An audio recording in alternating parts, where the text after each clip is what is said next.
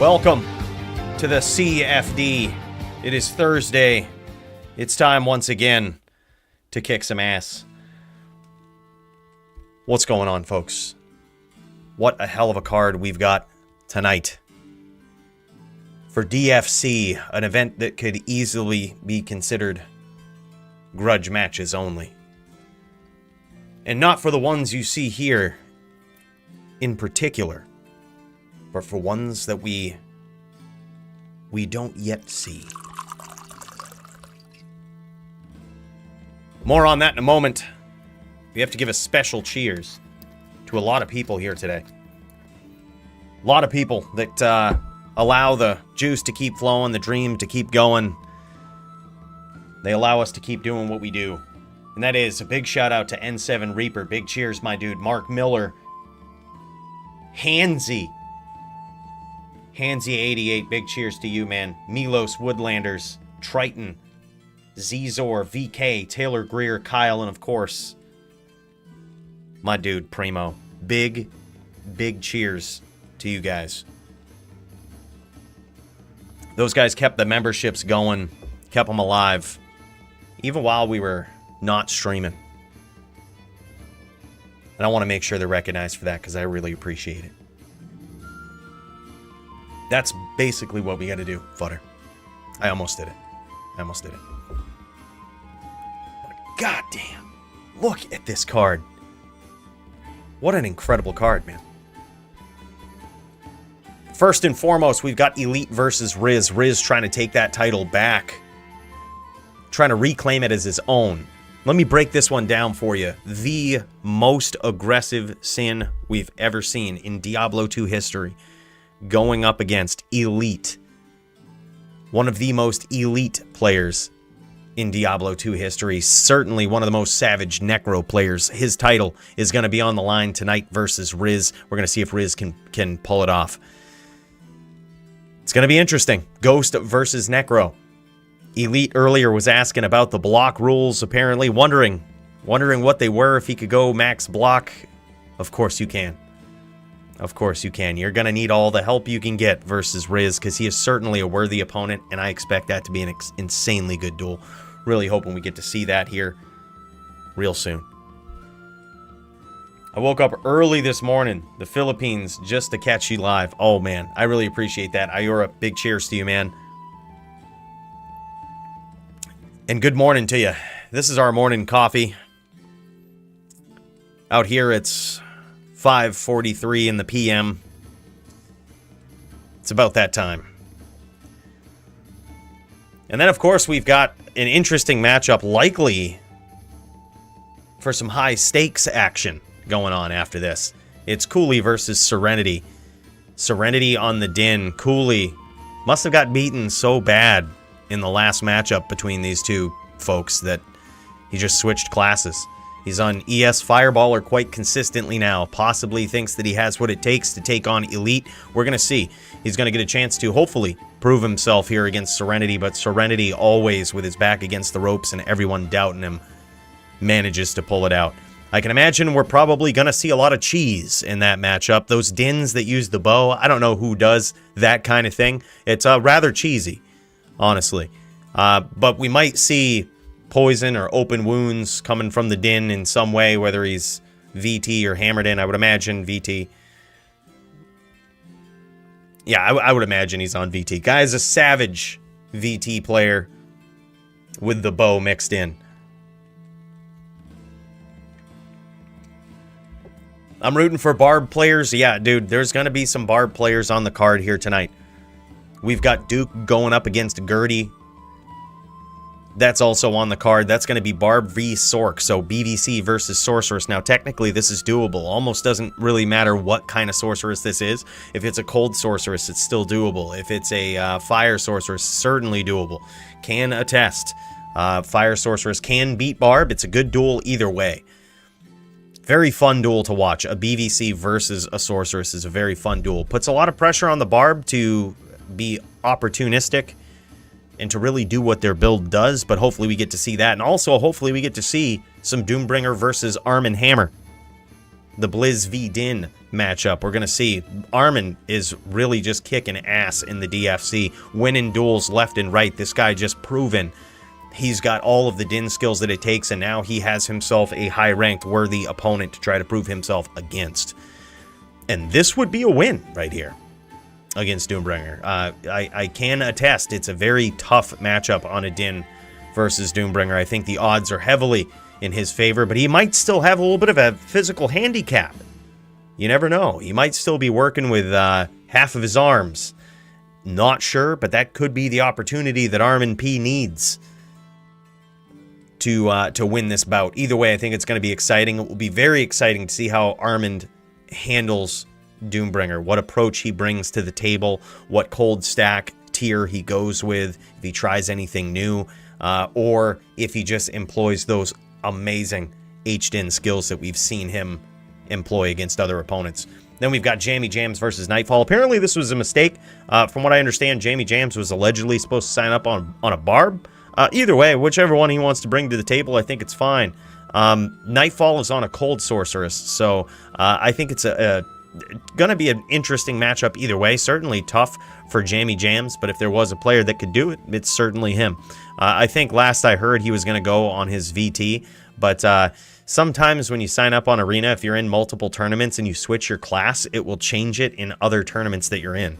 So that very well could be what happened there and why we saw him on a Din on sign up. But you know what? Whatever he brings to the table, I think it's still fair. Like, I think it's still pretty fair whether it's on Barb or Din. It's still practically the same matchup. You know, in not so many words, in one way or another. It's still pretty tough. It's going to require strategery and aggression on behalf of Jammy Jams. That's for sure. What's up, Andrew Shea? How you doing, man? Yeah, just seeing you too, Tommy Fred Trains says in TV land.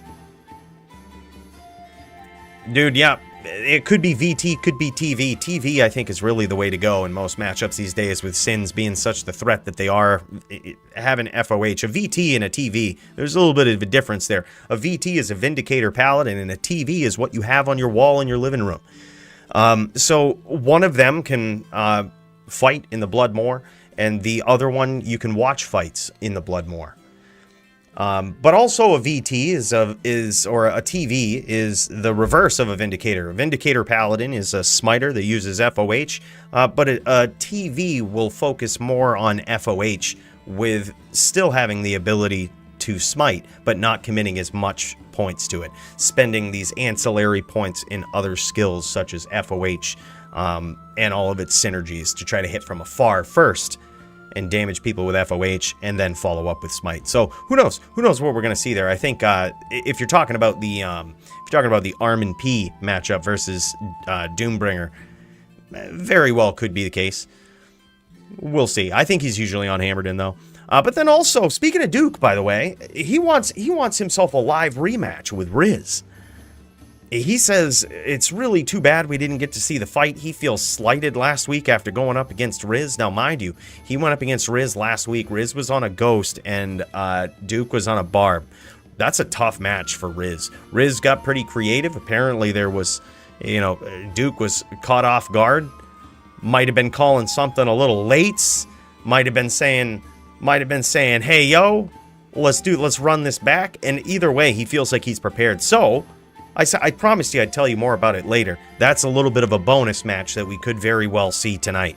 Last I knew, Duke and Riz were in cahoots in chats, talking, getting this worked out to see if we can see this first grudge match of the night. We gonna see the grudge match? Yeah, I hope so. I hope we do. I hope we get to see it. Yeah, I'm curious if they got it worked out. Like if they're actually, going to run that back tonight. I think it would be a fun one to see. Honestly, I was kind of upset we didn't get to see it last week because as slighted as Duke felt, I think it was still a pretty good feat, and it would have been good to see Riz pull it off in whatever way he did. Mind you, a Ghost Sin is an assassin that's trying to whirlwind their opponents. They're not trying to trap them. They're not trying to do anything that the Sin naturally does in her skill tree. A Ghost player is trying to defeat her opponent with the skill Whirlwind, which is another class's skill that she's granted by a claw, one of her items. And she's trying to use that bonus skill to try to kill all of her opponents. It requires a lot of aggression, precision, creativity. It would have been really good to see that. So honestly, if not just for entertainment value, I hope we get to see a run back of that event tonight. So we will see. We will see. They were in cahoots. They were in cahoots. We're going to see if it happens. I think so too. I think so too, yeah. So that's what it was. He was using Sentinels. So he was using not only Whirlwind, but in this case he was using Blade Sentinel, trying to set Duke up to get him to engage. And when he did, there was Blade Sentinels waiting right there for him to just slice him up. I'm wondering if Duke probably went in with no shield, no block, and just expected to win the Whirlwind battle, which is still ballsy, interesting. Would have made for a good fight regardless, but I wouldn't be surprised this time if he slapped on, you know, an SS or some sort of block to deal with that if that goes down. But that could potentially be the first of many Grudge matches. Also, there was a joking Grudge match, but, you know, maybe we'll get to see that too. Bonus match on the card if Primo and Joby are up for it. These guys allegedly going to duke it out. Primo thinks he's got what it takes to take down Joby under the new rules on a Necromancer, and with Joby on his VT. Joby talking mad shit. I think he was rather bothered by such a statement because he said, let's run it, let's go. Let's do this in the DFC, and I ain't heard from him since. I think he was really bothered. He was talking a lot of trash, which is odd for someone who is Canadian to talk so much trash. I think he was scared. So that may be a match that we see. VT versus Necro. Primo likely going to be tearing it up. He's already in Joby's head, already mentally defeated him. It's only a matter of technicality now before he takes him out in an official match. So we're going to see. Hopefully, we're going to get to see that. If Joby doesn't run somewhere, he might already be. He might already be provinces away. Just on the retreat. You never know. That could be potentially the second Grudge match that we see here tonight. And as I made a joke about in the Discord, probably the main event will turn into a Grudge match, depending on if Riz can get Elite to Phase 3 of the typical Elite battle.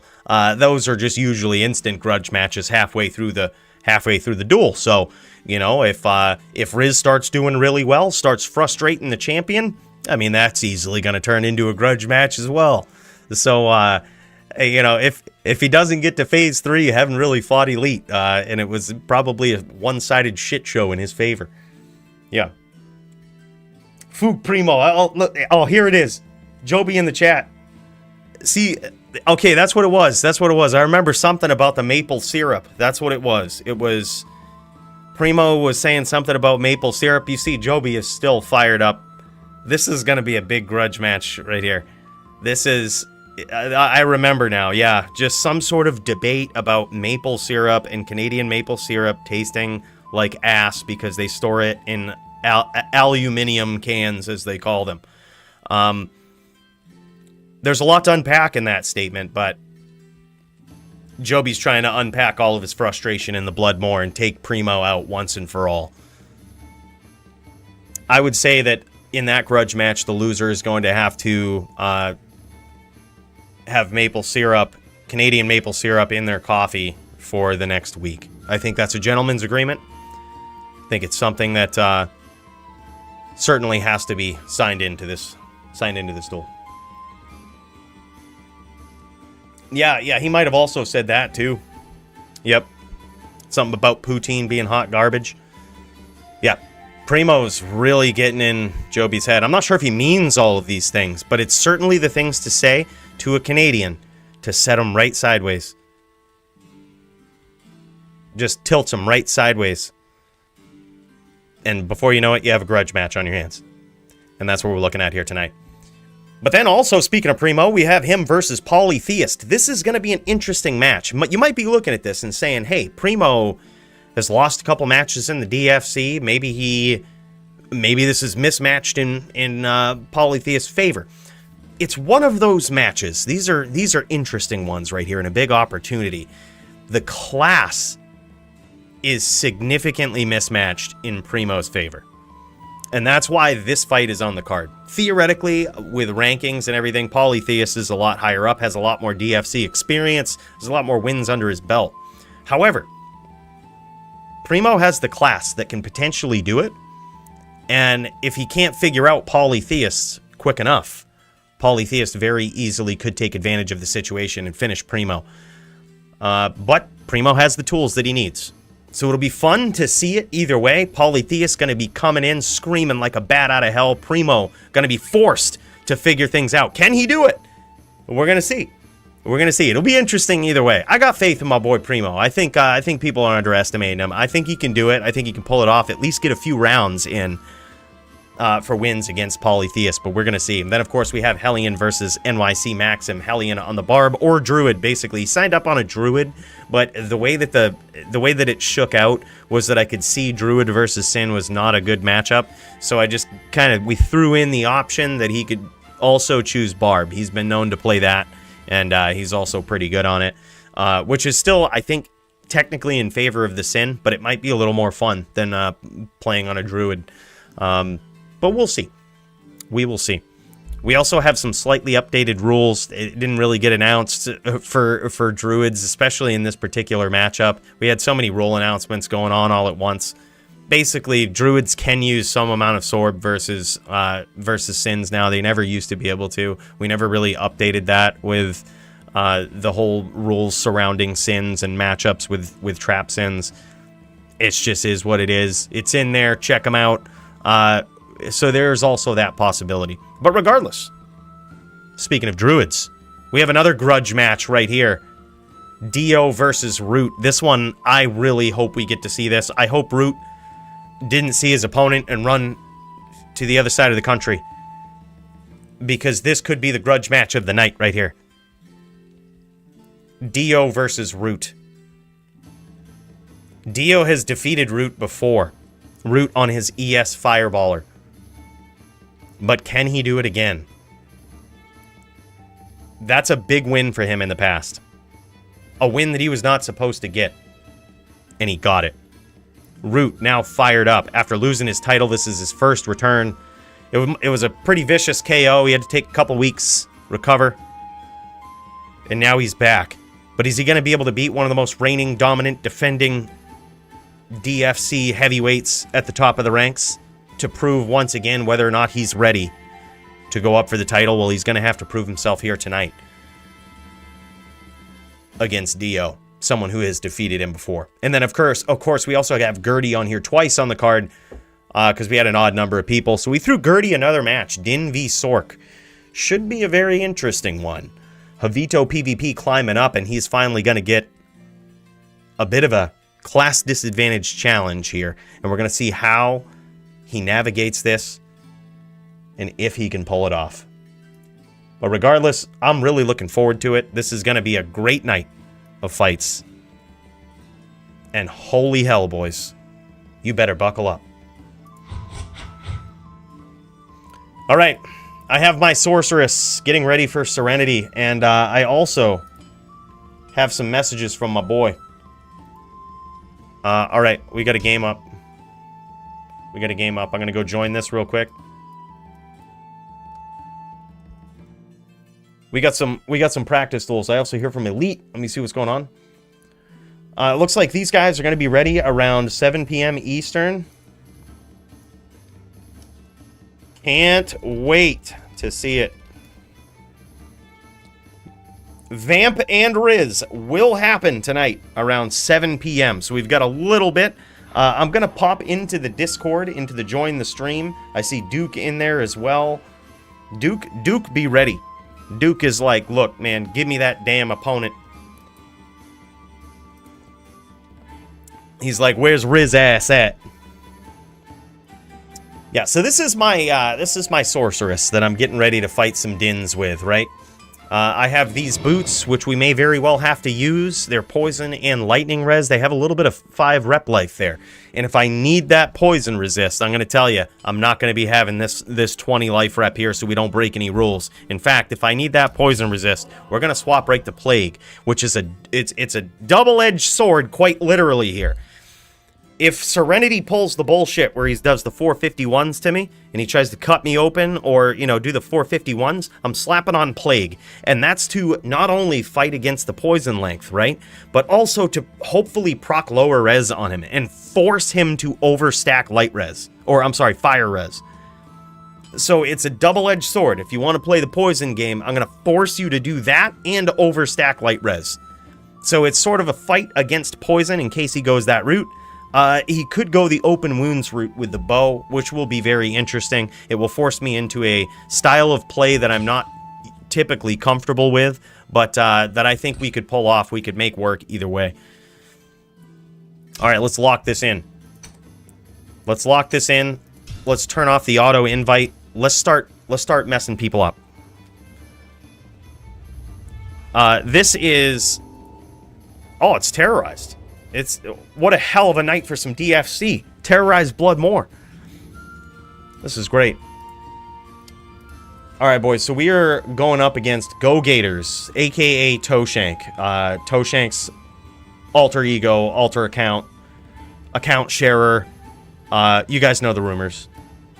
This is Go Gators, actually. Completely separate guy. Very aggressive, very good player.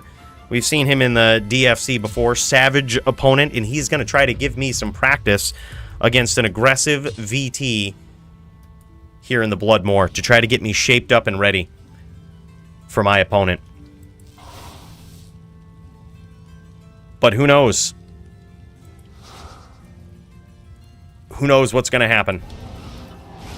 Oh, I don't have my Oak Sage statted. That's okay.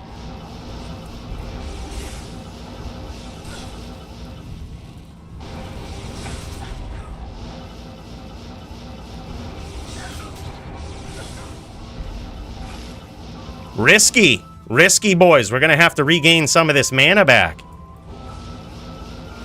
We're a little low.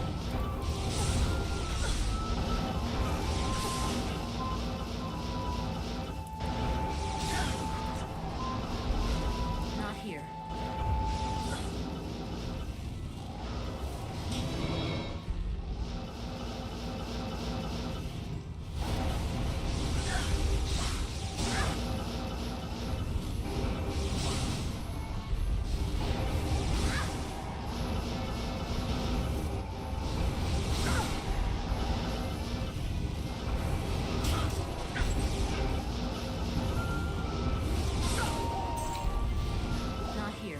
That's what we need to do. That's the game plan. That's the game plan. We didn't even have Oak Sage hotkeyed there, so we didn't have the protection from smites. What can I do for you? We were just fighting raw right there. Raw talent, raw power is what you guys saw. By the way, what's up, Master Otis?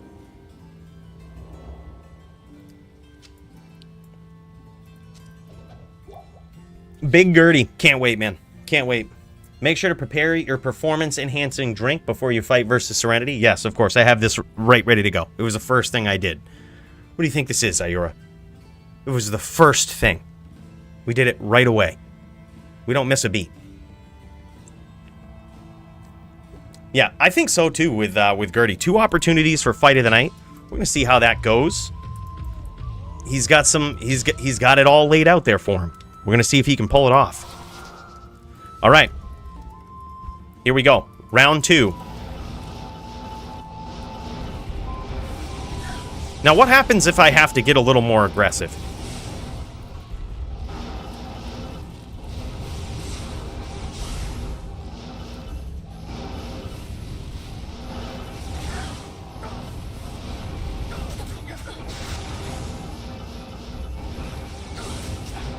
Nice hits. Nice hits. All right, we are off screen. We got the swirlies. We can't be kicking around here too long. We got the swirlies on us, boys. That means we're gonna get stunned. Alright, we got the swirlies off. Oh, that one couldn't have felt good.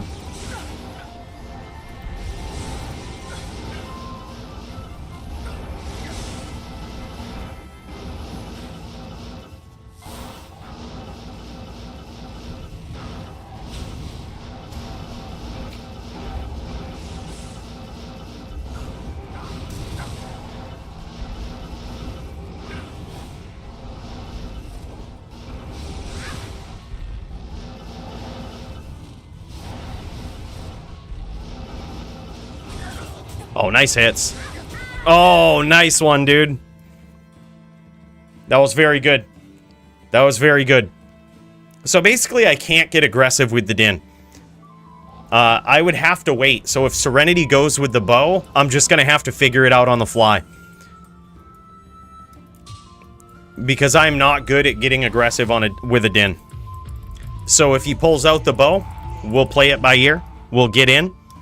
We'll figure it out. But until then, we just practice. We just get comfortable with the aggression. Give him no options with being aggressive.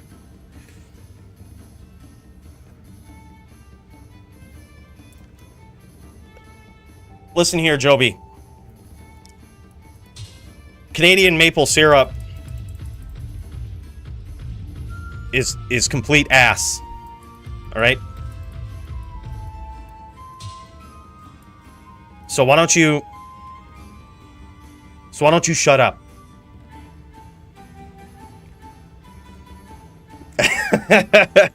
All right, I gotta be real. It's actually not bad. It's probably better than most maple syrups, not gonna lie. All right?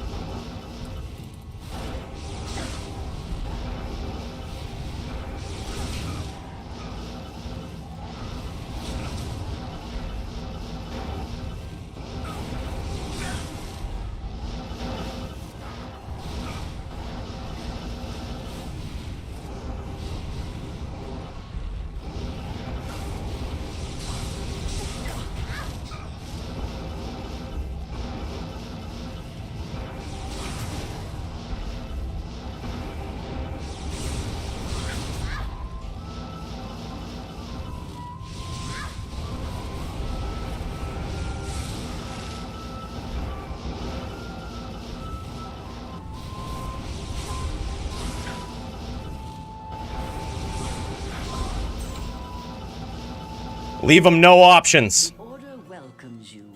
Leave him no options. Just like that.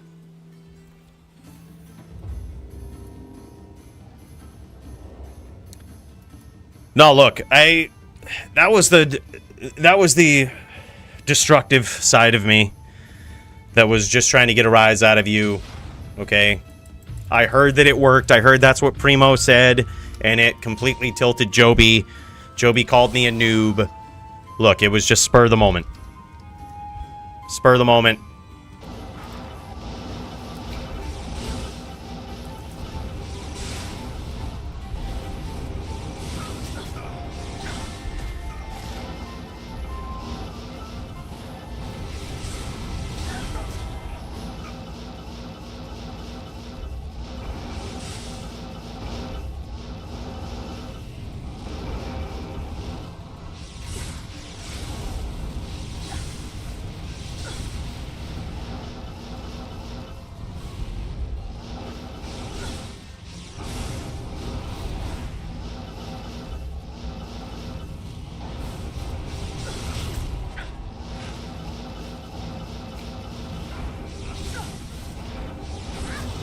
Nice hit.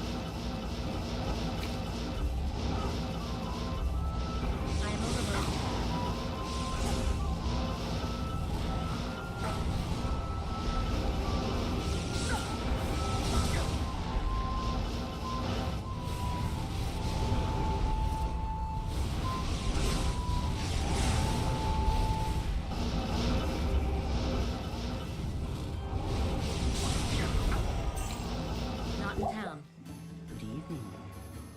All right, if he gets aggressive, dude, I think I got the pattern down. I think I got it.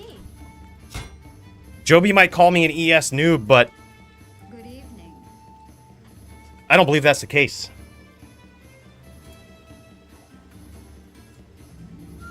In PD2? Dude, I heard it's really good. Actually, believe it or not, I had rated on Twitch one of Senpai's streams, and he actually showcased some PvP a couple of seasons ago. Dude, the shit that they do over there, I really wish that Blizzard would take some notes, man. Giving it an arena and everything. Oh, it's so sick. The only problem is just like rebuilding every season. Like, it's just, it looks fun though, not gonna lie. All right, here we go.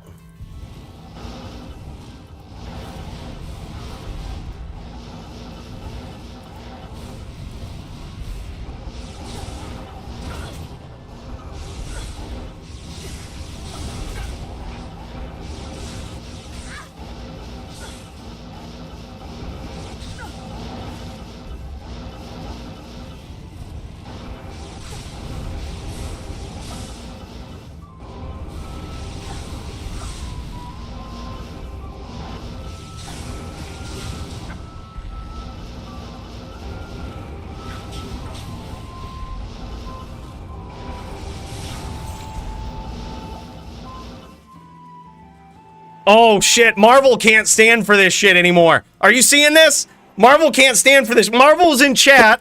He sees me trashing on a VT with this ES fireballer. He can't stand for this shit. Look at this. Look at this. Grudge match 101. Talking shit. Hello, big fan, Satiana. Doesn't even spell it right. This guy's looking... All right. You guys about to see it. First grudge match of the night. Rallin. Huge fan. I'm Gertie. Oh, first grudge match of the night, boys. Me versus Marvel. About to show him. VTs have no shot versus the ES Fireballer.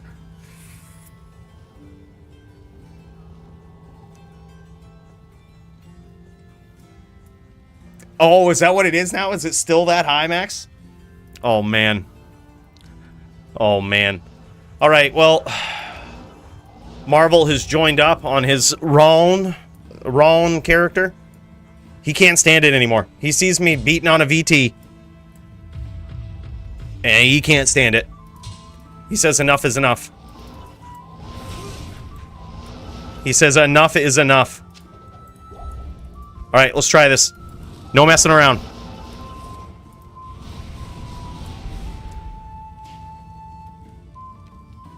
He says he was not ready for the sheer power that this sorceress brings to the table. Wasn't quite ready.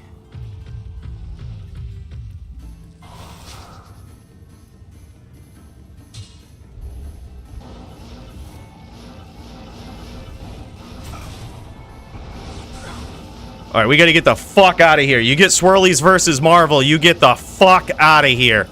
You do not kick around. Oh, he brought an open wound sword to the table. Okay.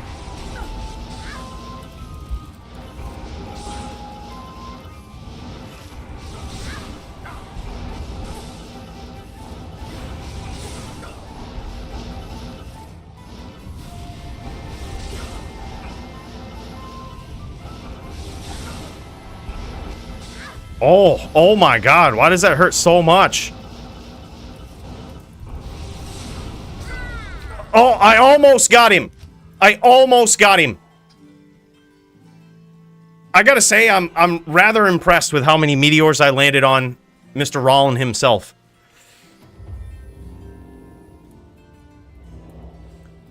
You know why I lost? I didn't type no pickup.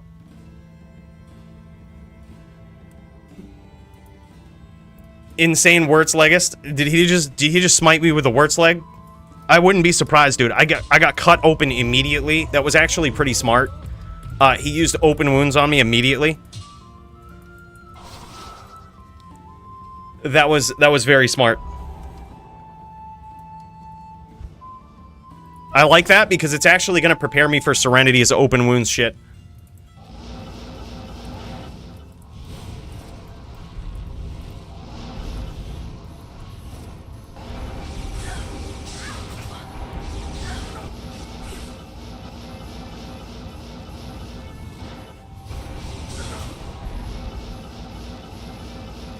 We're swirlied and we're low mana. This means we lates a little bit. We got some lates in to do, boys. Oh.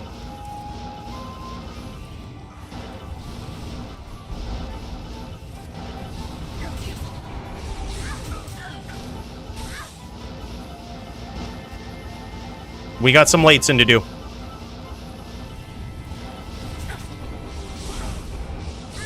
Oh, man. Dude, GG. That's actually very well played.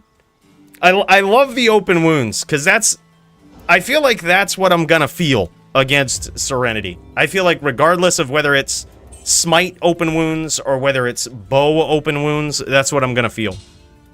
Like, it's gonna be one hit, you're cut open. I would almost promise you he's got a Phase Blade with 100% open wounds and possibly some Crushing Blow. Maybe 100% open wounds, 40 IAS to keep the break point. I would guess it's somewhere in there.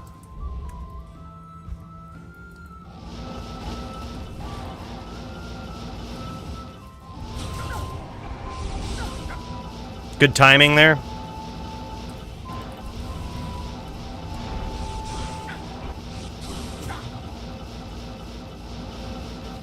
And we're cut.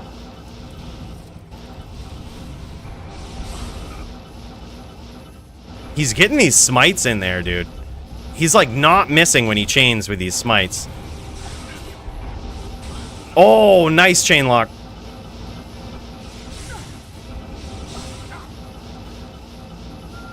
See, we're getting smited. Being forced to lates. How dare you do this to me, Marvel? Okay, so you notice that strategy? I like that. He does not wait. He does not wait for me to set up. He just immediately comes in.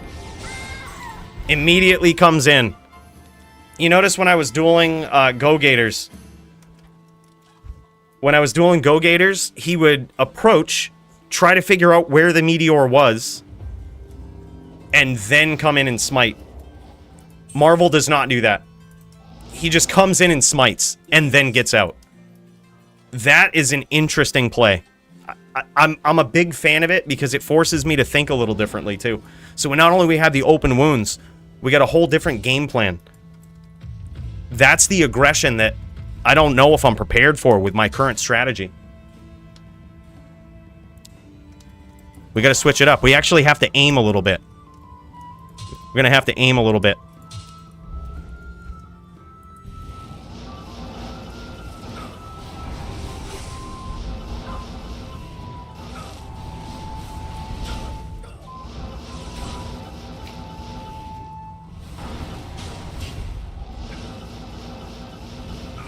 Just like that, dude. That is amazing. See, look at that. Didn't wait for the meteor to come down.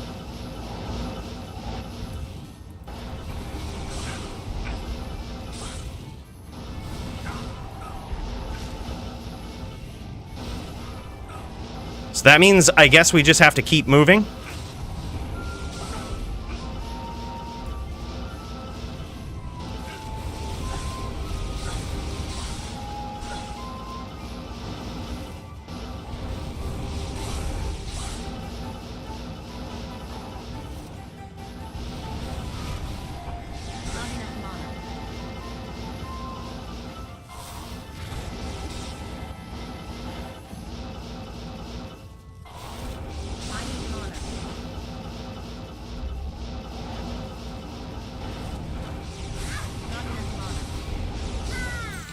I swear I had him. I swear I had him. That was close, though. That was close.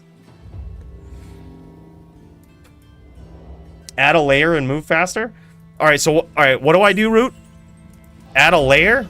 So, what does that mean? What exactly does add a layer mean? Good to see you. Like put on a layer of clothing? I have a hoodie that I can fire that up.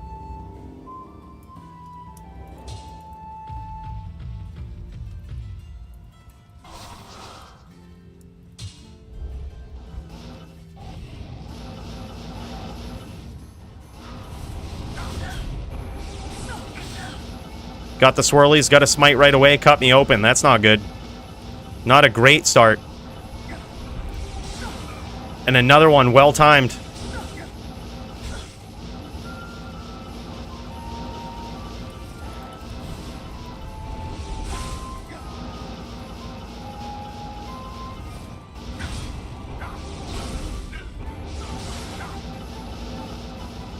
We're not looking good here, folks. We got some lates in to do. It wasn't enough. We got cut open early. He's figuring out the timing. I didn't feel like I was mentally in that. I gotta get with it.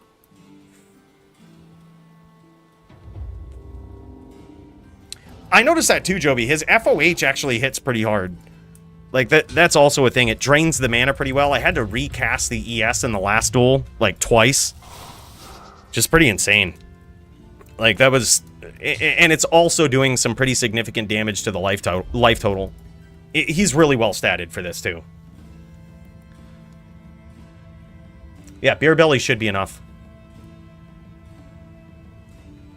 Yeah, he very well might be. It's a good matchup for that, man. If you go full FOH, like Griffins for the cast, and then you have some sort of open wounds on the smite, that's a really good setup for this right here. You might not even need the bow.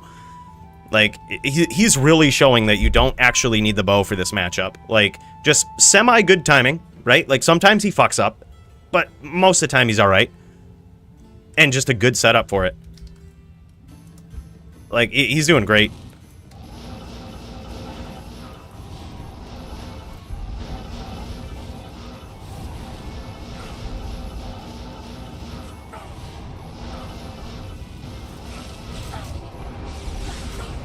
Good timing. Good timing.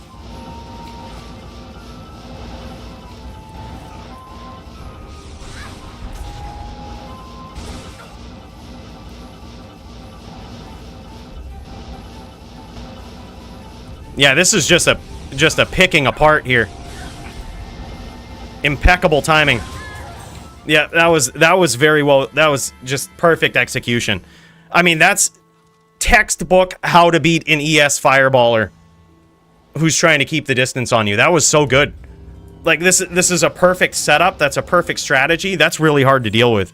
I'm so glad he joined up on this. All right, so what do I do?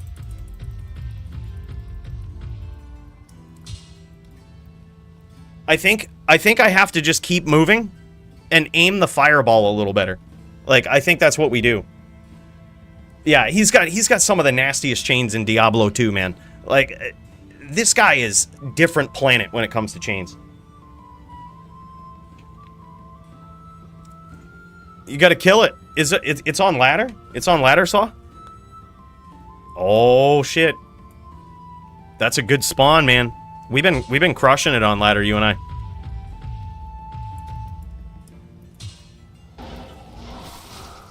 Alright.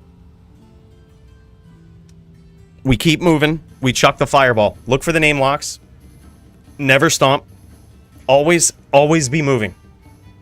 Like, never sit there. Never sit there and look. If you're moving your cursor, it's to look for a name lock while you're moving down. Run down and up fireball. Yep. Cleanse doesn't lower open wounds. Yeah, no, it definitely doesn't. Yeah, the plague setup was more for if he uses poison versus me. I have insane gear versus poison. So if he like decks himself out in poison charms, I don't think it will go as though he's planning. Right? And like, we have the right to know. We can check we can see his gear beforehand, so we know what we're getting into. And then I can tell him, hey, I'm switching to this. Are you switching anything else? All right, let's do it. And if he switches, we switch. You know, if he goes off the poison plan, we just go off the anti-poison plan.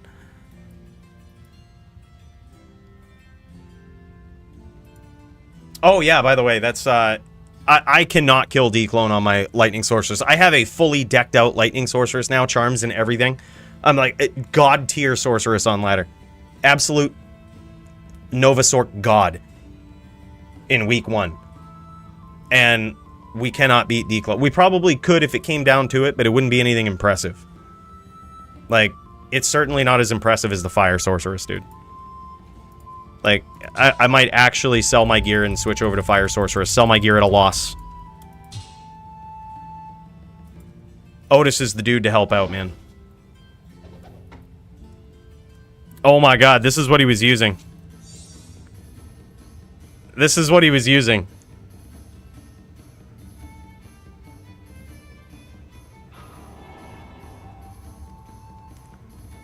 Bro.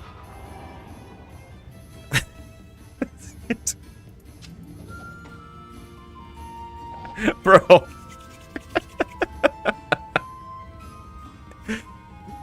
He was using a Wurtzling.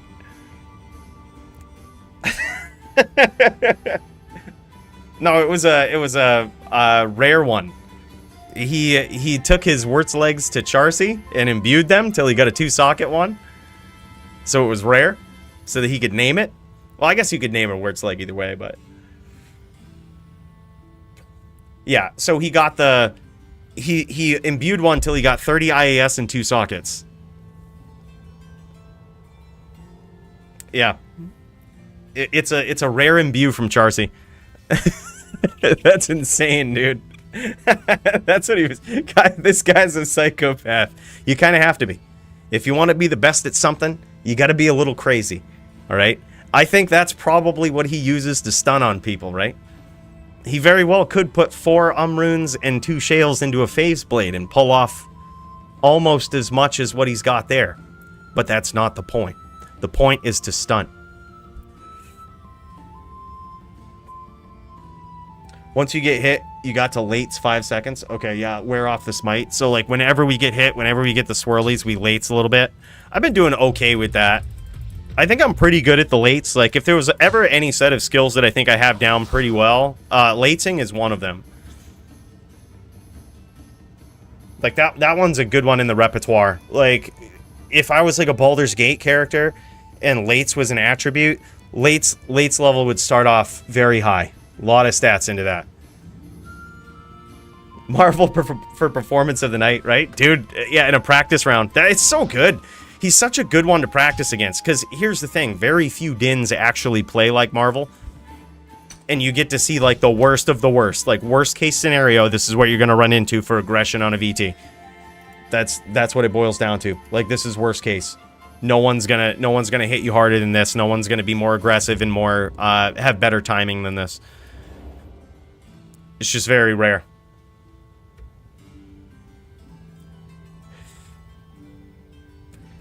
Play Trapsin? You will love it. Trapsin, king of lates. It's playstyle to counter opponent. No shit. Alright, I might have to try this out. I've been aggressing too much, I guess, on a Sin. Yeah, not a lot of Sin players in the DFC anymore. We're gonna have to change that.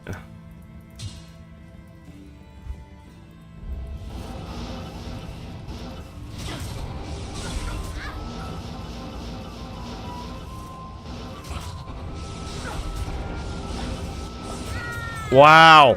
Dude, was he watching Marvel or some shit, or am I getting worse? That was a picking apart right there. Alright, I gotta get in anti-din mode. Sorry, Marvel switched to my account. God damn it. The Go Gators is just this auxiliary account that all of the top tier duelers just swap off to so they can call themselves somebody else. Fucking Go Gators. Go Gators is not real, guys. Official conspiracy theory. Go Gators, not real. He is not human. Alright, let's try this. Let's lean in. Let's lean in. Alright, treat it like it's Marvel.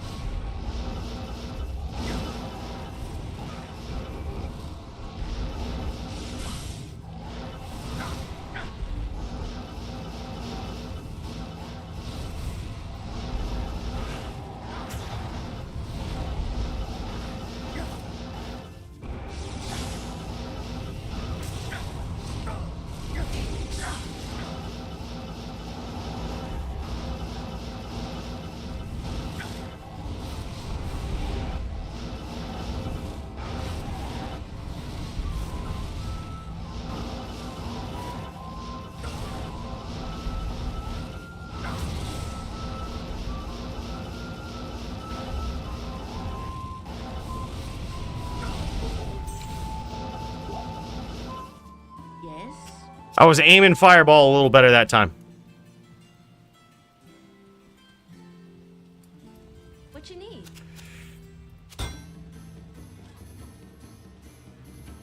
Toshank, Gators, and Marvel are all the same person. It makes sense to me. Makes sense. Grief is better for just killing Sork instantly, but if they are very defensive with high mana, you need Open Wounds to kill them. Yeah, Open Wounds works far better against this, I think. Like, as soon as I got cracked by you the first time, Marvel, I was like, yeah, he's focusing far more on Open Wounds, which is not good for me. Like, my life is just constantly going down. And it gets to the point where, I mean, in DFC, you can only be 88% ES, so you can't stop a full FOH. Like, if you go to 1, you're gonna die to FOH. Like, it almost doesn't matter how much MDR you stack up, you're gonna die to it.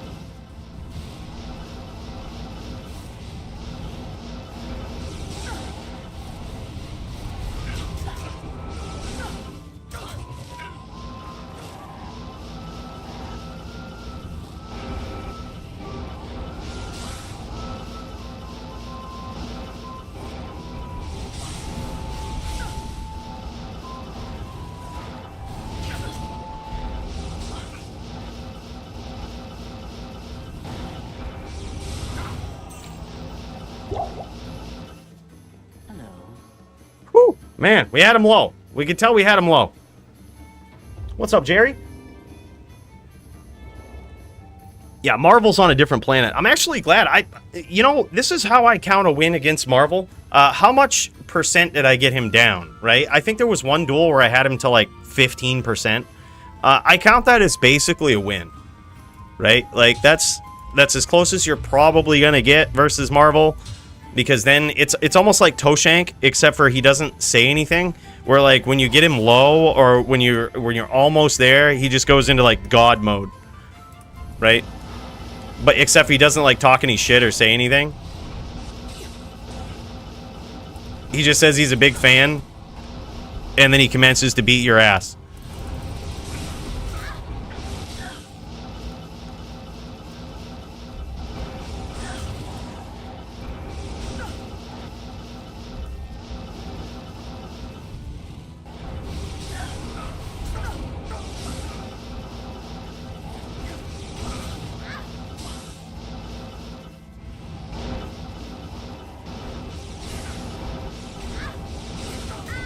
Nicely done. I was trying to lates it out there, but he caught me.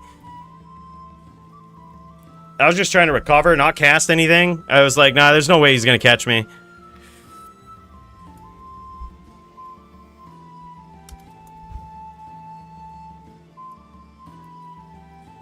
He did? That was good.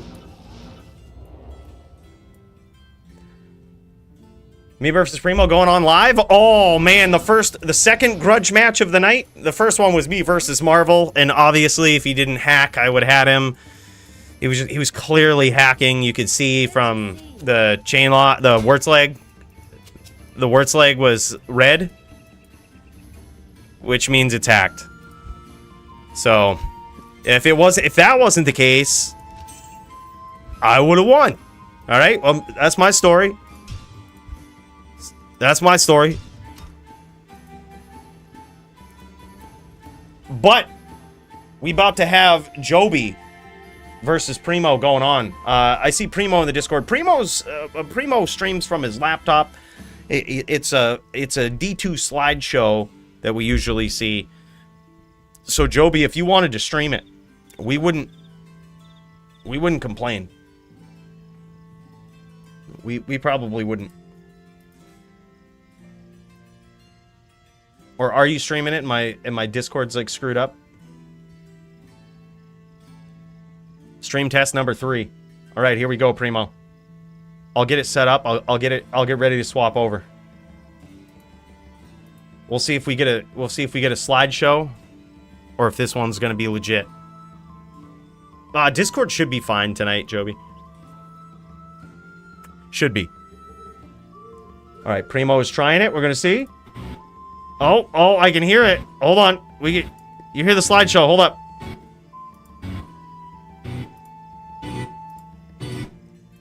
Make sure we hear the track too. Listen, look. Oh. I was looking forward to the D2 slideshow, man. Damn it. Alright. Allegedly, Joby is streaming. Alright. We got Joby up. Let's punch over to this.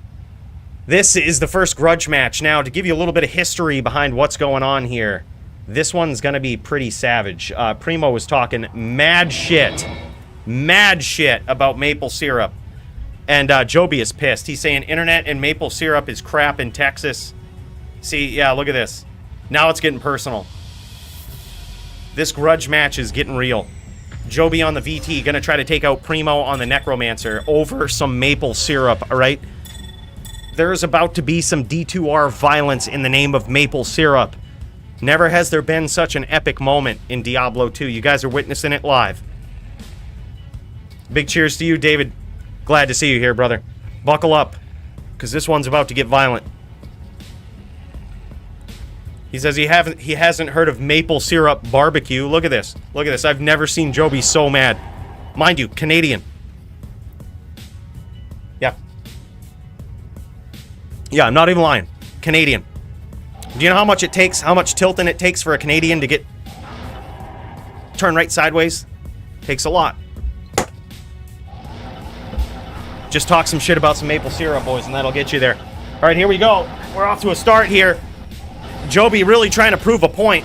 Now, mind you, look at this. Primo utilizing these new rules. He's got an infinite mana pool here that he can use to just spam these IBSs across the map. Joby trying to punish him for it, trying to get that chain going. But he ends up eating a bone spirit for his troubles here. Now, Primo just needs to do that about 5 more times. Joby has an extended life pool here. Look at this. He is ready for this matchup. Got that chain lock going on. Primo not giving him the opportunity. Primo's actually playing very well here. I'm very impressed. He got caught very early on, but he's trying not to do it again. Joby getting sneaky.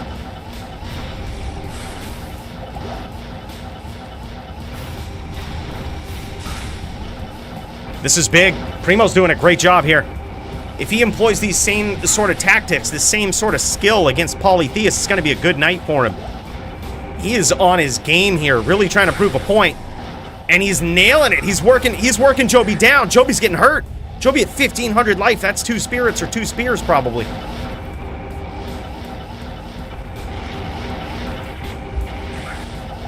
A very good duel so far. Joby might be trying to finish with FOH. He might have cut him open.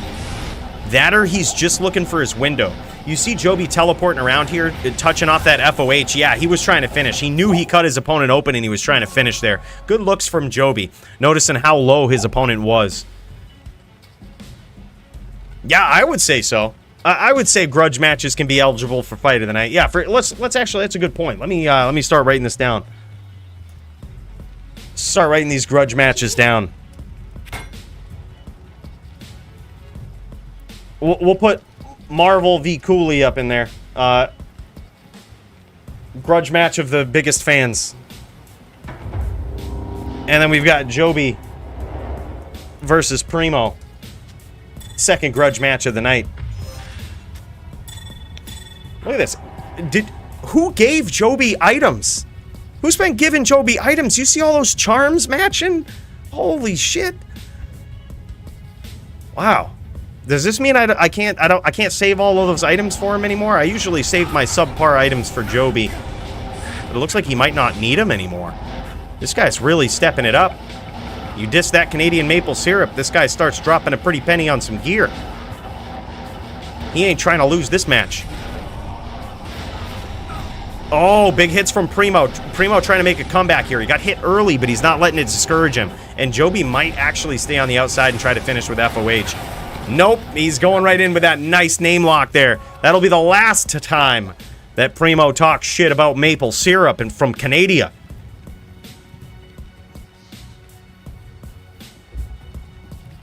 at least for another couple rounds. Primo is GB Titans trainee? Is that true? No shit. Yeah, Joby is a pretty savage VT. We make fun of Joby a lot, but it's only because a lot of us are scared of his VT skills. All right? Not me, but everybody else who makes fun of him, you know, is probably scared of his VT skills. He is a savage, man. This guy's got just an uncanny ability to grab those locks from off screen to lock you with he has a very interesting knack to be able to know when you don't want to get FOH'd and when you don't want to get chained, when you don't want to get smited. He also does the shoulder trick, man. Yeah, this guy's got a ton of tricks up his sleeve, and man, he's just always ready. This is the guy that you never stomp. If there's ever any tools in the repertoire of a certain player, any things that, you know, pieces of advice I could give you when going against Joby, especially on a VT, is you never stomp. He's always ready. It doesn't matter how off guard you think you've caught him, he's always ready. You never stomp Joby. Primo actually exacting some very good shots and some very good aggression there when he got Joby's Oak Sage down. Now Joby going with that chain lock. Primo's going to be forced to get out of it.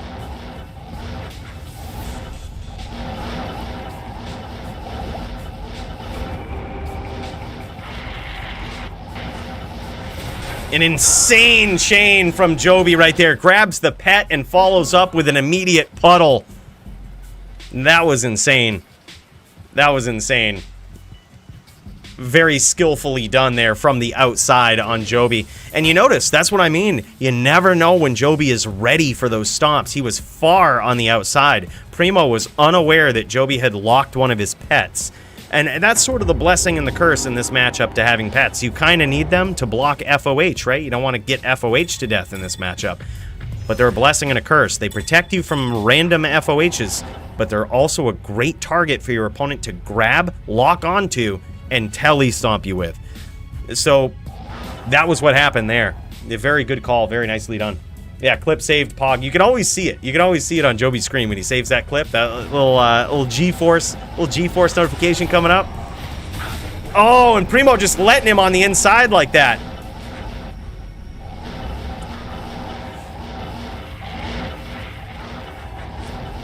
Javier says he would like to try against Joby on his Necro. I'm sorry, but you're going to have to talk some shit about some Canadian maple syrup, I think. You're going to have to really get him tilted. This was a match that wasn't supposed to happen. So you're just going to have to let Joby know how you feel about the Canadian maple syrup, and maybe he'll tell you the game name and send you the location. And there it is. Joby gets a clean 4-0, and I'm going to have to say that'll probably be the last time that Primo ever talks shit about Canadian maple syrup to end the second Grudge match of the night.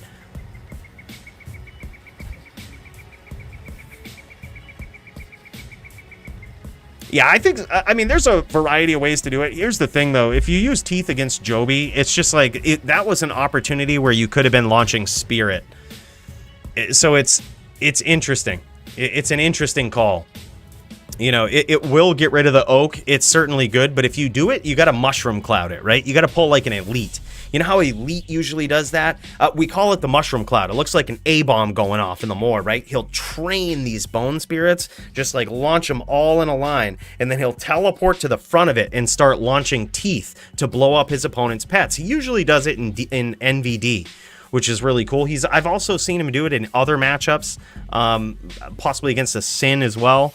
But yeah, I think you have to set it up like that. And Joby will rarely give you the opportunity to actually set up a train like that.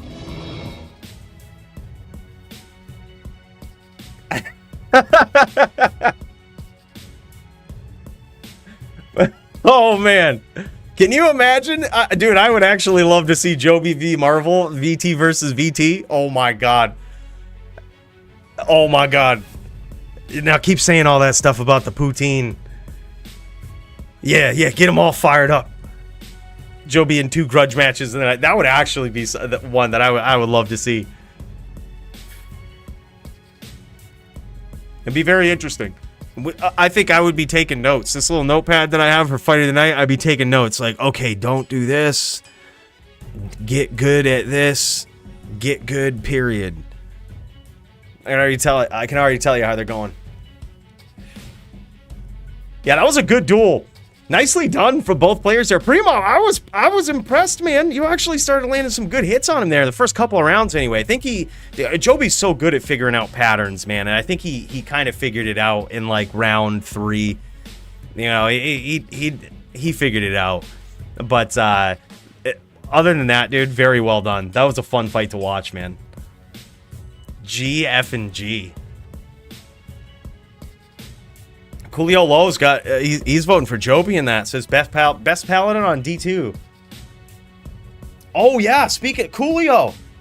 Bro, this was, okay, so this was a hidden grudge match. I didn't want to say anything about it. But, dude, Brand has challenged you. And let me read this message, okay? Let me just read this message. Because this is, I would fucking take this. If you have confidence, I would take this. He says, and I quote, hold on, he sends me like a billion messages. I don't fucking know. It was something like 500 forum gold. No. You're Lotus in game, right? He says, Brand versus Lotus, 1,000 forum gold. That's my matchup. Brand versus Coolio. He's on Lotus. His chance to duel or just comment on YouTube and pride me in pubs after someone else kills me and hosts me and NKs me. If I lose, I lose. But let's do this. Dude. You don't owe him nothing if you lose. He puts 1,000 forum gold on the line. No, that's a grudge match I would love to see. Bro. He says he don't owe me 1,000. I got 1,000 for him if he wins. I don't want shit from him.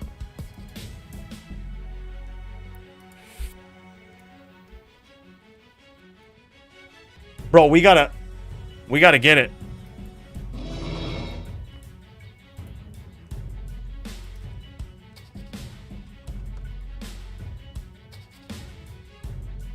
All right, I think Serenity might be ready to go too.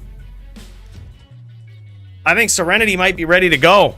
I just got a message from him. He says, you ready to do this? I was born ready. I just went up against Marvel. I'm ready for anything. By the way, Marvel, big cheers to you, man. Thanks for helping me practice. I'm certainly going to need it versus Serenity. I have underestimated Serenity in the past, and that will not happen tonight. I got my performance-enhancing drugs. We're going to chase it. So that we pass the breathalyzer. If anybody tests us for performance enhancers, we're going to be ready. Dude, do you have a Murdered in Marvel? Oh my god. Do you really? Bro, I've been waiting for the day that someone with competent Din skills gets on that build, because I seriously think Murdered in is like unfucking beatable with the right person on it. And I think you, sir, might be the right person.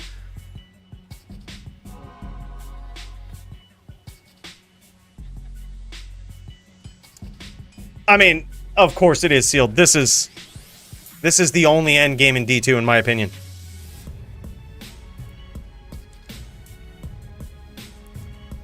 All right, what's my ping at? FPS ping is 93. 78. Yeah, that's fine. All right, so we'll have to check with Serenity. I'm going to say, am I getting poisoned? Or open wounded, or both. Just figure it out now, so that we can stat for it, so that we can gear for it. Look at this. This is what I have. I have a couple of setups. He says poison for sure. Okay. Poison for sure. So we got to get ready for the poison. So we're gonna have this. This is gonna force us to switch some things up. No open wounds this time. Okay, interesting. Interesting.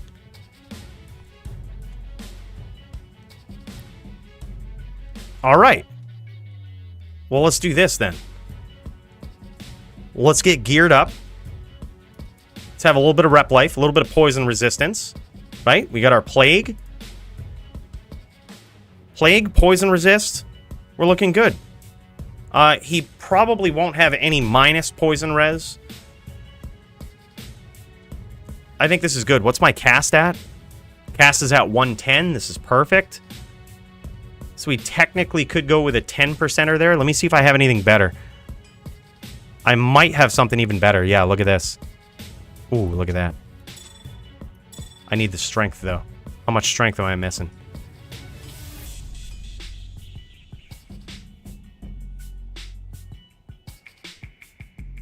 We also have this. We could also go with some sort of max block setup. I mean, that's also something. I feel like we need to make this work. Perhaps we just go with this. Nah, that's going to kill our poison res. Alright, what does the poison res look like if we do this? If we go here, poison res is 40. We're going to need a little more. We're going to need to figure this out. We need this poison res. We need poison res from there. So we need it from the boots as well. Meaning we can't go... Alright, I've got just the thing. Just like this. The light res... Oh, light res is a little low, though. Okay. No problem. No problem at all. We could go like this. We could go... We could keep this.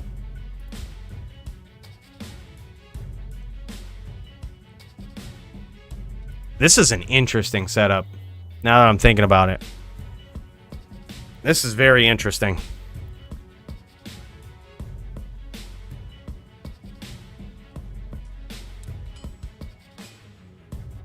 Oh, put on some Trex, yeah. Oh, that's so smart. That's so smart. Good suggestion. Good suggestion. Yeah, that's genius. Genius. We don't have any rep life on this build, on this setup. But I think that's fine. Yeah, this is good. We're gonna get cut, but I mean, it is what it is. We're not gonna have Oak Sage either, so that's something we gotta prepare for.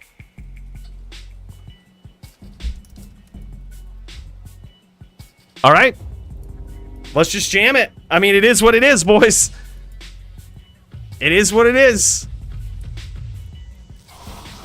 We're not going to have Oak Sage, so that's actually good for him. That's a smart move to go with Poison, because I will not have Oak Sage. I may switch to some sort of max block setup as well. My light res is extremely low. I'm wondering if we can fix that, because then I become very weak to FOH. And I'm wondering if there's a way to fix that. It might just be the max block setup. Yeah, this is going to be very interesting. All right, let me see. Let me go...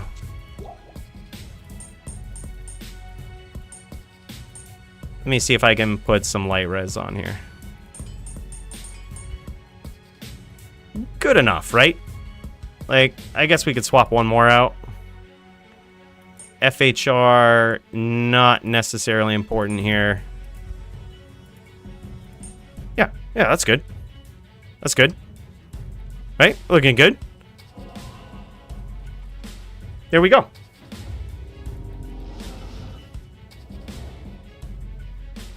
Underrepresented builds in PvP, probably the Barb, I would say. You want to borrow a helm and a ring? I think this is good. I actually like this helm. It's got a lot of mana, 220, poison resist. Dexterity if I go the max block route. I actually like it.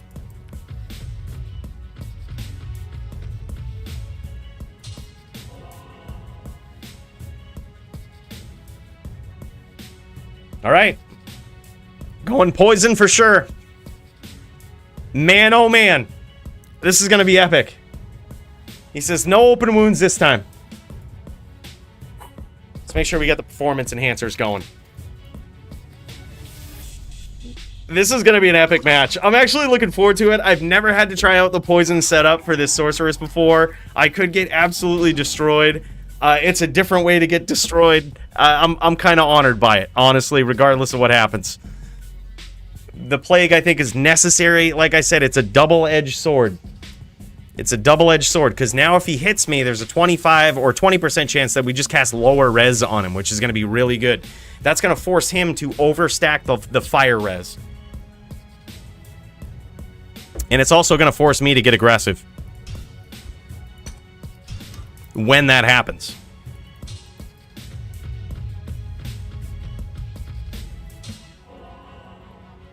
All right, ready, bro? Here we go. He's probably pooling in the more. Getting a little bit of a pool going. First time using this setup, boys. First time. Cold armor, Sork underrepresented. Yeah, I mean, a barb is probably underrepresented. What other builds? Probably a lightning sorceress underrepresented. I think in SVS they're really good, come to find out.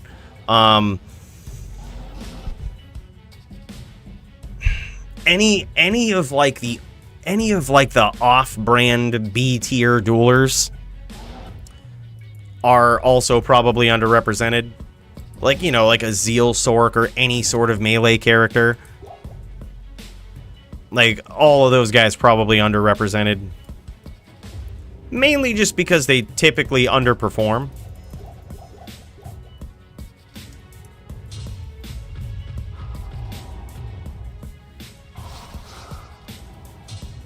All right, go, bro. Here we go. Round one. 1 sec. All right. Poison builds in general, yeah, for sure.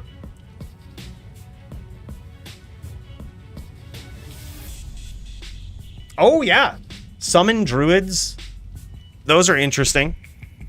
Certainly underrepresented to some degree. All right, here we go.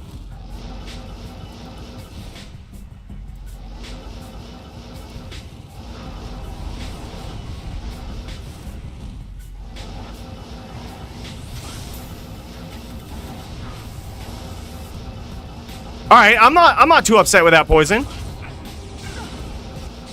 I'm not too upset with that poison damage.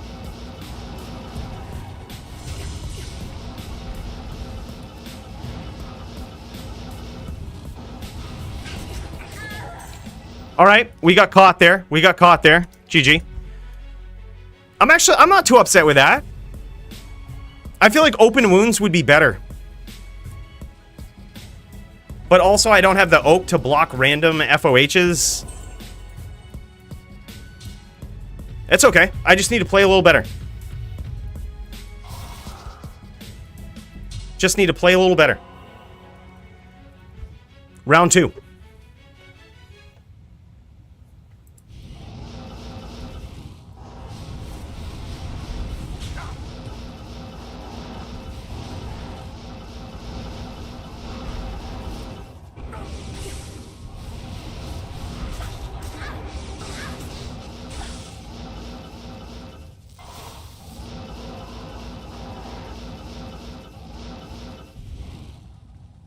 Get those swirlies away, recover some of this mana. We got caught early.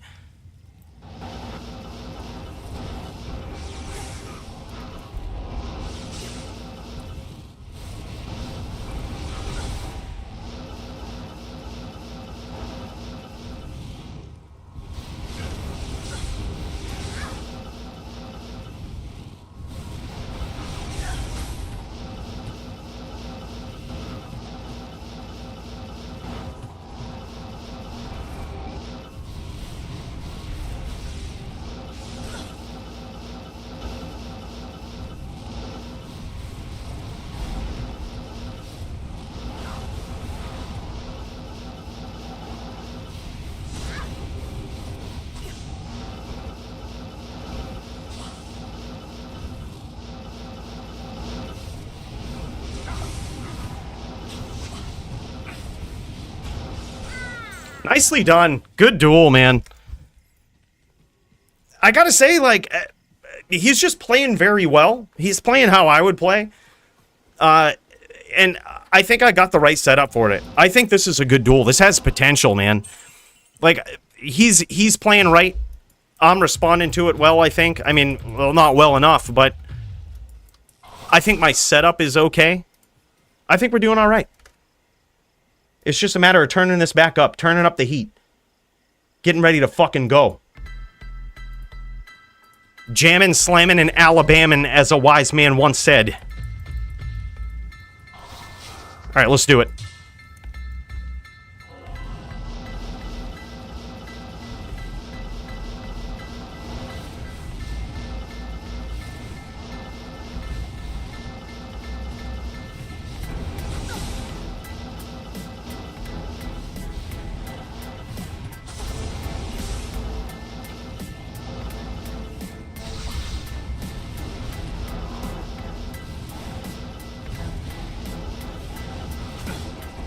Nicely done, swapping back and forth between Smite and Arrow.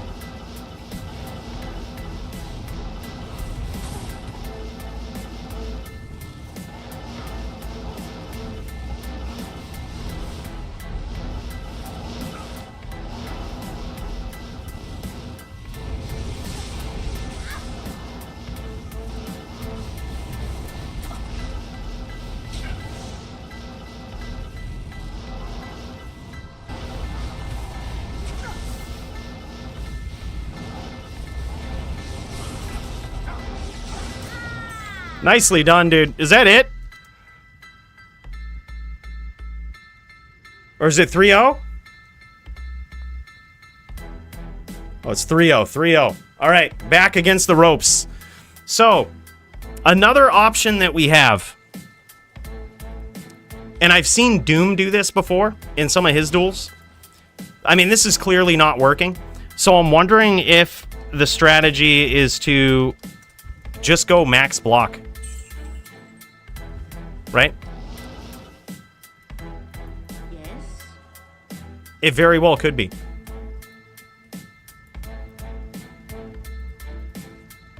We could go less ES. We could have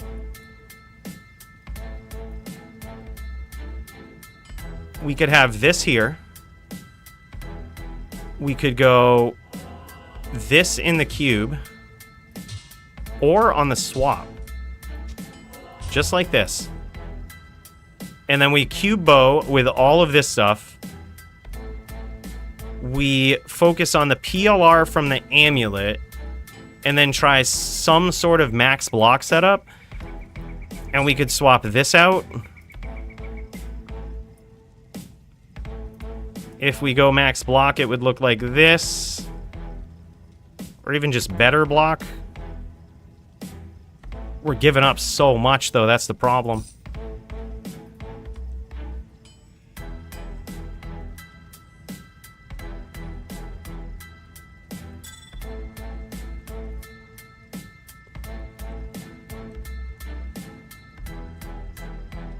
Yeah. Cure by itself is enough. Yeah, so I think we go max block. We have this on the swap so that if we get poisoned, we lates a little bit and we plague. We lates, we plague, which means we probably have to keep this up. We need more poison res though. All right, so this is pointless. We could swap to this. We need a little bit more poison res.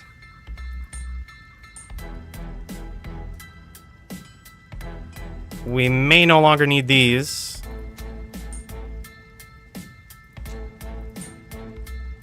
No, we need... Oh, gosh. This is rough. Alright, that's good. So we're still looking okay. We don't have max block, but we have good block. And I think this is just the setup. I mean, it's the other shit is clearly not working, and it's going to be really good to have Oak Sage block, like, not only arrows, but FOH. I think that's probably just going to be the way to go. And if by chance we get hit by the poison, we just swap over to Plague and see how it goes. And then we just treat him like a regular VT, right? We just don't worry about the arrows and treat him like a regular VT.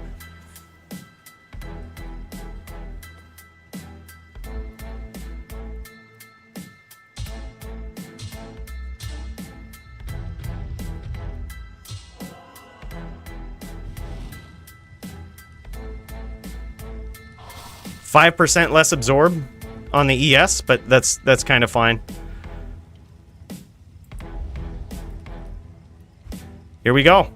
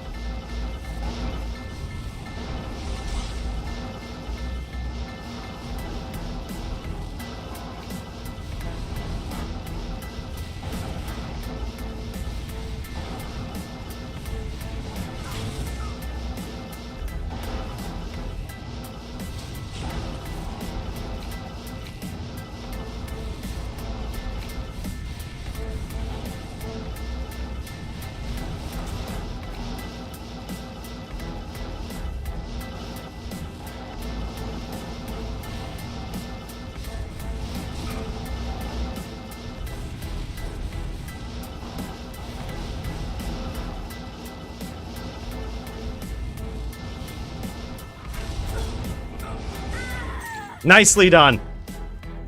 Good duels, man. Nicely done. Yeah, the poison is just something you can't deal with as an ES sorceress. I mean, we had a good setup for it, but it was just one of those things that forces so many changes from the builds that it completely nerfs your build. I think it was a good call from him, because as opposed to the open wounds, if he goes open wounds, I'm going to treat him like a regular smiter. And if he... Yeah, for sure, on this setup. But if he goes poison, I mean, it literally forces me into so many different... so much different bullshit on my build. That I wasn't ready for, because admittedly, I've never used this setup before. But additionally, you know, it just forces you into out of your comfort zone a little bit.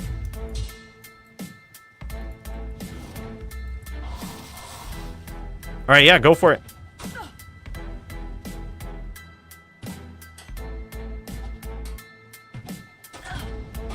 Bro, we might not have even needed Plague.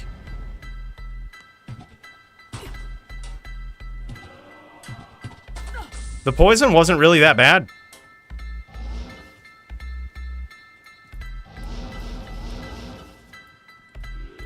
I mean, it was there. It did some damage, but like, yeah.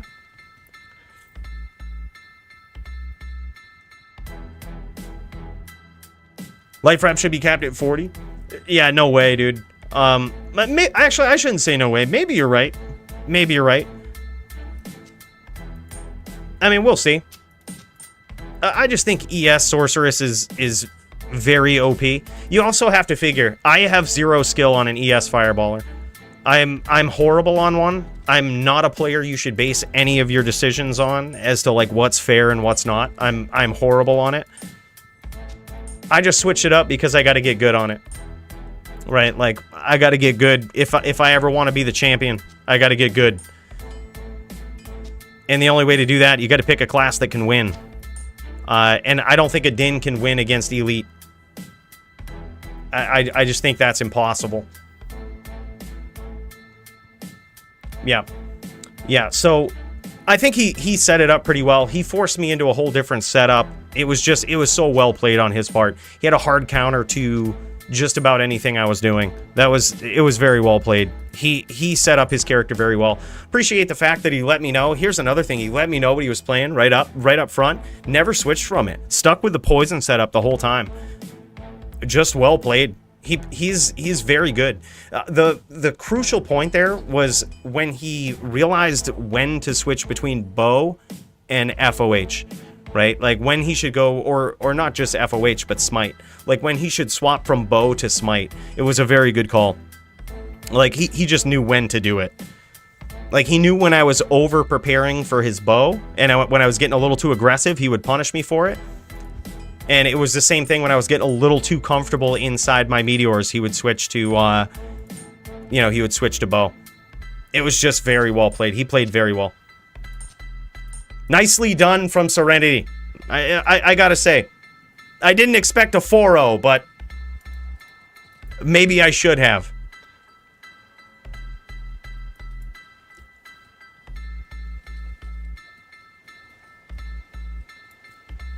Too conscious every time someone uses Widow. Dude, I'm telling you, Widow is the best weapon in the game, and not enough people use it. And the reason that, everybody underestimates Widow, and you say I'm too conscious, but it's because I do not underestimate Widow. I know how good Widow is. I know what it does to players. And honestly, the only answer to someone's plan to play a Widowmaker, to try to change your game plan, the only answer to it is to change your fucking game plan, because you will die to it.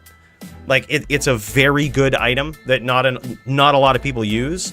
And so when people use it, yeah, it's a good idea to change your game plan. You have to play around it. It gives different classes the ability to use guided arrow, which is something that, it's the biggest range. It turns any class into a class that has the greatest range in the game. So if you're a smiter especially, it's really good on paladins, because oftentimes as a paladin you have either hammers, which are extremely close range, or lates long range, or you're on a VT, which is mid and short range. So if you throw on a Widowmaker, suddenly you have extremely long range. So now you have to change your game plan. And especially if they've set it up with poison, you can't keep the same game plan. You're just going to die to it. Yeah, a lot of people underestimate it, and I think that's the problem. I think the people that have beaten it, sometimes will talk shit about it, but it's just because a lot of times that matchup was never meant to be won anyway.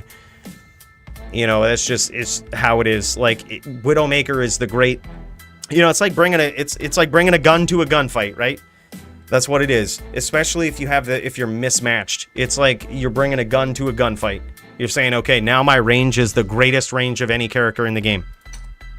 And you have to play around it. Like, you have to deal with it. So no, it was a good call. I think it was so beautifully played by him, dude. That was very nice. Hold on, he's actually streaming it. Let's check and see what he's got for a setup here.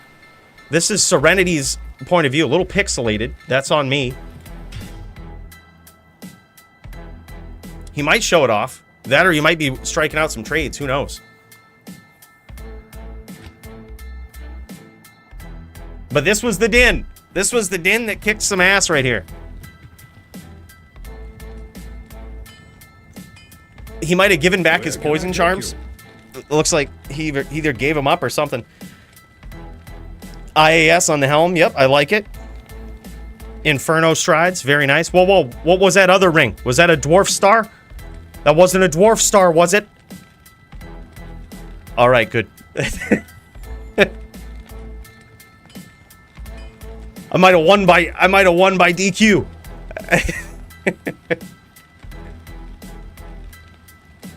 Nah, Ravenfrost was a good choice too, because I still did have the ability to freeze him, even though I was a fire sorceress.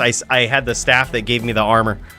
Yeah, it was just very well done. I mean, this build was very well put together. He had the poison, but look at this. He only did 10 poison charms, which I think, in my opinion, if you're going to go 10 poison charms, you just might as well not do it, just in my experience.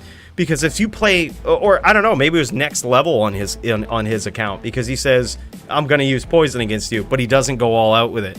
10 poison, if anybody prepares for it, it's not really much. I mean, as you could see, he was shooting me with that poison arrow at the end, and it really wasn't dealing that much. Like, if they prepare for it and they know, he used, yeah, 9x 451s, yep. Yeah, the poison, it really wasn't bad. I mean, it did a little bit. But, yeah, like, if he would have had, to put it in perspective, if he would have had an inventory full of them, or even half of an inventory full, if he would have gone, like, 20, 27 of them, you know, like some other people we know, even with that full, like, max block setup, or even on the Plague PLR setup, he would have got 1k a hit, guaranteed. Like, with the poison, you can't prepare for it, especially on an ES Sorceress. It's so bad. But either way, that was just enough to make me change my setup. So, that was good, man. This worked out. Nicely done. I gotta put down, man. Performance of the night, certainly Serenity should be in consideration again. Fight of the night. We'll put us down. Coolie versus Serenity. Performance of the night, Serenity on the Poison VT. God, that's so hard to deal with, man. I mean, it just felt like I was a step behind the whole duel. Like, you feel like you can aggress him, and there was a couple of times I'm like, okay, this is good. This is good to aggress him. He's changing his game plan, and then he swaps it up, and I was like, okay, I'm going to swap it up now. But the second that all he has to do to swap up his playstyle is hit W. And I have to recognize what he's doing. Like, it's mentally taxing. So, I mean, it was just very good. Just a very good style from him.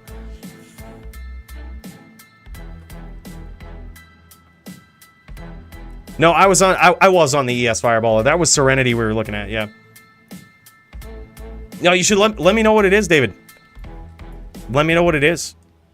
I can tell you trash or not trash. But very nicely done. Well, damn it. We thought we prepared. We thought we were ready. We just weren't. We just didn't get there. Unfortunate but true. We had all of the stuff. We just couldn't do it. Well, damn. We even practiced against Marvel. Serenity's just good, man. Serenity's a good Din player, and he's got a good setup versus just about anything. It's impressive to watch. This guy, underrated in the DFC, I think.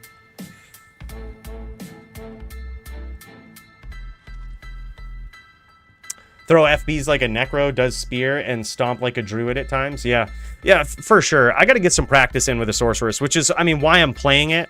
It's why I switched to this in recent history from the Din to this, is because I think that if my goal is to become the DFC champion and to beat Elite, which it is, I need a class that can do it. A Din cannot do it. I'm one of the best Din players, one of the most lates. I even tried to out-lates. I think I actually did out-lates Vamp in our last duel, Sin v Din, and I still couldn't beat him. Like, you just can't do it on a Din. I thought for sure my style was going to come into play and was going to serve me well, was going to pay some serious dividends for me, and it still didn't work. So I'm like, it cannot be done on a Din. I'm like, Serenity, if he couldn't do it and I couldn't do it, it cannot be done on a Din. Elite cannot be beat on a Din. When Serenity lost to Elite, I was like, I'm off the Din. It cannot be done. You cannot beat Elite on a Din. So that's why I'm focusing on this right now. So yeah, please let me know all of the advice. I need to get better at Fireball. I know that. I need to get better at chucking fireballs. I usually rely on the Meteor. I think I'm better than most players at hitting my opponent with Meteor. I think most people could attest to that. I'm pretty good at hitting people, like baiting them and hitting them with Meteor. But I also need to get good at throwing fireballs. If I got good at throwing fireballs, like a good way to practice that, I think, is going to be SVS. Because you have to hit them with Fireball. You're never going to hit a Sorceress with a Meteor. So it just forces you to get better. But yeah, there's a lot of stuff. There's a lot of holes in my game plan, and Serenity was able to exploit those tonight. When you stay at the distance with the bow, I cannot hit you with a Meteor, dude. If you're never coming in. It's difficult to hit you with a Meteor. I actually don't have Hydra statted in this. I don't believe, yeah. I don't have Hydra statted in this. Just because I think it's overrated. I think Hydra is very overrated. You're not gonna hit top players with Hydra. Yeah, you're not gonna hit them with Hydra. I think it's overrated. It's good, but it'll work against the players that don't know what to do. And also, if you have really hyper aggressive players, good luck setting up Hydras and Meteor for them to come into. They're never giving you enough time.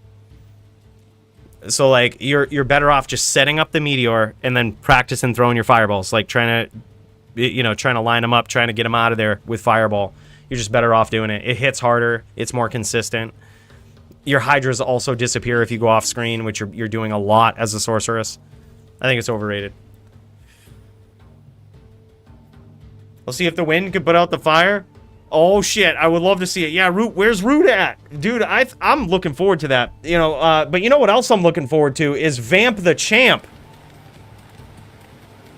This guy right here. My dudes. You see it, you hear it. This shit is going down. Boys, we about to tackle one of the most epic matches. We about to see it go down. This right here is going to be Riz versus Vamp the Champ. You better buckle up. You better be ready, because this is going to be an aggressive opponent versus one of the nasty, most dominant, most defiant DFC champions of all time. Let's fucking do it, boys.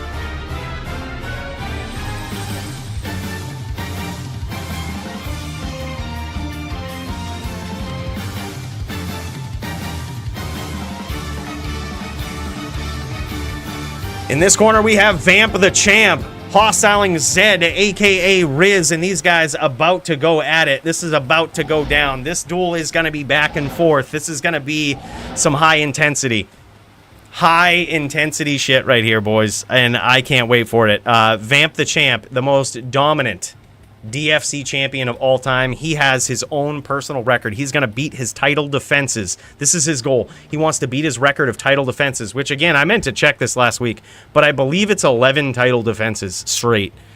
He's aiming to beat it again, and he thinks he's going to be able to do it against Riz here tonight, and we're going to see. He's got 46% block. Not even max block. Interesting setup. He could very well go to 75, but he doesn't. 46 block. This is going to be great. He says 75 wouldn't be fair for you, no Clay? Yep.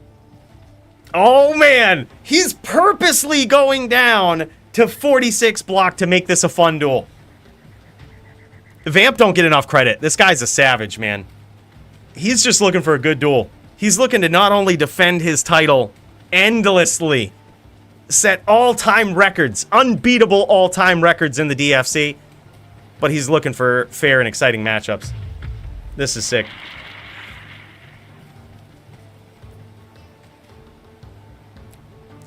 My God, boys. Here we go. Vamp the Champ versus Riz. Is Riz streaming too? This would be so good. Oh, yeah, he is. Oh, yeah, he is. I want to check this out from Riz's standpoint first, just to see the level of aggression he's going to employ. This is his opportunity. This is his chance right here to take back the DFC gold. This guy, previous DFC champion, reigning, defending. This guy just kind of walked away from the belt. Never really got beaten for it. Just kind of walked away from it.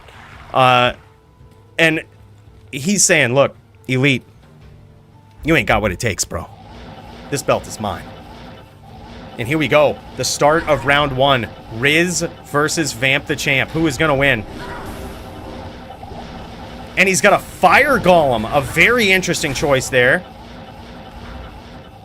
I believe the reason he has Fire Golem instead of Blood Golem is because when Fire Golem dies, it deals damage to its opponent. Like, it deals damage to the surrounding area. So whenever Riz gets in and lands these whirlwinds, if he doesn't connect and he kills that Fire Golem, he's actually going to be taking damage from it. And it's very likely that Riz is going burst of speed, he's not worrying about his fire res, and that Fire Golem is actually going to hurt quite a bit. It's a very interesting, very meta, very good choice from Vamp the Champ. And this is what I mean, guys. This guy is the best Necro player of all time.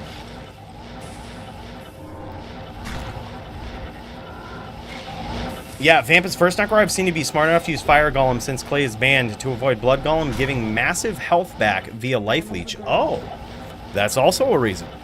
Yep, that's also a thing. Very smart.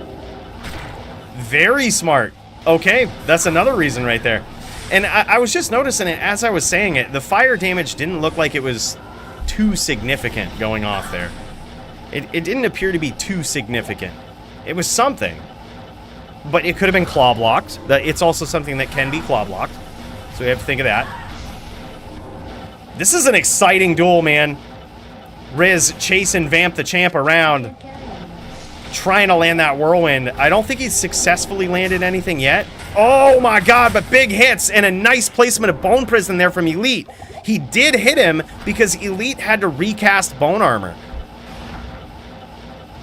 Let's check out how Elite's looking over here. Let's see what this life pool is looking like. Oh my god, Elite is in a lot of trouble, actually. So the reason why Elite casted Bone Armor in that very specific instance there was because whenever you trap your opponent, you get him in that situation where they're whirlwinding you in close quarters like that, casting a Bone Prison can actually block those whirlwinds. It's a very tough skill to master the timing of, but Necros will try to do it against Barbs. They'll try to especially do it in this matchup against Ghosts. You definitely do it when your opponent is using Whirlwind, and you want to try to suck up as many of those hits in close quarters as you can. But believe it or not, it seems simple. You know, it seems like, oh man, all you got to do is this. But it's one of those skills that the timing of it and being able to appropriately call when to do it is actually a tough in-the-moment judgment call. You know, do you teleport away or do you cast Bone Prison? And some sick trains here going on from Elite. He's going into survival mode, trying to set up these trains, wondering if Riz is going to give him enough time to do so.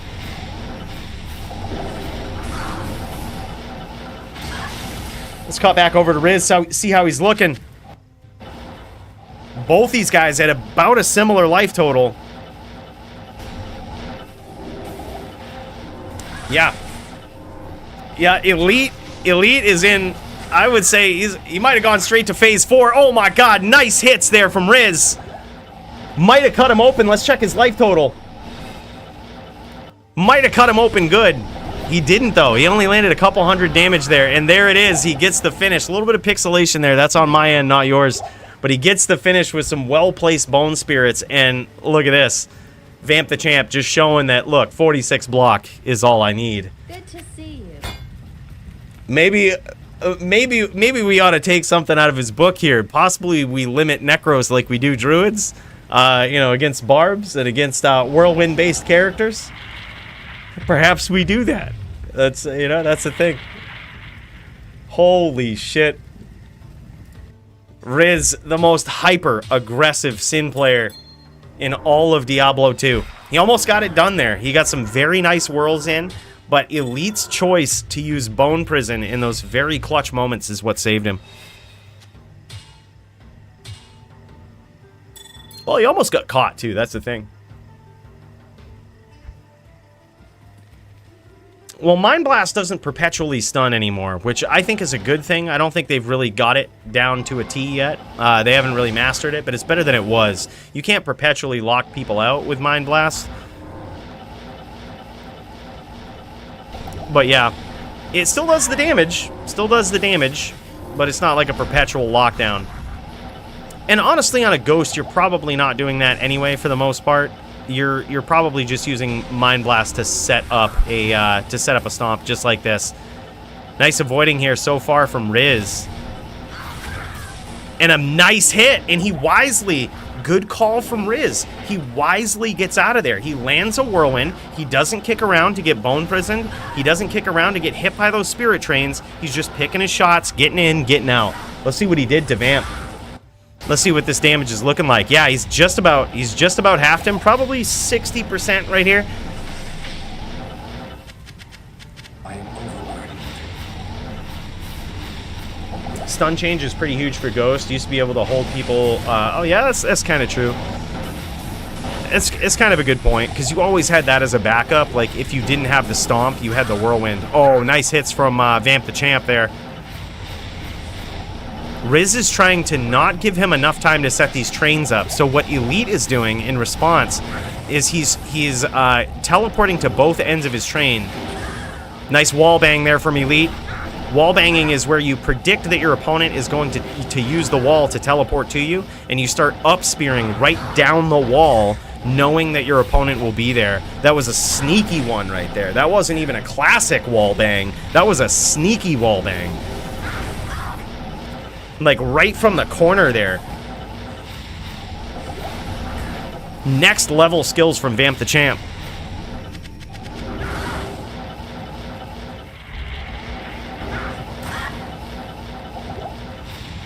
And Riz just so aggressive, dude. Oh my god. Oh my god. Big hits, poison, and open wounds from Riz. Riz trying to finish. He might want him here. He's very close. Vamp the Champ at about 420 life. Now he's going into the train mode. Look at those. Those are the mushroom cloud that we're talking about. That atom bomb of magic damage that's going off.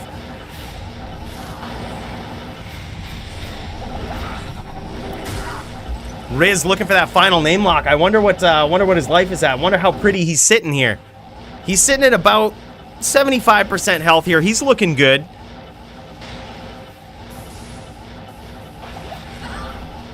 This is a great duel, man.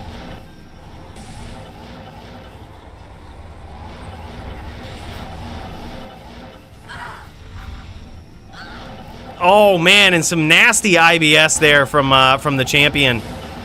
We didn't see those coming. We didn't see him coming.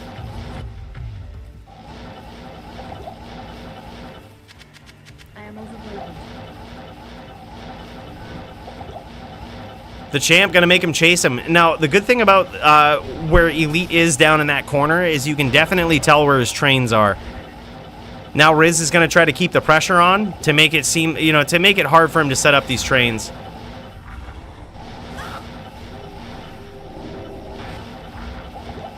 But he had better not make a mistake because Riz has got his back against the ropes now.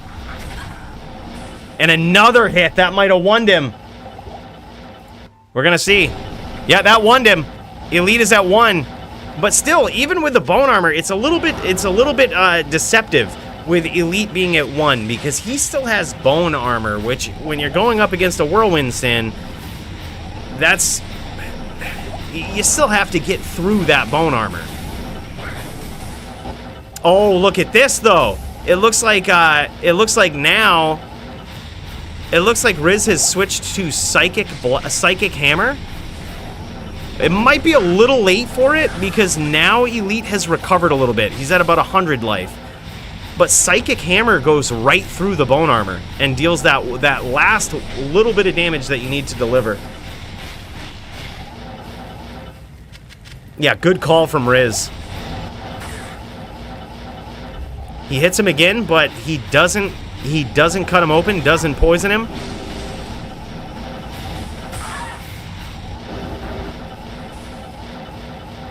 That's GM rep, man. That's 40 rep. This guy has come prepared. Oh my god, and he hits him again. Doesn't cut him open though, doesn't poison him. He's looking to get him right back down to 1. Oh, a nasty train there from the champion.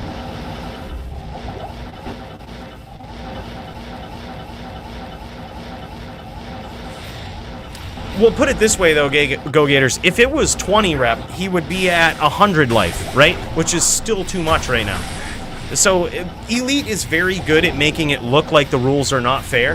But that is crucial. Oh, my God. And Riz gets there. Riz gets there. A little bit of pixelation might have completely fucked his system there with that whirlwind. Riz getting there, evening up the score. Oh, my God. Very nicely done. Good job, Riz. This guy, most aggressive Sin player in all of Diablo 2. This guy is a savage. Yeah, I mean, even if it was 20 rep, right, in that case, he would have still been, you know, once you get off from that 1 life, here's the thing. You get Elite to 1 life, and you're really rooting for Riz to get that Psychic Hammer in there. Truth be told, Elite is not going to let it happen, right? Elite is not going to let that happen. He's going to keep the distance. He knows how to manage his distance very well.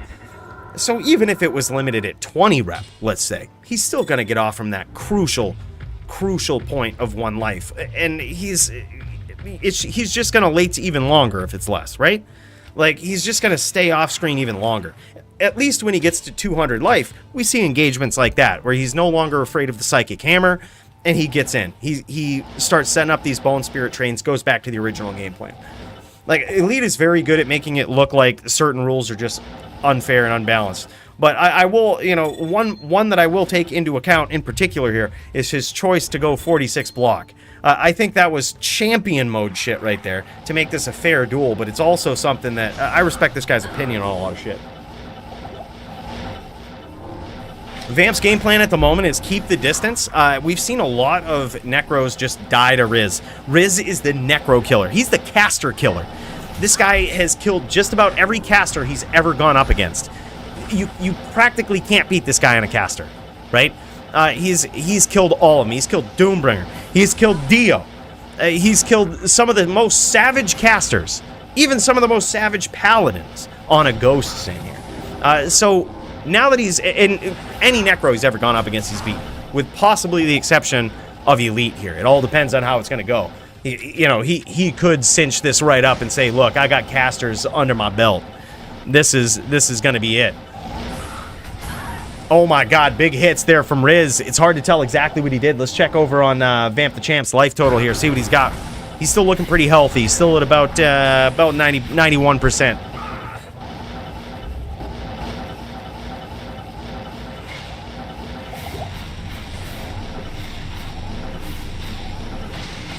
Yeah, he could get him. He could get him there, Kyle. He could get him to phase 2.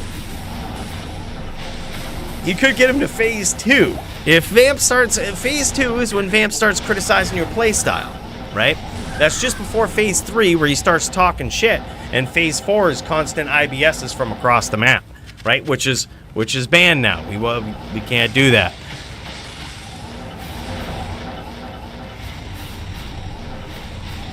Yeah, I think so too, man. I think they're very skilled. I think also Elite is very skilled. He doesn't get enough credit because a lot of times you see Elite do this right here, right? He'll throw these trains. He'll try to catch you in them.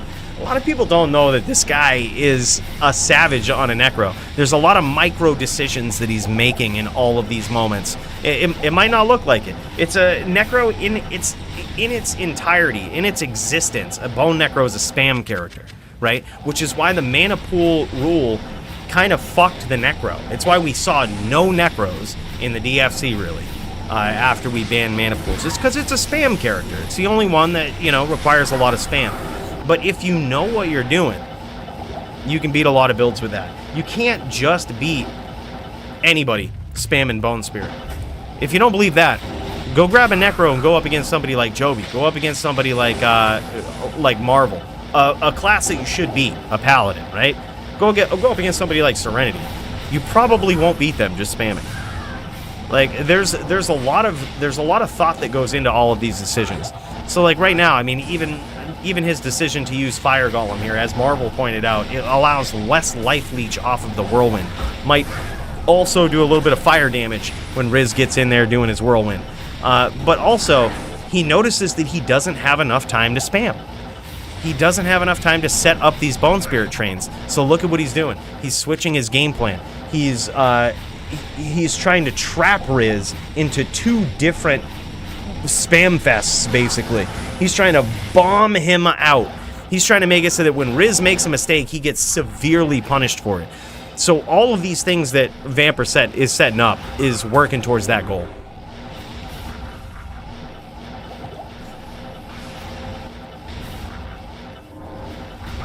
It might kill his Oak, yep.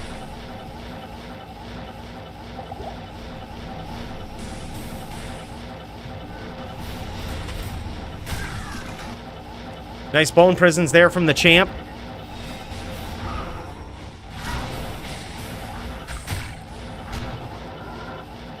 Natty Dio Max getting ratioed right now. Oh shit. Oh shit.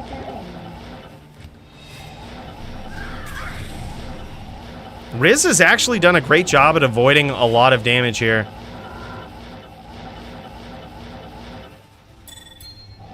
And he's going to take this time to cast battle orders. Interesting choice of positions to get into to cast battle orders, though. Holy, he was open to that train.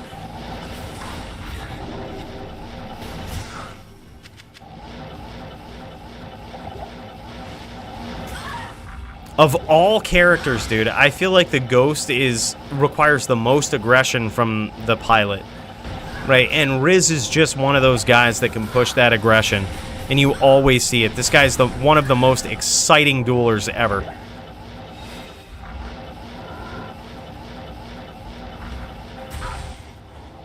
Nice hits there from Riz. Let's check Vamp's life total here, see what he's at. He might have got hit, he might have got cut. These guys probably at about the same life total. Vamp the Champ happy to trade even in the pocket like that, even at close quarters combat. I can't carry anymore. Very comfortable. He's just waiting for Riz to find him at this point, and he's ready to go. Look at this. You see him teleporting back and forth on the map here. He's trying to flood a little area of the map with a ton of bone spirits. So that's his game plan.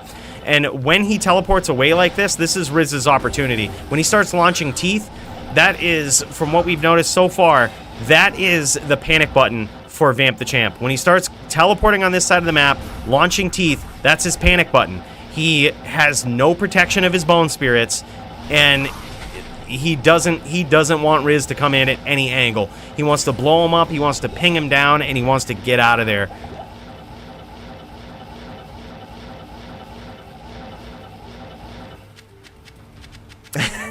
Dude, he's gotta be, man. He's gotta be, Primo. Yeah, dude, pushing aggression is a hard thing to do in Diablo 2. A lot of people talk about it like it's something so easy to do, but it is not.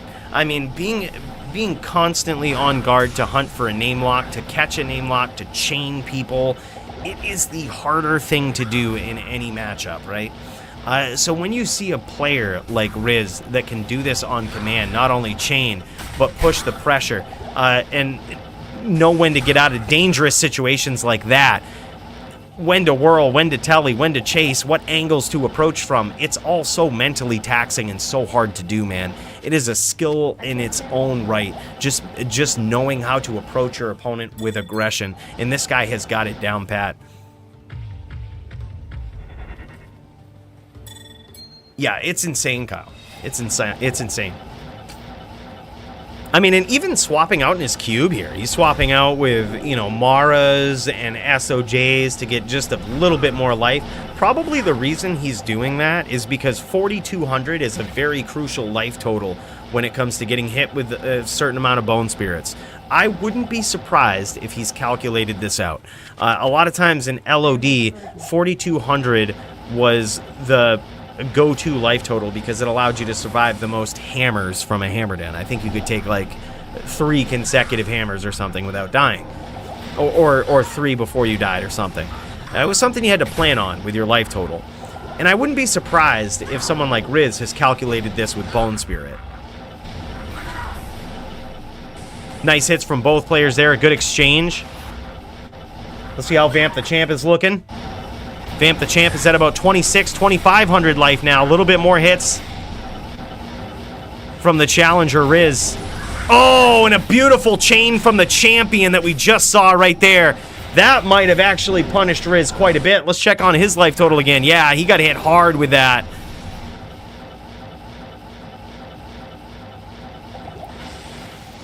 What's up, Laser Pants? How you doing, man?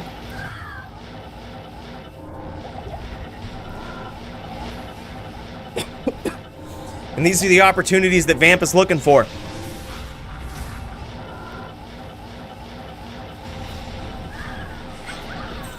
And there it is. So now he is at this point where he has switched it up. He's gone from the bottom of the moor to the top of the moor to switch up the angle. He's recognizing that his opponent is picking up on his angles quite well, as we noticed there. I mean, we saw the first part of that duel. Riz was avoiding a lot of the damage. He was not getting hit by a lot of the Bone Spirit trains that Vamp the Champ was implementing. And so what Vamp did was he just picked a different area of the moor and switched up his angle. And he said, okay, I recognize your patterns. I see how you're chasing me. I'm going to try to trap you up here.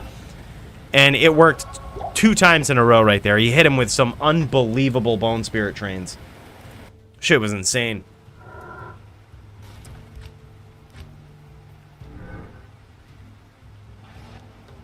Riz is just on point. And I'm glad you brought that up too, Salty and Sunshine. Like, so if anybody is like new to PvP, tuning into this, and they see like the skill tree and the stat screen popping up on Riz's screen, and they're like, "What? Was this a misclick? What the hell's going? Am I having a seizure?" You know, don't worry. You don't have to adjust your televisions. You don't have to adjust your computer screens or your phones or whatever you're watching on. That's called CT casting, and that is something that the most skilled PvP players do. A lot of people will do it to escape situations. They'll do it when the heat is on and they're trying to get off screen as quickly as possible. You'll also see Elite do it when he's trying to escape Riz. But Riz does it to chase his opponent.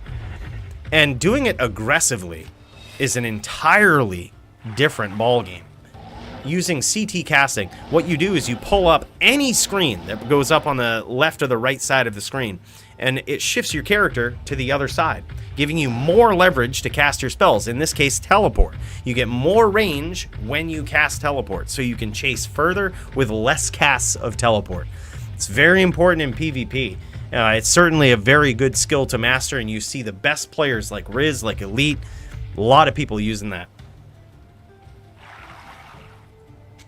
Score is currently 2-1 in favor of Vamp the Champ, who has chosen to go 46% block in this matchup to make it more fair for the Ghost. I like that.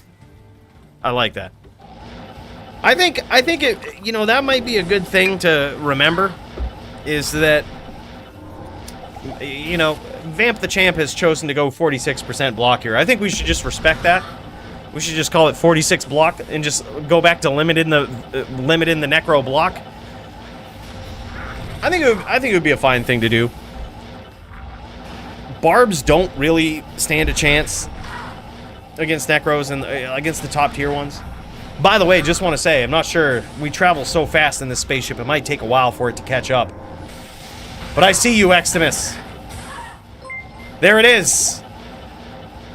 Extimus, my dude, big cheers to you, man. Thank you so much. I appreciate that kind of support. You know what? We might have to go back to the spaceship after this for a special cheers to this guy, an absolute legend in the game. Bro, thank you so much. That support means a lot. Appreciate you, buddy. Riz looks kind of laggy with a whirlwind right now. I don't know, man. His ping is 62. You can see it kind of up in the corner. He's got 62, 46. Like, he's looking good. Just this CT casting that he's doing is just insane. Like, look at this. His screen pops up for like a frame. Like, a lot of the times it's there for like a frame or two. Like, this guy is insane. Just giving himself a slight bit of leverage to chase his opponent in one direction or the other. Shit is nuts. All right, let's pop over to the Vamp. We might have to give it a little bit of time for the pixelation to come off. Nope, not this time. This is perfectly clear. And now we kind of see what Vamp the Champ is doing. Vamp is at a very healthy life total here going into round 4.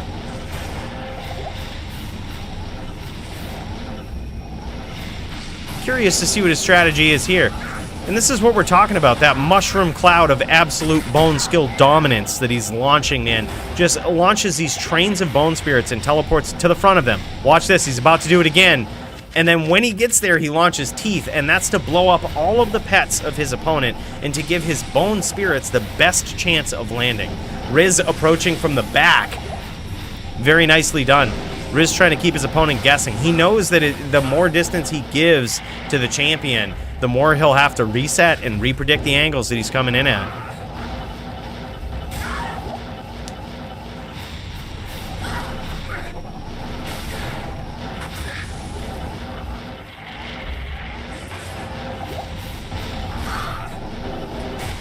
Yeah, it is extremely hard to name lock him. I mean, you gotta figure, that's exactly what Riz is trying to do. He's trying to grab the pet. He's trying to either grab a pet, grab the name. He always is going for the name lock. And Vamp is always trying to run. He's always trying to avoid. You cannot sit there with any amount of subpar block, you know, any amount of non-75 block, and sit there and hope that you have a chance at close range with Riz. Now, that being said, Vamp the Champ is still pretty comfortable. There's been instances where he's casted that Bone Prison. He's really lit Riz up at close range. But the moment needs to be right. Much like I did with Santiana against, you know, some Paladins that I was going up against. You see, when I would set the Meteor and I would walk into it, and when the Paladin got on screen, I just wouldn't move. I'd be like, okay, come at me. Come do it. I'm waiting for you to do it. You'll notice that same sort of behavior with Vamp. He'll launch these Bone Spirit trains, and look at that. He'll stay there. He'll opt to use Bone Prison because he knows that the option is to not stomp him at that point. So that's when he'll try to engage at close range, just like this. You notice him stop. He's waiting for Riz to come in. He's trying to protect himself with Bone Spirits. Always keeping those up.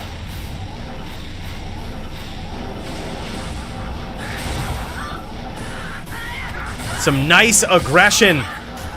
Beautiful aggression from Riz there. Lands some hits, but not nearly as much as we'd love to see. Let's see how Riz is looking. Riz is at about 78% health here. Nice hits from Riz again. Let's check on Vamp the Champ. Yeah, and he's still down about 1,000 life, sitting pretty at about 3,300, 2,700 now, only because he lost his Oak. This is insane. Currently 2-1 in favor of the champion. A great suggestion, BH. Smash the like button so that you don't ever miss another one of these streams. You know what hitting the like button does on YouTube? It just tells YouTube, show me more of this shit. And I'm telling you, if anybody ever fires up a stream that's even remotely like the DFC, you're going to be wanting to watch it. So I would highly tell, and in the future, you're never going to want to miss a DFC stream. So it's probably just good to tell YouTube right now you like this kind of shit. Right? That's what it does. Shows you more stuff that you like. We try not to spam you over here at the DFC, going live about once a week. So go ahead and tell YouTube you don't want to miss any of this shit. That's what you do in hitting the like button. I would highly suggest it because you're not going to want to miss anything. Great suggestion, BH. I can't carry anymore. Atlas is best barb in D2R, you think so? No shit. Yeah, Brand, he might be AFK, bro. I let him know the conundrum. We never heard from him again. He might be dodging you hard. I told him about the wager. I told him about 1K for him, gold on the line. Might be dodging you hard, but we was trying to get another grudge match in here, but you might be getting dodged. For anybody just tuning in, not knowing, Coolio, he talks a lot of shit about Brandel in the comment section, right, in the chat, and he trolls Brandel in pub games. So Brandel called him out. He said, look, I got a grudge match for you on the next DFC. You go against me with that shit-ass sin, and I'm going to take you on. I'm going to take you on, and guess what? If you beat me, I'm going to give you 1,000 forum gold, and if I beat you, you don't owe me shit. Just shut the fuck up. That's all he said. Big grudge match. Coolio dodged him. We ain't heard from him since. Yep, I would agree, though, Primo. That's good advice. Don't let him live in your head rent-free, man. There you go. You called him out. We ain't seen him. He's gone.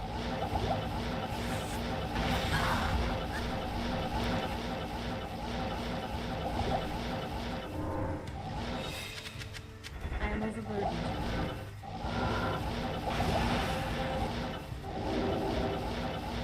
Vamp the Champ turning this into a duel of attrition, and now Vamp is probably at less than half life. Let's check that. We saw a little bit of an update there when Riz grabbed the name lock. Oh yeah, he's in trouble. He's at about 1,400 life now. He's gotten cracked by a few of these whirlwinds from Riz, and he's setting up his trains. He's setting up his trains. He's, oh my god, he's...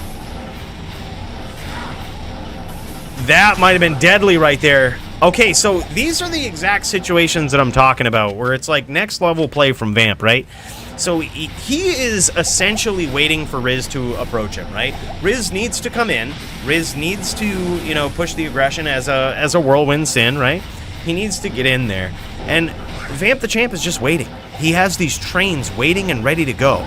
But when he gets them set up, and when Riz plays into his game plan and he approaches him from these angles that he expects, that's when Vamp the Champ will stay close. Nice aggression there from Riz. It actually lands a couple of hits. Not enough to significantly get past the bone armor. But you saw it right there. Vamp just turned in the corner, casting Bone Prison, trying to force Riz to stomp him. Vamp the Train Conductor. That's what he is.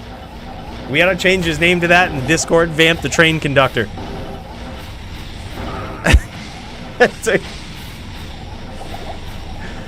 I mean, and honestly, in this matchup, though, the Necro doesn't have many other options. I'm not sure if you've seen a Necro go up against any sort of whirlwind character, whether it's a Barb, whether it's a Ghostin, or whatever it is, and what their game plan actually is. Like, you can't really stand toe-to-toe for the most part, but Vamp is doing it in all of the chances that he's got, right? He's trying to set himself up pretty with a nice, you know, with nice protection coming in, and when he gets it, look at that. He's not teleporting far off. He's trying to get Riz to chase him into these traps. That's what he said, and it's Riz's job to get around these traps and to deliver that whirlwind damage. It's an interesting duel because it often takes place from a long range with Riz coming up, Riz trying to finish. Joby looks like he's coming in to try to pull a little bit for these guys. Very much so appreciated.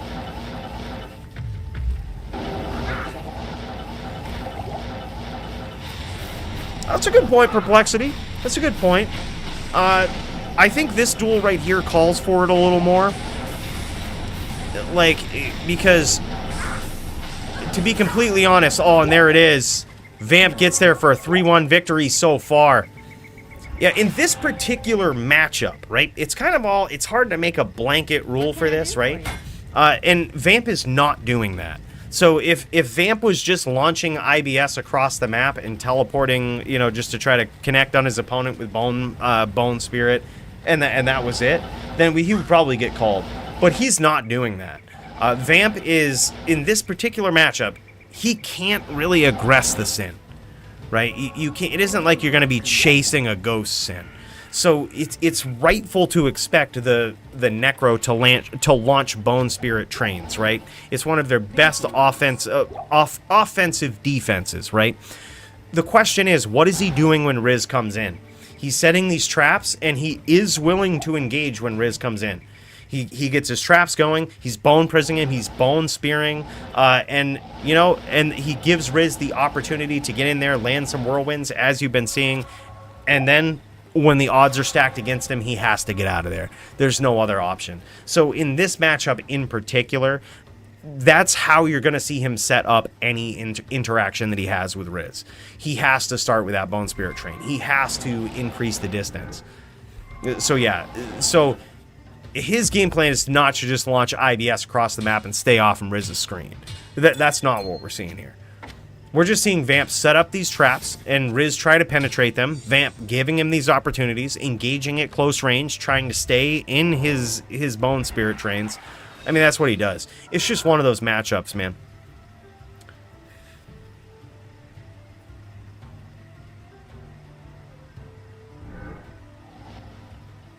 Yeah, I think he was more focused on Bone Spirit and Bone Prison. You could see his strategy in the last round was to try to set up a train and wait for Riz to approach him.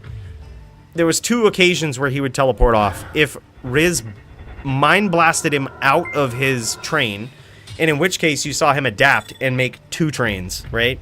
He made 2 trains to try to keep himself within a range if Riz mind blasted him, which was a good adaptation, I think. Yeah, I mean, that was huge. By the way, just want to say, XB Dog, my dude with the legend tier, and Bradley Pope. Holy, look, boys.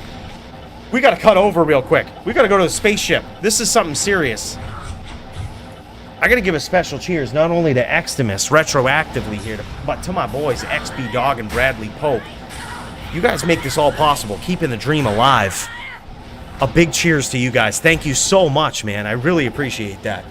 Let's get back to the action.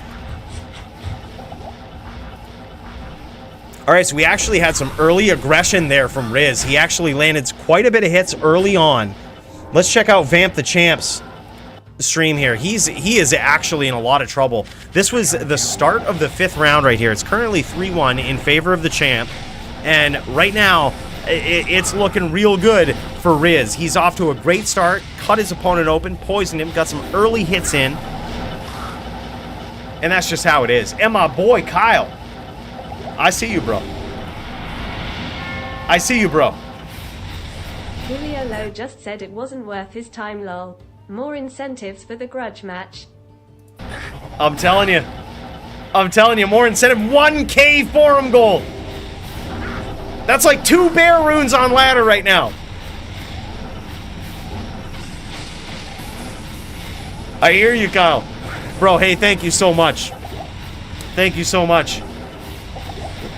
You know, I think we got time to jet over to the spaceship. Let's fucking do it. Big cheers to my guy, Kyle. Thank you so much for the $6.99 Canadian, brother. Big cheers. Keeps the juice flowing, keeps the DFC going, man. Thank you so much, brother.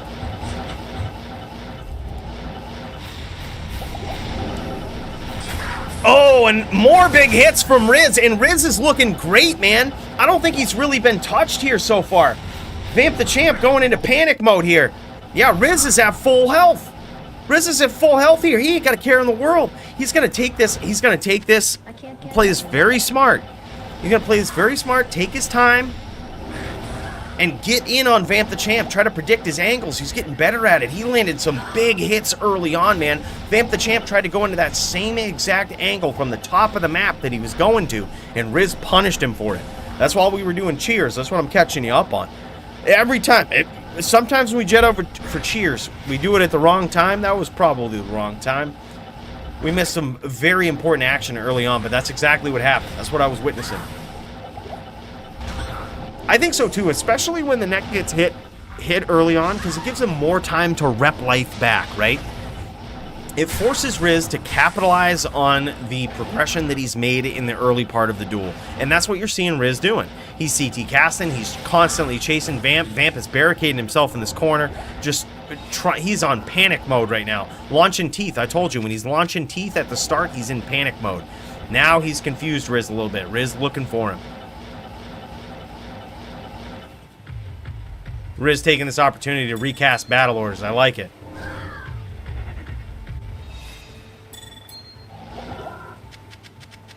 What is Vamp the Champ doing in this whole time right here? What's going on? Doing those Mushroom Cloud Atom Bomb of Bone Skill explosion setups that he's trying to do.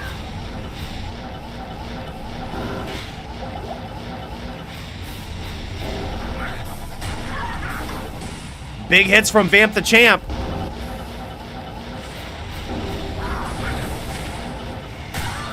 See, look, this is what I mean. Even at a low life total, this is what I mean to him. He's not afraid to... Did you see what he did right there? Like, he's just waiting for Riz to find him. That's perfectly acceptable. He's waiting for Riz to find him, and when he finds him, he's happy to engage at close range. It has not been going well for him, but look at this. He's setting up multiple trains just in case Riz pushes him out of the first one. He's waiting for Riz to find him, and he's hoping that he has a good enough defense when Riz does.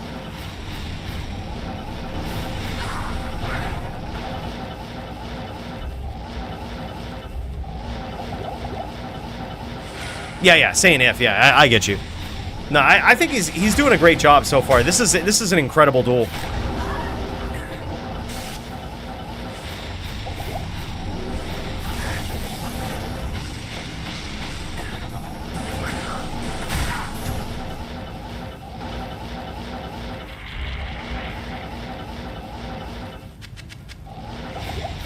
Dude, I thought we were gonna see a grudge match between Toshank and Elite here. I honestly would love to see that. I would love to see NVN Toe versus Elite. I think it would be an incredible match. Like, you rarely ever see anybody try to take down Elite on a Necro. I think it would just be commendable if anybody even tried. Even if they lost, it's commendable that they even tried.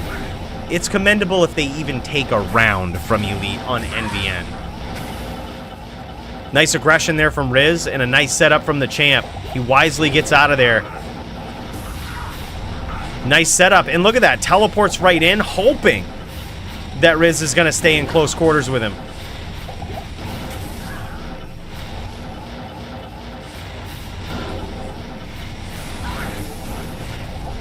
And he has these residual bone prisons that are kicking around. Oh, and Riz connects on him again. Doesn't cut him open, though.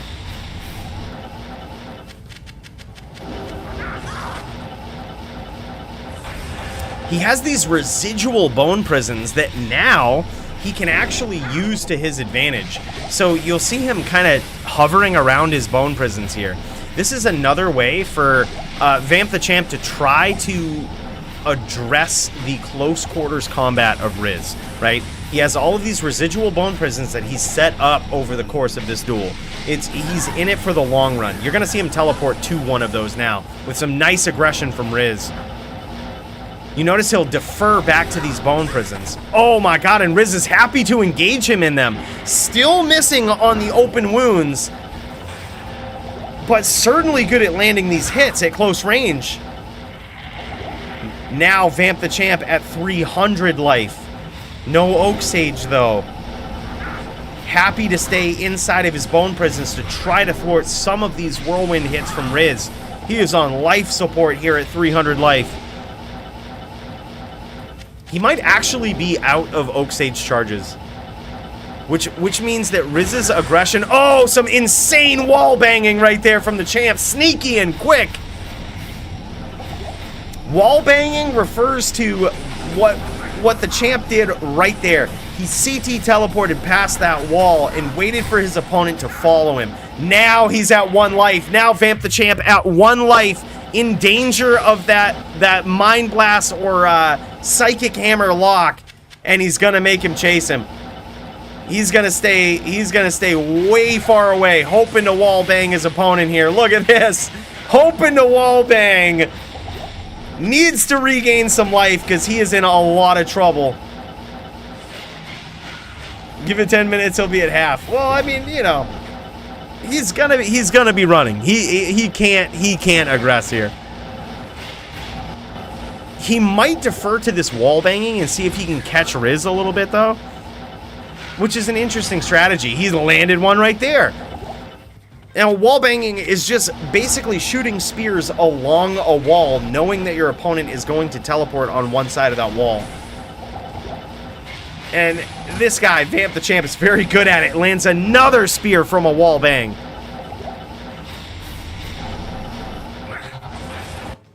Let's see what Riz is looking like. Yeah, Riz is taking these spears.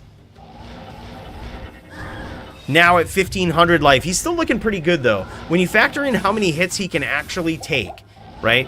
He's at 1,500 life, which is probably about, maybe 2 spears, 2 spirits, but he also has Claw Block. So he could potentially be very tanky here.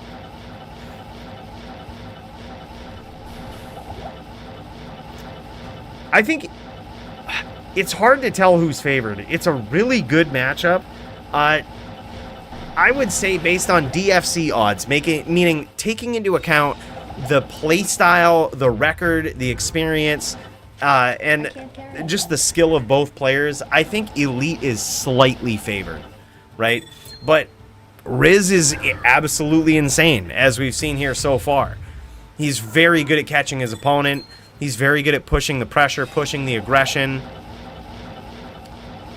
It's hard to tell, but I think especially given the score right now, it's currently 3-1 in favor of Vamp the Champ. I would say Vamp, even though he's low on life, is probably slightly favored.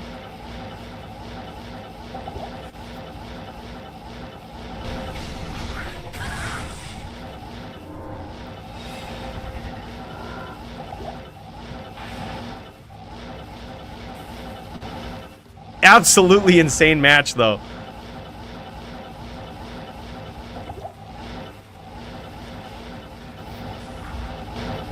Primo about to down Brand. Dude, I'm so down for that. I'm so down to check that out. We got the 3rd Grudge match. Look, Brand didn't get his Grudge match against Coolie low, unfortunately, so he's going to turn it into one against Primo. I'm totally cool with that.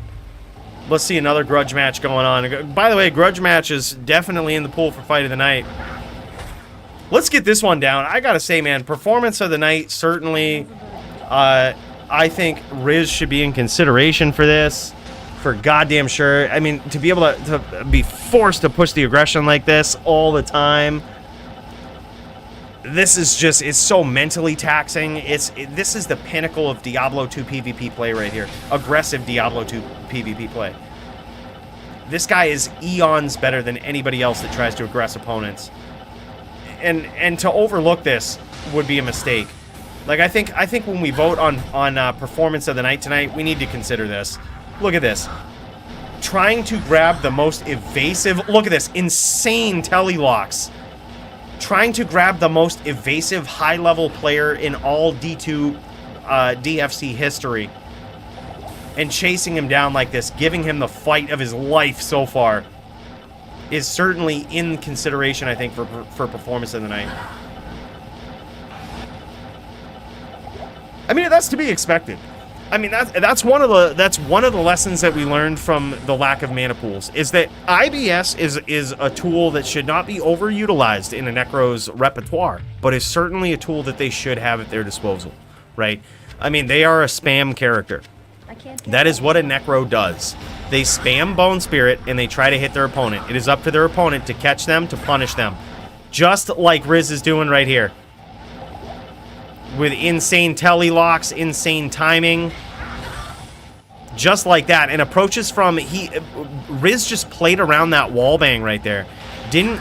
Oh my god, he got caught by one there. But he didn't follow Vamp the Champ into that wallbang. He approached him from a different angle and was able to catch him. Now Vamp the Champ at 160 life is back against the ropes. He is one Whirlwind and a Psychic Hammer away from getting killed.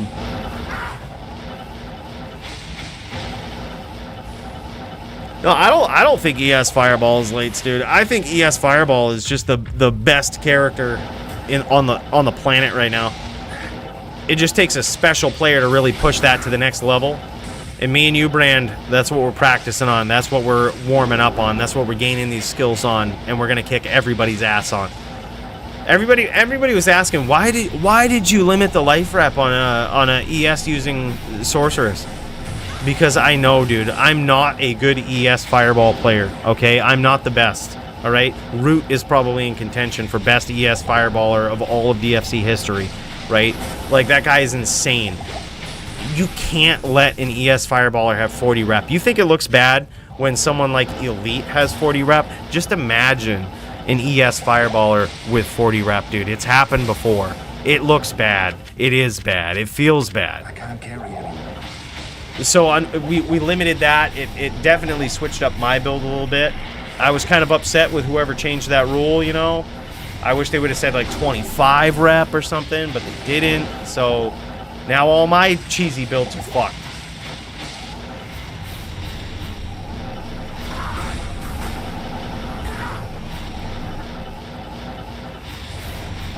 Close quarters combat here.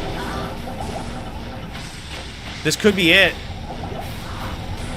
Joby very nicely re-upping for these guys. And there it is. Vamp the Champ gets there with a 4-1 victory. GG's. Yes? Riz with the slanty face. Good duel. Yeah, it's hard, man. Like, and especially in this matchup, I gotta say, much respect to Vamp the Champ for going 46 block in this matchup, knowing that it's a tough matchup for his opponent. Certainly something we'll take into account for all future Necros and possible future matchups. Perhaps we go back to a block limit for Necros. You know, now giving them back the ability to spam. One of the biggest tools, best tools in their repertoire. You guys want to hear from this dude? I say we pop over to Vamp the Champ and see what he's got to say. We might be able to chat with this dude and talk about his build a little bit here. Maybe he'll enlighten us on this game plan, on this strategy, and see what he's got to say. Yo, Vamp the Champ. I see him deafened in the Discord. Let's see what he's got to say about this particular build. This is just, this guy should not be understated. I know sometimes you look at it, you might say snooze fest, you might say whatever you want, but dude, he had to in this matchup. Like, this, he just played the Necro the way he should. Yeah, Riz saying he can barely tank 3 or 4 IBSs. That's also through weapon block too, so he's probably taken more IBSs than that and actually blocking them. Plus whatever his you know, whatever his Shadow Bay eats instead of him. It's really hard to hit a Sin with just about anything. Riz played it well, but I think he's bringing up a good concern. I think probably the bigger thing that he's talking about here is that the damage on a Necro should be limited. It's not the first time I've heard that this week. The only reason we haven't done it in the past in the DFC is because it doesn't really make any sense to newer people that are getting into DFC, or that are getting into PvP in general. That, like, hey, by the way, your build is so powerful, you have to limit the amount of skill points that you put into a certain skill. It doesn't really make any sense.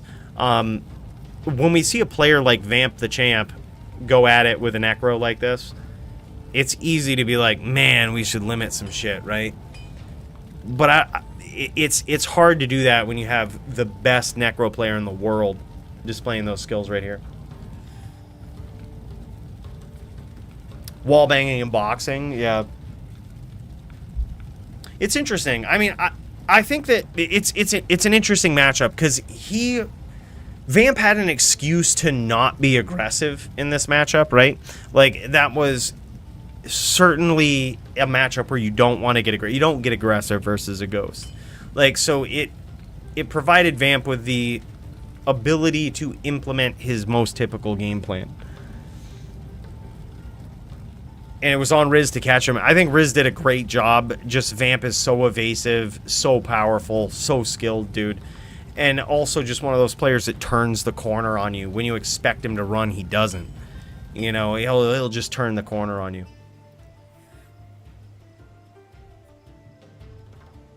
Yeah, that's also a thing too, Go Gators. It could have been like an H map. H map would have still allowed for wall banging, but the interesting island in the center of the map was a difficult obstacle for Riz to work through.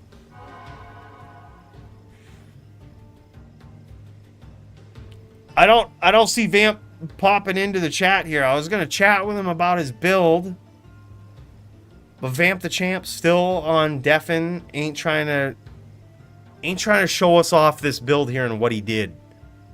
I would love to talk with him about this, because holy shit, man, that was a good choice. Oh, there he is, Vamp the Champ. What's going on, man? Congrats on the win.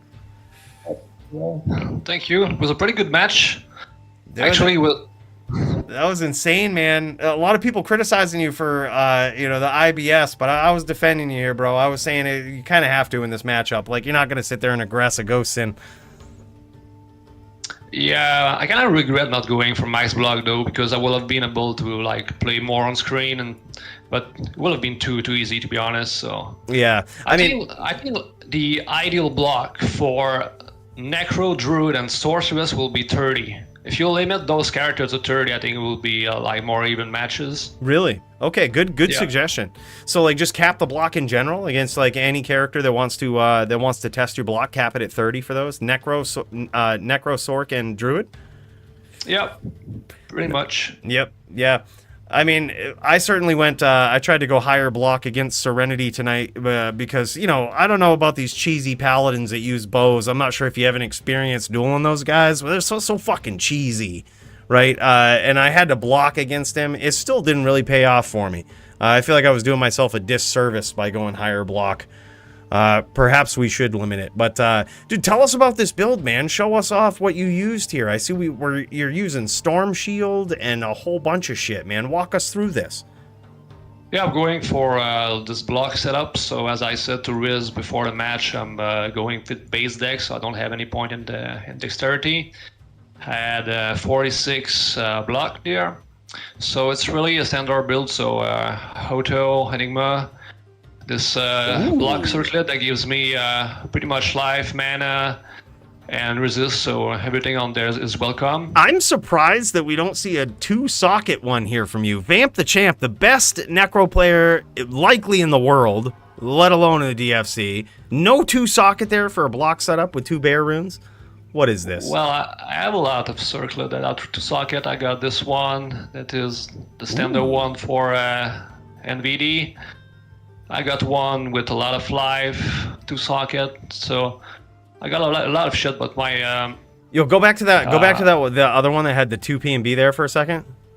It was your second one from the top, which that one one? right there. So you know that there's going to be a lot of LLD players that are going to hate you for upping this right here. We can tell that you upped this with the formula, all right? Because this was probably level 30 circlet, all right, before you upped this. There's going to be a lot of LLD players hating on your choice to up this here. That's fine, bro.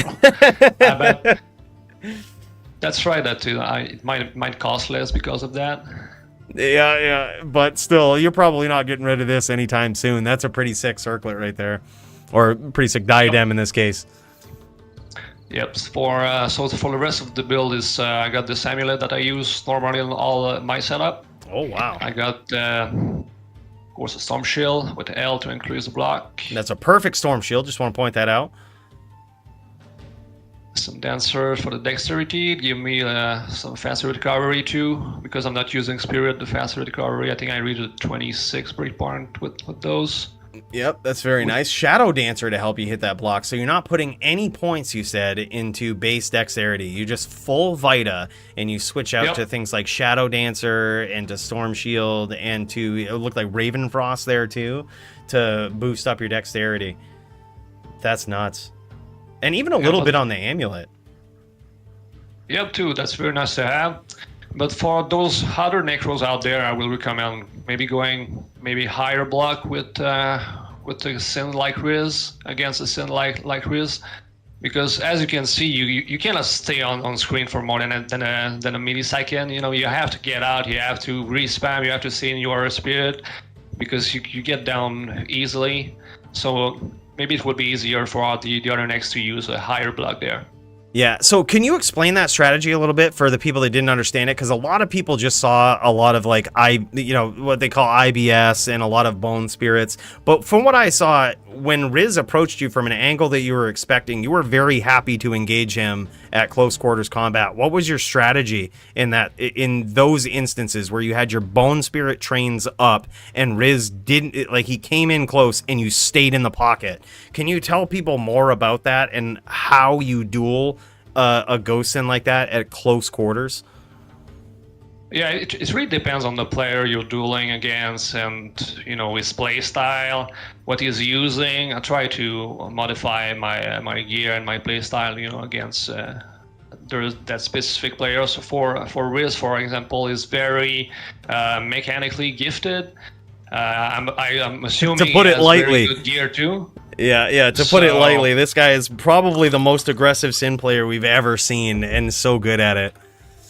Yeah, he's able to chain, he's able to catch a name lock pretty quick, so you have to be careful around that. Yeah. So, if I'm not in my bone spirit, I don't want to trade with him.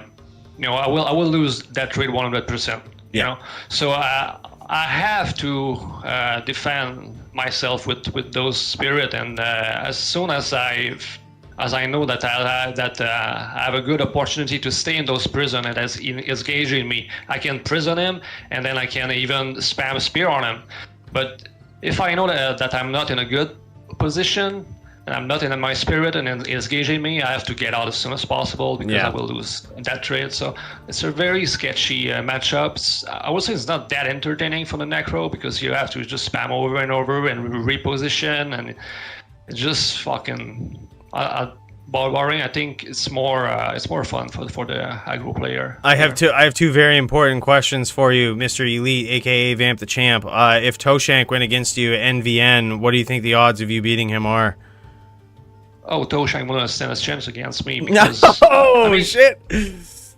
NVN, you think you would? I want to be fair to Toto. He's a good player. Is very mechanically gifted, but I don't think he's as experienced, and I don't think he has my brain too. So we have a huge gap there. And NVN on D2R is very, very different than NVN on LUD. So I don't think he has adapted to that. I don't think he will even have a stand against my strategy now on D2R, because he's probably just not aware of how to play the matchup. You're talking to someone who lost to Llama NVN. Okay, gotta give me the tips. What do I do at NVN? I need to beat somebody like Llama. Give me some tips. So typically on LUD back then, you could rely on this kind of golem glitch, where you could stomp and then spear at the center angle. Which Center is down more, or center up? I mean, it's center, but on it's not center. It's like you have to spear, but on the side, like at 45 let's degree. say, exactly. Yeah, okay. So either right or left works. So that will work a lot on LUD, but on D2R there's more RNG around that. Yeah. So it's more about, you know, getting that spear out and then getting out of there, and then a duel of more, not going all in, but just, you know, getting that spear, walking to dodge the other necro spear, and then get out. And then just repeat that over and over. All right, and I have one more important question for you. Primo's been a lot of... we can tell from your accent that you're French-Canadian, and Primo's been talking a lot of shit about Canadian maple syrup. How do you feel about that? Oh, I don't give a shit about maple syrup. I don't drink that. I'm on a keto diet. Damn it! All right. We was hoping maybe we'd see an NVN grudge match against Vamp the Champ and Primo. We're gonna have to prove himself yet again, but you know, is what it is.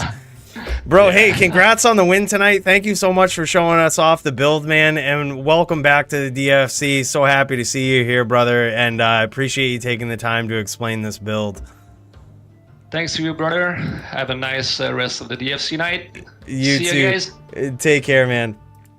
Vamp the Champ, everyone. Absolutely dominant, most dominant reigning defending champion that the DFC has ever seen. This guy knows his shit. I think what he was talking about there with the skill gap between, NVN and just Necro in general is very blatant, very, very obvious to see. Like, he's just on a different planet, a different level in a lot of cases.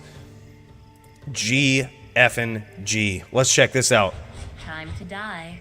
I see Brand L over here. I don't know what he's doing. I'm not sure if he's setting up to... Oh, man. Is he setting up a grudge match over here? Oh, this is it. This is Brand L versus Primo. More Canadian maple syrup shit talking.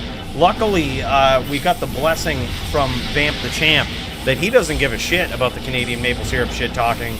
I'm not sure how Brand L feels about it, but Brand L's getting punished here by Primo early.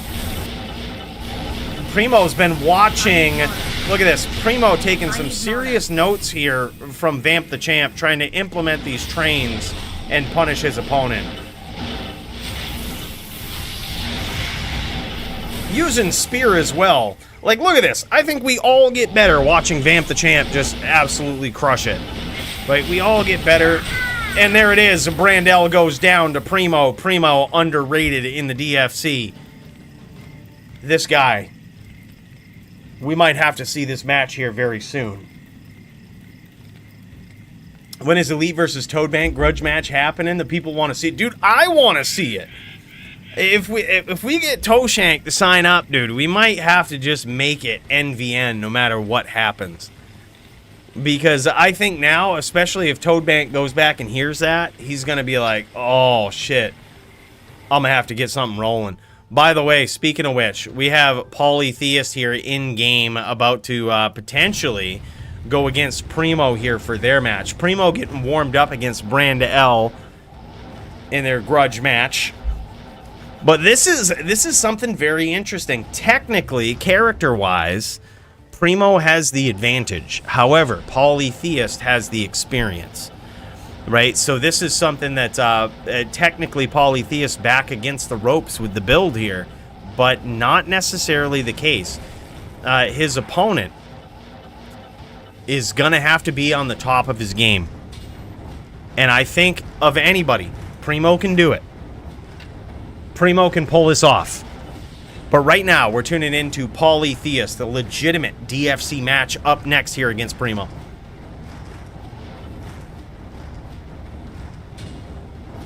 Primo never has advantage, is nub.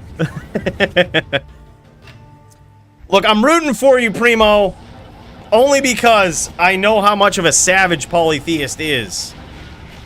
It's not everyone that can completely switch their class to a fire sorceress just to kill Polytheist and the people at the top of the ranks, with the exception of Serenity. God damn, that guy's a puzzle, man. It's not everybody that just does that just to be polytheists, all right? Oh my god, big hits from Primo early on. Primo also has an advantage here in this matchup, and why the Necro? Oh my god, and Primo gets there, round one! My boy, dude. My boy, I'm telling you, Primo might have this in the bag. He might have figured this out. He's using those spirits and that spear to try to take out Polytheist here. He might, dude, Primo, underrated dueler. This is big, dude. This is big. What is Polytheist gonna do? So this is what I was saying before Polytheist bit the dust here against Primo. Primo, in his class advantage here, and why we say that Necro has a class advantage against Polytheist, the Shaman Druid. The Shaman Druid is dealing a combination of fire and physical damage. That physical damage can be absorbed by bone armor, which is something that Primo will wisely keep up the entire duel. You'll see that thing so much as lose a speck of itself, and Primo will recast it. And that is so that he hopefully takes as little physical damage from these hybrid attacks of Polytheist as possible. But Polytheist noticing, all right, maybe Primo, I ought to give this guy a little bit of respect. Coming in. And now you see him using Fisher a lot more. That's going to be a lot more fire damage to his opponent, and it's going to allow him to grab these name locks from off screen and force Primo to get these good angles. And he's doing a great job so far, actually landing some serious damage on Primo. Primo at about half-life already. Polytheist looking pretty, sitting pretty at 100%. No longer falling into the trap, knowing that he can aggress Primo, but he's got to look for his window of opportunity. He's looking for that Fisher, that name lock, that long-range, mid-range duel, really.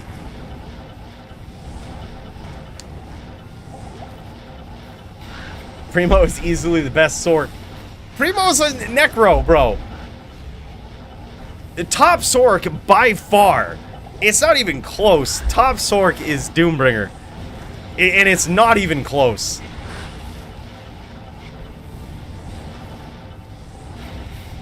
I shouldn't say it's not even close. Root is also a savage ES fireballer. Two different types of sorceresses there. Two different types of playstyles. And now Primo in a lot of trouble.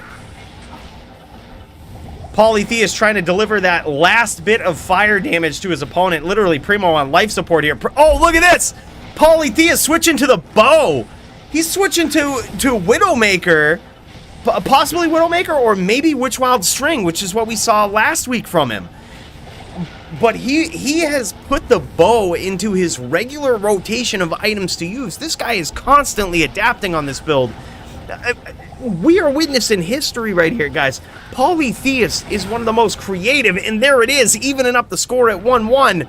Polytheist is one of the most creative players, let alone shaman players, in all of Diablo 2 history. This guy actually mixing up a bow into his regular repertoire of items to use against his opponent here. Wouldn't be surprised if he's maxed out either some open wounds or maybe some poison damage on this bow. But he's definitely got it in the mix. I gotta say, that's very impressive.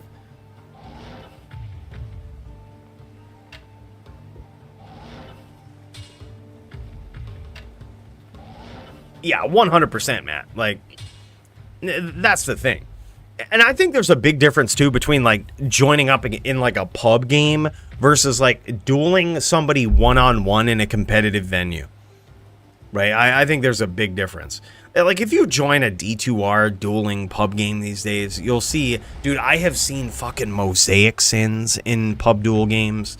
Like, there's this guy, I forget his name, but he's a mosaic sin in a pub duel game. I fucking love that guy. Like, he'll just sit there and try to kill people with a mosaic sin, try to BM them. Like, go for it, dude. I think that's awesome. You'll also see a lot of Oridins. But these are builds that if you try to actually duel somebody one-on-one with, you're not gonna pull it off. Like, it's just, there's obviously so much wrong with it that it's not gonna work. But in a pub setting, it certainly works. And also in a pub setting, it's harder to kill somebody with a bow, right? And I mean get the PK with a bow. Like, you can certainly frustrate them. We see BMers come in all the time with, you know, hammered ins or whatnot. There ain't no BM hammered in that has ever beat Coolie, right? Because I just bust out the Widowmaker, cut them open, and they have no fucking idea what to do, right?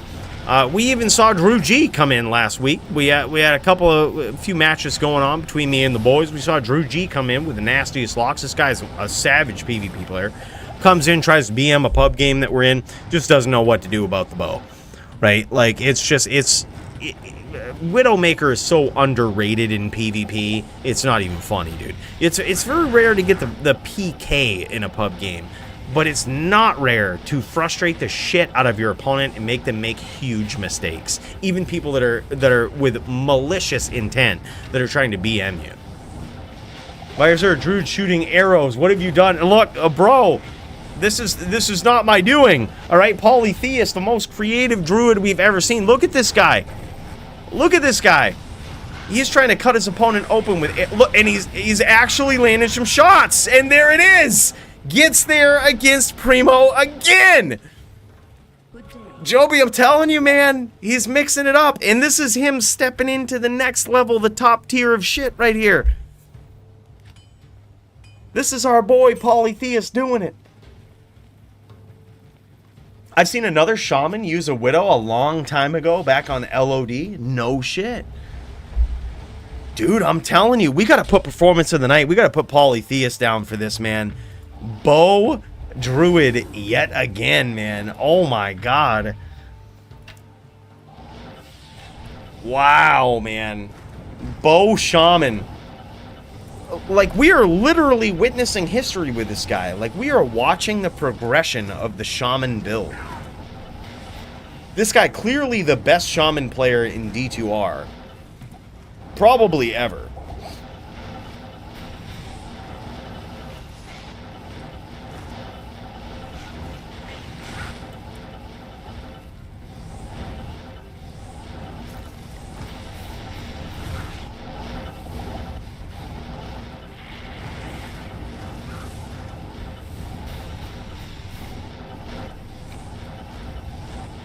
That's insane, man. We're literally watching the progression of the shaman build.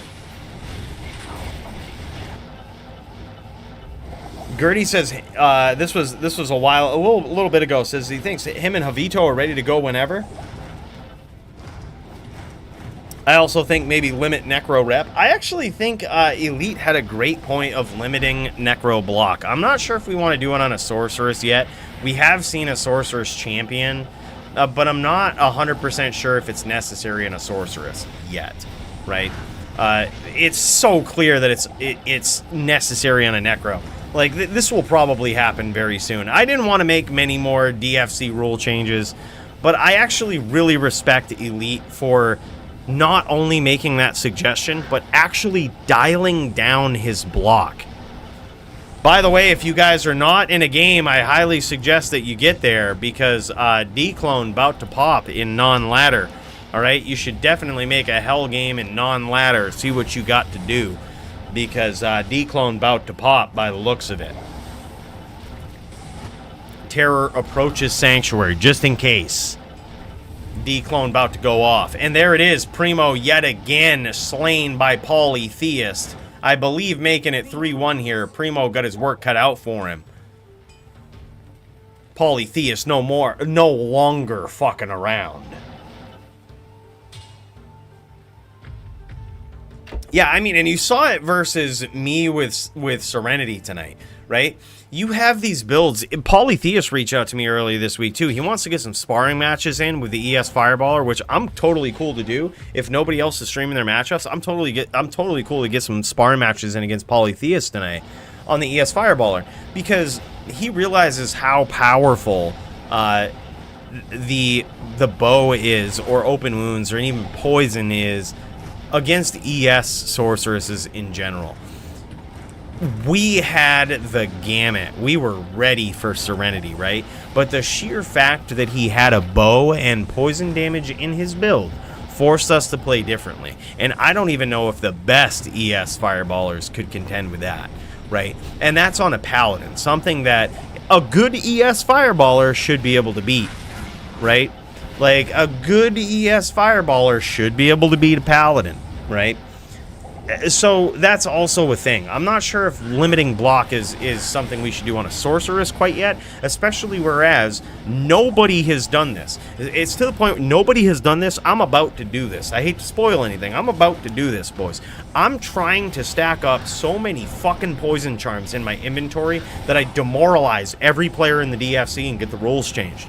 I'm actually trying to get myself 37 451 poison charms. I have 27. I need 10 more, right? I'm getting close. But I'm going to make a Zon that just laces across the map and launches multi-shot and poisons everybody to death, right? So even if you stack against it, you get your plague, you get everything you need. I don't give a shit. My range is the best in the game. I'm going to poison you to one and kill you. Like, you know, that's just how it is. So, like, I think right now, with currently how the rules are, especially with ES Fireballers, until poison rules are changed, ES Fireballers don't really need to have their block limited, because as soon as they get poisoned, it's obviously a bad thing. And here we are, boys. Look at this. Polytheist having the screen shake active with Diablo spawning in-game. If you created a game non-ladder, you got yourself a free Annie. I'm working on it, Brody. I can only get so many 451s. I tried to sell so much shit this latter season so that I could buy more 451s. Bro, I'm working on it, man. I have 27 451s now. Went from 17 to 27. Okay, we're getting there, slowly but surely. Primo says, no mana, GG. Good duel. It's unfortunate he ran out of mana there. Well, you could, yeah, we should have pulled for this guy. That's unfortunate that he ran out of mana there. But dude, Polytheist was doing a great job of avoiding most of the damage and implementing his game plan. I mean, this is one of the results we expected. Polytheist technically not having the matchup advantage, but at the same time, this guy just playing so well. Yeah, well played, dude. Good GG from Primo. Hell of a sport. It's so hard, man. This guy's just on a different level. Every time you approach this guy with any sort of setup here, Polytheist just shows you, like, okay, I've played this matchup. This is the feeling that you have when you play against Polytheist. My opponent has certainly played this matchup before, and I hope I'm on point, right? Like, I hope I can do something he's not ready for, because he has certainly played this matchup before. GG, Primo. Nicely done, brother. Well played. We're all rooting for you to take down the Polytheist. You almost had it. I thought after that round one, I was like, oh, man, he might have this. Yeah, that was very nicely done. Very nice job from Polytheist. This guy is just insane. Hold up. Let's pop over to Polytheist here. I'm going to unmute myself, undeafen myself in the Discord, see if Polytheist can tell us a bit about this. He just beat a Necro, something that he should not have beaten in this matchup, and I'm very curious as to what he used. Polytheist, I see you, man. What's going on, brother? Hey, buddy. Not much. Just hanging out. Dude, congrats on the win, man. We see you taking out Primo. He was talking a lot of shit about Canadian maple syrup. I don't think you're Canadian, are you? No. All right, good stuff. Yeah, so we don't give a shit. Talk all the shit you want about that Canadian maple syrup, but we did see you take him out on this here shaman, and I saw you use Suicide Branch, which got me very curious about this build, dude. What did you do? What do you do against Bone Necros with this setup? Well, it depends on the Bone Necro. If they're leaving me enough windows to chain, I'll chain them. If they're not, or they're catching on to the chain really early, I'll play at a distance for most of the time. I generally gear towards fire damage in this fight because I can go past bone armor with certain spells and reach into their HP a little easier. So that's what you did. You put the fire facet in the Suicide Branch so that you could up your fire damage. Even if he over-prepared with the stack, like you're minusing to his fire res a little bit, but even if he prepared for it, you're focusing on fire damage instead of the physical, per se. Yes, in this particular one, that is correct. There is still all the same physical damage as before, but bone armor does negate most of that. The majority of the time, unless I get lucky in conjunction with bear hits or successful hits with Armageddon, Boulder, etc., all at one time. Otherwise, I can't really eat away at bone armor within one hit. Yeah. Aside from that, there it is. There it is. Yeah, buddy. That was some open wounds and just a couple poison charms. Just a couple. Just a bottom row full of 313s. Well, not entirely, but okay. I might make it that. But we'll see. It just seems to be pretty effective. Like tagging like an ES source or a necromancer. Again, you're getting past bone armor, and you're kind of putting the pressure on them when they like to run away, and maybe you do IBS chain, etc. So it's kind of like a countermeasure to IBS. If I see them trying to do it, I can sense them that direction. Yeah. Maybe corner them a little and start the timer with them with poison. Yeah. Is this something that you've worked into the game plan now with the Widowmaker? This is a second duel in a row that we've seen you use a bow on the Druid. Is this something that's in like the regular repertoire of the Druid now?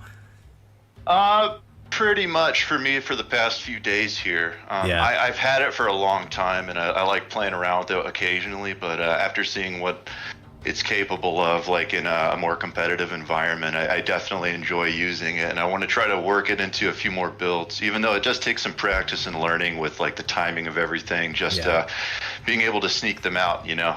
But aside from that, that's basically the game plan versus Necro, is to aggress as much as I can until I'm prevented from doing so at a close range, and then try to combat at a mid-range to long-range distance. Yep. And try to close the gap again, rinse and repeat, and hope I get lucky with some RNG. Yeah, beautifully done, man. Like, there it is again. You guys heard it right here from Polytheist himself. Like, this Widowmaker, he thinks the bow is very underrated, working it into the repertoire. Even Max in the chat saying Widow best item. Dude, I've said this for a long time, and now we see players like Serenity working it into his regular Din repertoire. It's so fucking hard, man. Like, you go from I think it's perfect. I'm so happy to see you have worked this in on the Shaman Druid, because the Shaman Druid has the same sort of limitations that, say, a VT has, right? Where you have mid-range and short-range power, but you don't really have long-range. Like, absolutely, you're not doing shit from long range. But if suddenly you present the threat of some sort of long range damage, especially in your case, poison damage or open wounds, that changes the game. People have to come to you. Like, they have to come into your comfort zone.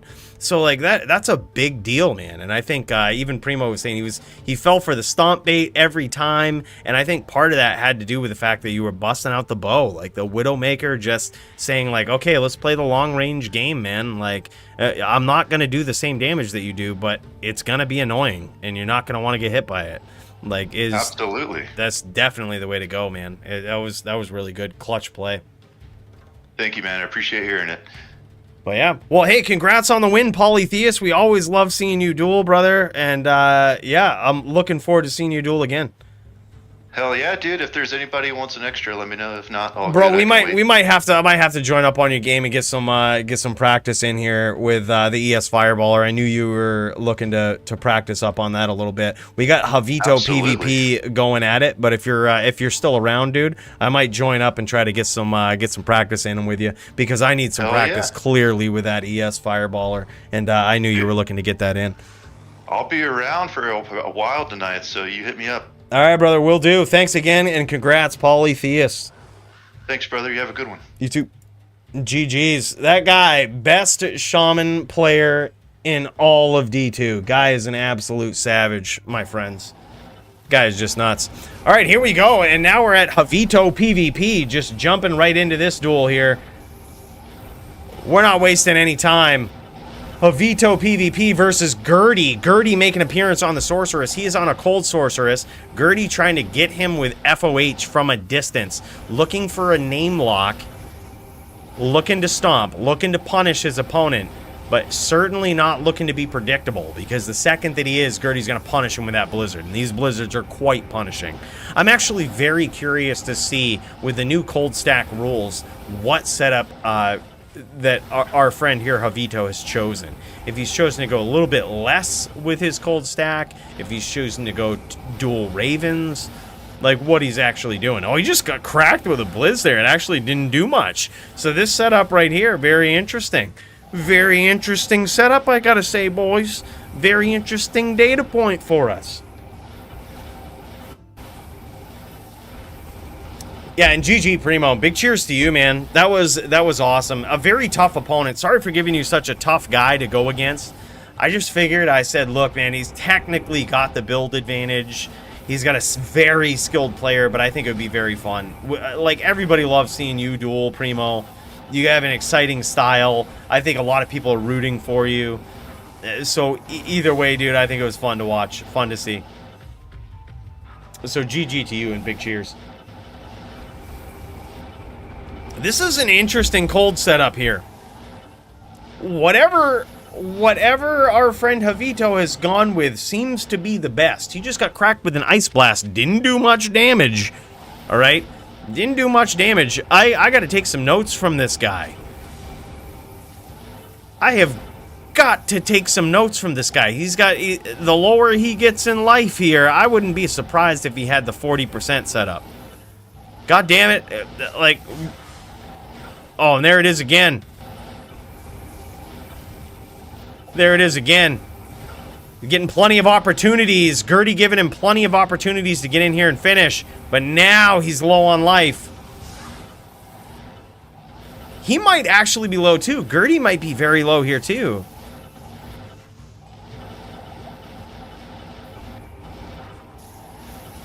This is nuts. Where's Doombringer at? Doombringer watching this like, shit, man, I should be PKing everybody with this Blizz. Oh, and there it is. A nice Ice Blast from Gertie to finish things up.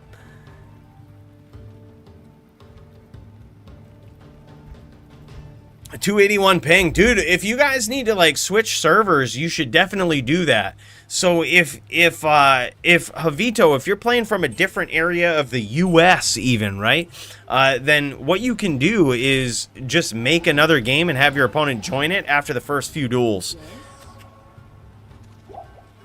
So, like, you know, if it's... I'm not sure exactly what the score is here, but let's say you guys have done an FT3 so far, right? Or an FT2, right? Is what it comes out to, and it's like 2-1. Switch servers and you know, have you create the game. All right, he's on Europe. We will do, yeah, we'll do FT3. All right, yeah, that's cool. That's cool. Yeah, FT3 in America, then FT3 on Europe, and then the best score wins, right?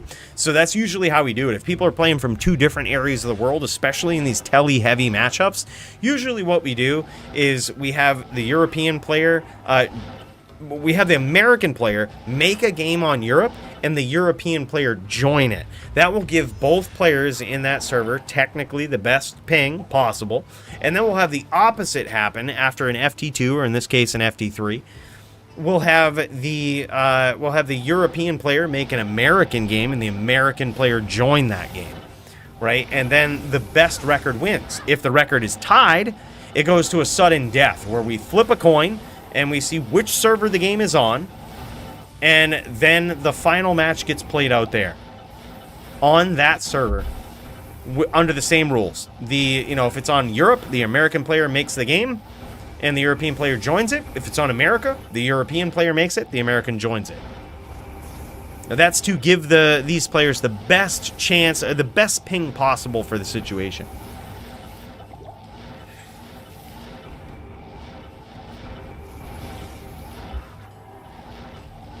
Yeah.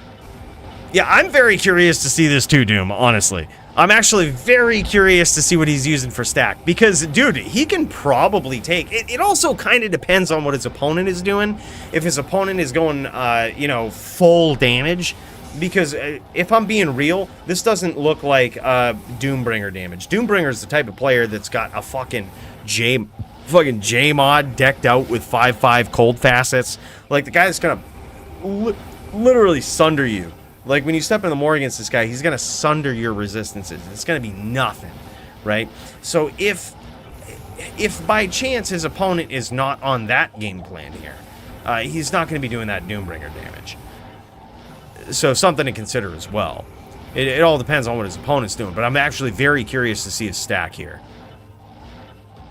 Because honestly, like, this looks cool.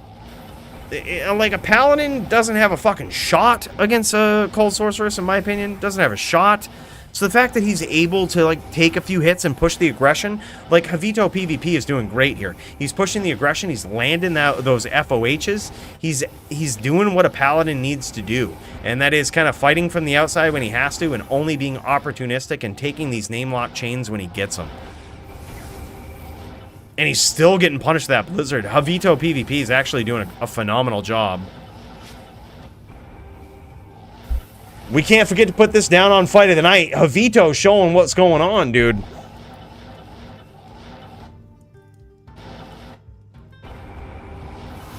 This is insane.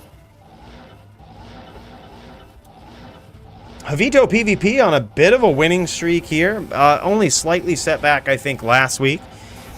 But this guy's really gaining some experience in the DFC, racking up some wins under his belt and really showing his VT skills.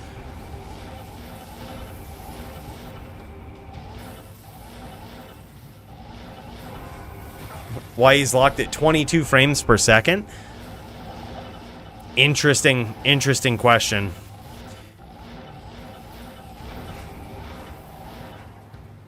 It could be because of the streaming, but as a general rule of thumb, your game load times and all of this are significantly inhibited, significantly affected if you limit your frames. But it could be because of streaming. It could be because of a lot of other stuff that he's going on. He could be, he has going on. He could be recording it. He could be, there's a lot of things he could be doing and running on his computer. Or perhaps he's figured out that that's the best setting for his computer. Maybe with joining a different server. There's a lot of reasons why he could limit it at 22 frames per second, but that's a good observation, Max.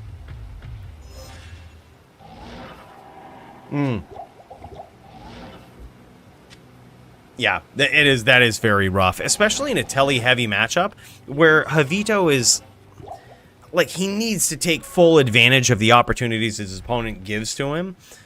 It's currently 2-1 in favor of Gertie on the Cold Sorceress right now. So these guys are going to do an FT3 on, I believe it's either Europe or America. I think it looks like America. And then they're going to switch servers. Yeah, and it's not even holding it. Another good observation, Senpai. It could just be a performance thing. Like, it could be a performance thing with your PC. Only he knows. It could be a good choice. It really doesn't matter too much in PvP. I say too much. It matters to some degree, but probably not as much as it matters with, say, loading screen times. Like, where it's better to just have an uncapped frame rate, right? Nice hits there from Gertie. Gertie punishing his opponent early.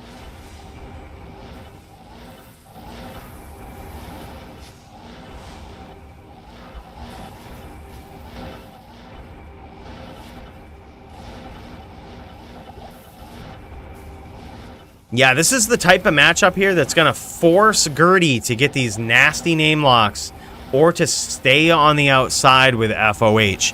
It's a very tough game plan either way, because if you stay on the outside and you try to hit the Cold Sorc player with FOH, you run the risk of just getting smacked with a blizz every once in a while for standing too still for too long. Just like that. And a nice CT cast there from Gertie, putting the cap on this part of the duel right here. 3-1 on what looks to be America. These guys might switch over to Europe here for the second part of this duel. Yeah, it looks like that's about what they're going to do.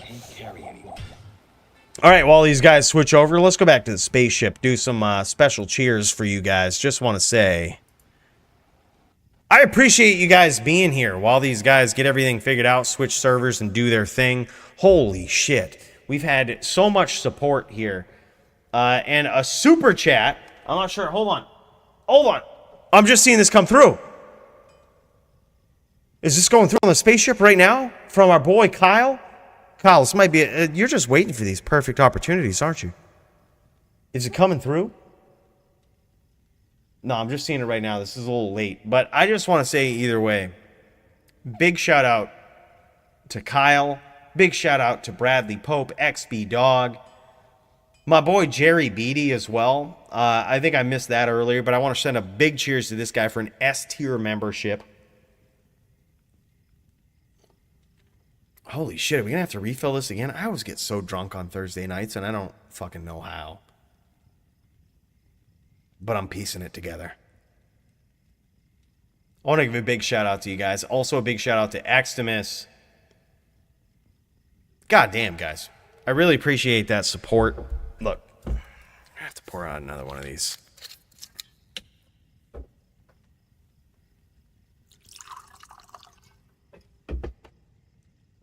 Dclone time? Oh, yeah. That's actually a good point. I got Dclone spawn in this game. That's a good point. Thanks, Joby. 2020 anytime. Let's fucking do it. That's a good point. Yeah, we have a Dclone spawned here. Let's resurrect a mercenary, Santiana's mercenary, who is named Chalan. I don't know why that's the case. I don't know why we don't have an Emilio here. That seems like a big mistake. Must have played ladder with this guy or something. PVM'd a lot. I don't fucking know what the excuse for this is, but it can't be good. Dude, what? Did you come in this game and wreck my Dclone, Joby?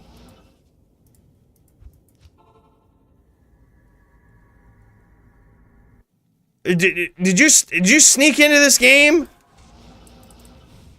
Yeah, he did. Yeah, he look at this. He snuck into my game, took my Dclone. What an asshole. Hold up, he said, tells me to scroll up. He says, scroll up. Never talk crap about maple syrup again, nub. He stole my fucking Dclone, stole my Annie, which was clearly a 2020-10. That's the only thing we get. He stole my 2020-10 Annie. I'm about to open up a scammer accusation on this guy. Never talk crap about Canadian maple syrup again, nub. Oh. And he's Canadian, so he just took it. He just took it, didn't even ID it.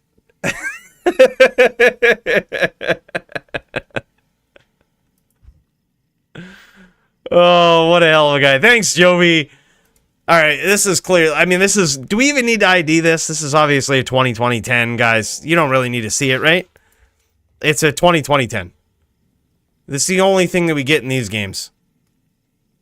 A 1728. It was only because Joby killed Dclone for us. Just ruining everything.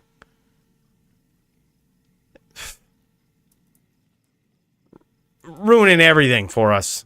I'll actually keep that. That's not bad. We got a couple of 2020s up in here.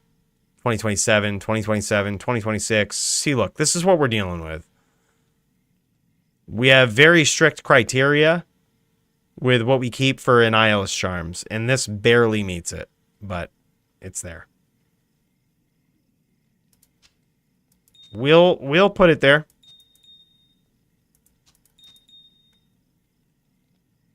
We'll keep it there. 2017, okay. We'll put it in the stash. But just know it was... If we would have killed the Dclone, it would have been 2020-10. But Joby is sending a special message to everybody that never talk crap about maple syrup again. Canadian maple syrup in particular. All right. That was a mistake that I made. Joby is part of the Canadian Mafia. Look, you talk shit about Canadian maple syrup, Joby's going to join your game. All right. And he's going to steal your Dclone.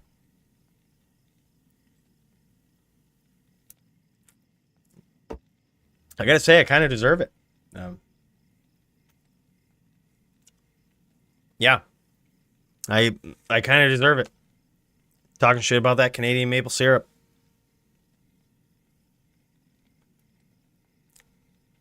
Well, that'll teach me.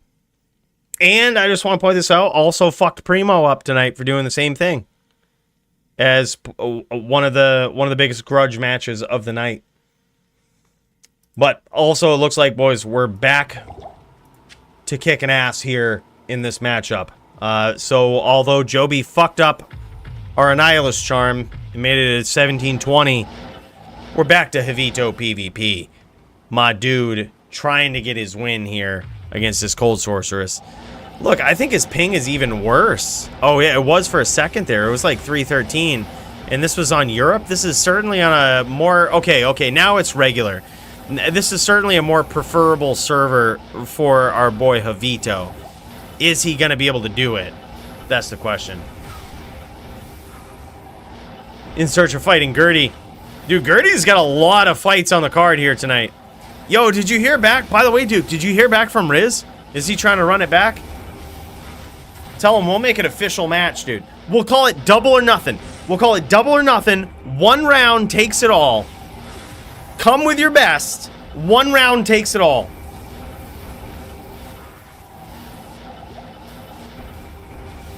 That's what we'll do. By the way, I see you, Carter. It's coming through. Hold up. We're traveling so fast here. 7 times the speed of light. It takes a while. I see it, but it takes a while for it to catch up. I see you, bro.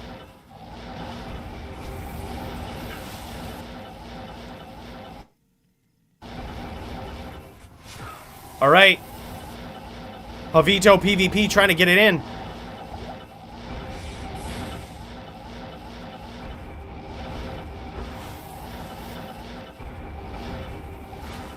Oh, big hits from Gertie.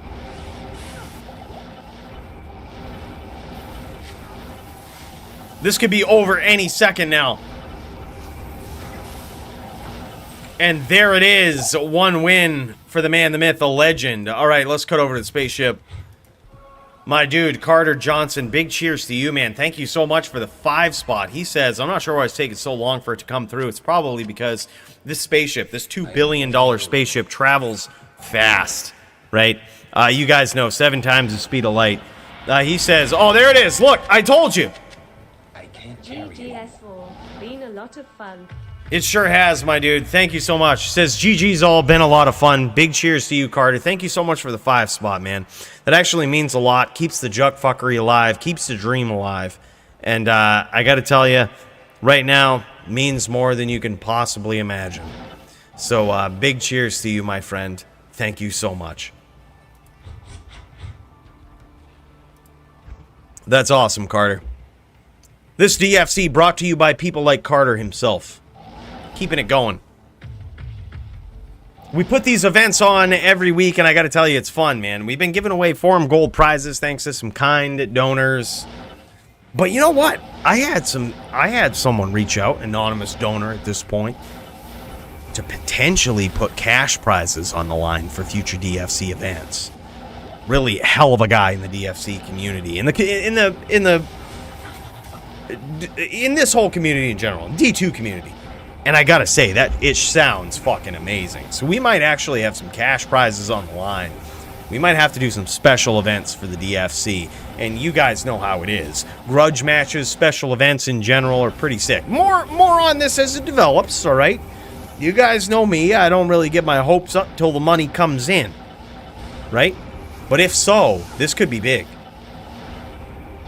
This could be big. Sharpen up those DFC skills, bros. Get the DFC ring rust off now. Join up now so you're ready to go, because potential cash prizes in the future.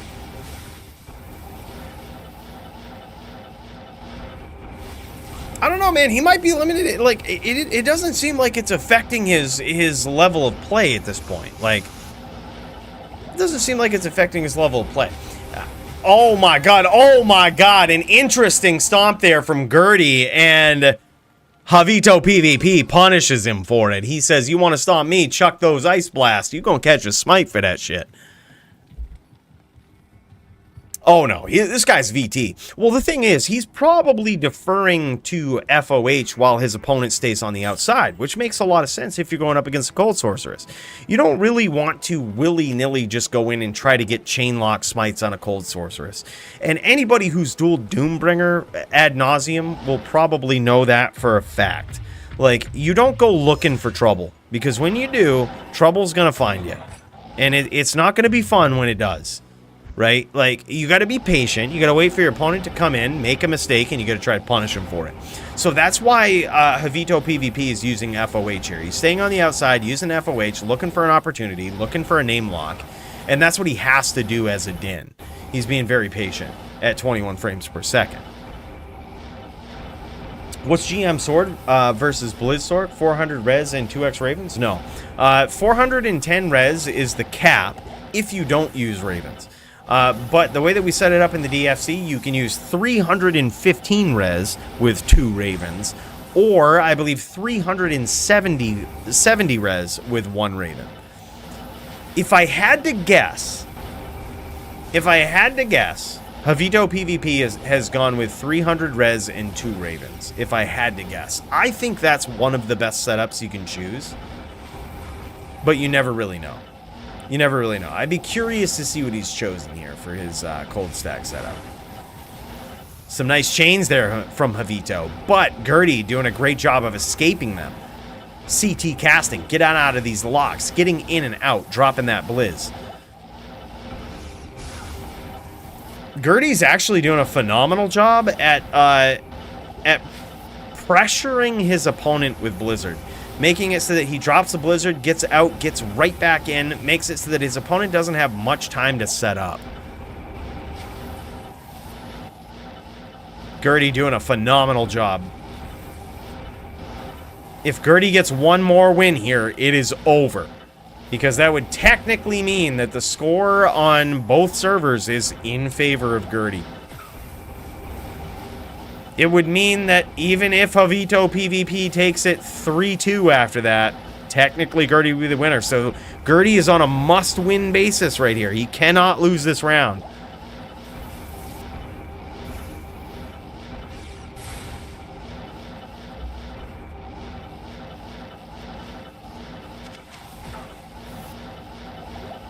Oh, so he's 125, can't have 2 Ravens? Can you not have 2 Ravens with 125? Hold up. So you got 35 from the Spirit, 25, there's 50, 70 from the Belt, 90. 120, yeah, you're right. No, I guess he could have the Amulet too. 125, oh yeah, you're right. 20 on the Amulet, he can't have 2 Ravens, so he's probably 370 with 1 Raven. Yep, Joby's right. Joby's got that VT experience. Is a BM to attack when they go for the mana? Nope, technically not. If they go for the mana pool, you can attack them. There's no safe zones in GM PvP, right? So just because we allow mana pools doesn't mean you can't camp them. You know, so you could do that. If you're camping them too much and you have no excuse to, you could get called for lates. But, you know, if you know your opponent might be hurting for mana, it couldn't hurt to actually camp the mana pools. GG's, and there it is. Javito PvP slain by Gertie on the Cold Sorceress. Gertie laying it down, man, on both servers there. Very nicely done. Yeah, and Gertie saying, yeah, it would be 3-2 at best in this duel, giving the best record to the 3-1 in favor of Gertie. So even if Javito goes and takes the rest of these, making it 3-2, the better record would go to Gertie. Yep, that's actually pretty good. Gertie played very well. That is, like, I gotta say, man, let's put him down for performance of the night. Like, that's actually a very good display of how vicious a Cold Sorceress should be. Right? Like, just constantly in and out. That Doombringer style, where, like, you're evasive and hard to catch, but you're never far away. Right? Like, you're just... It's gonna be hard to catch you, but you're never far away. That's just how to play a Cold Sorceress, man. It's why I've built another Sorceress on ladder right now. Trying to level one up, trying to Trying to easy you nubs on a cold sorceress. I'm taking notes, learning from people like Gertie, people like Doombringer. Got a lot of builds in mind for this here DFC. Yeah, that was insane. Very nicely done. I want Gertie now. That's my DFC match. All right. Duke, if you stream it, let's go. We also got Armen P going up against Doombringer. That's happening right now. That's happening right now. These guys have been waiting patiently. If you can hook up with Gertie, that's three fights in one night for Gertie against I think that would actually be a fun match to watch. Like a Duke on a Barb versus Gertie on the Sorceress. I think that would be a cool match to watch, dude. I'd totally be down for that. We'll call it the fourth Grudge match of the night. Right now, we've got Armen P, Armen Hammer himself, going up against Doombringer. Now, this is a very tough matchup, and Armen P on the Hammered in. Armen P is very good with chain locks here. He's going to keep Doombringer guessing. He's gonna be very patient. He's going to be looking for his name lock, and he's going to punish Doombringer as soon as he can. Now, he does have the option to go 300 cold res with 40 absorb. He does have that option. He's looking for that name lock. Doombringer ain't going to give it to him. Oh my god, big blizzard there from Doom. Yeah, he does have the double absorb. He just pointed it out. I'm happy he did that.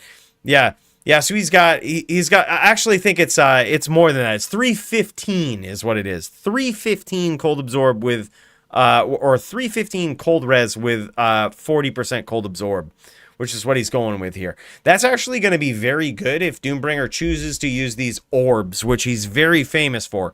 He'll use these orbs in the more. He'll chuck these orbs, and if you have 40 absorb, it's actually good against those. But you're still going to get cracked by that blizzard should he choose to use that. And Doombringer just being very evasive here, making it very hard for Armen to catch him. Oh, and a nice chain from Armen P. But also Doombringer has that Oak Sage up. Doombringer is a classic, a notorious full Vita cold sorceress. He is literally trying to sunder all of your resistances away. And by sunder, I don't mean with a sunder charm. I mean with the cold mastery skill, with the items that he uses. He uses shit like Nightwing with a or not Nightwing, but he actually uses a 320 helm with 2 cold fastest in it to try to rip away your cold resist even more. This guy is just insane, man. He's trying to rip your cold res away as much as possible and try to punish you for being limited by the cold rules. This is what this guy's trying to do. But that orb, not necessarily as effective. It might be as his opponent gets a little bit lower here, but certainly not as effective with Armen P's choice. Oh my god, and Armen P gets there! Holy shit! Big comeback from Armen P! This guy, underrated Din! Underrated Din! This guy is a savage, man! He got in there with that stomp! Did his bow run out? Is that what it was? Holy shit, Armen P got in there, bro. I'm telling you, this guy is so underrated. This guy is a really good hammered, and he's stacking up the wins in his favor, man. And it's not even close. This guy might be the future of Hammerdins right here. This guy might be the future. You might be looking at it right now. This guy's Hammerdin skills second to none. One of the only guys that sticks to straight hammered in, good or bad, doesn't give a shit, and he's got a nasty matchup against Doombringer right here. He was very close to death. Doombringer trying to finish him with those orbs there, and Armen P, Armen Hammer himself, not letting it happen. And that's a good point too, Duke. That's a good point too. A lot of people don't know this about Doom. Doom playing with a bit of a handicap here. He actually just recently was involved in a little bit of an accident where he broke his arm, got a concussion. So this guy is playing at the subpar physical level here, okay? Subpar physical and possible mental level, right? Like, he's not necessarily on his game. He might be recovered from the concussion, but physically got a broken arm. This guy has a bit of a physical handicap.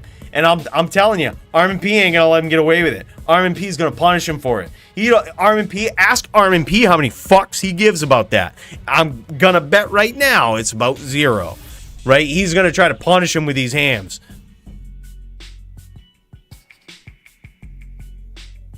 What axe is he using? I don't think he's using an axe here. Or if Lilith is, I don't think Lilith is using an axe.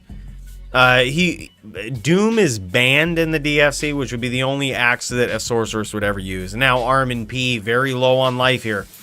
He's going to hope to not get hit by many more of these blizzes, because that's what's doing a lot of damage to him. That orb, the lower he gets in life, that orb is going to present a less of a threat to him because he's chosen the dual Raven setup.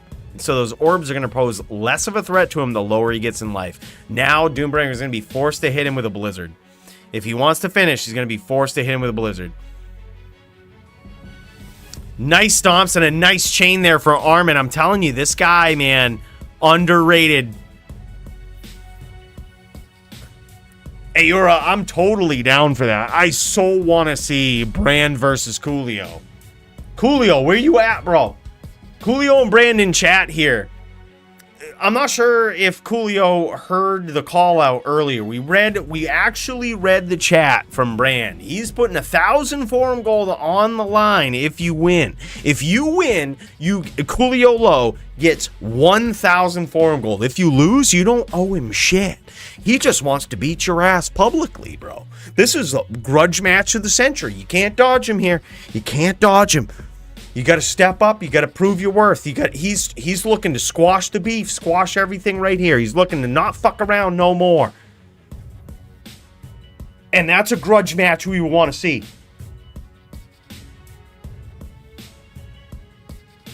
Root says, I'll duel for Coolio. Root siding with the trolls. Why am I not surprised? Root, why am I not surprised? Okay?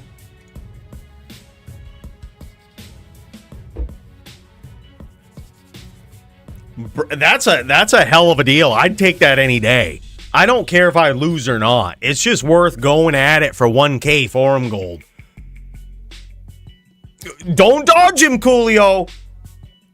Don't dodge him here. This would be the grudge match of the night. Look, you have the potential to earn performance of the night and fight of the night against fucking Brandel right here, which would give you 1K anyway. So if you beat him and get performance and duel of the night, that's fucking 2K. Shit, bro. Get up in that shit. This is a high-profile match, bro. Get up in here, stream this shit. Let us see this shit. Yeah, that's a big pot, man. You can't dodge that. I think that's an auto loss if you dodge that shit, because 2K is worth just about anybody's time. That's 4 fucking bear runes on ladder right now. You have to be some kind of rich to be turning that down.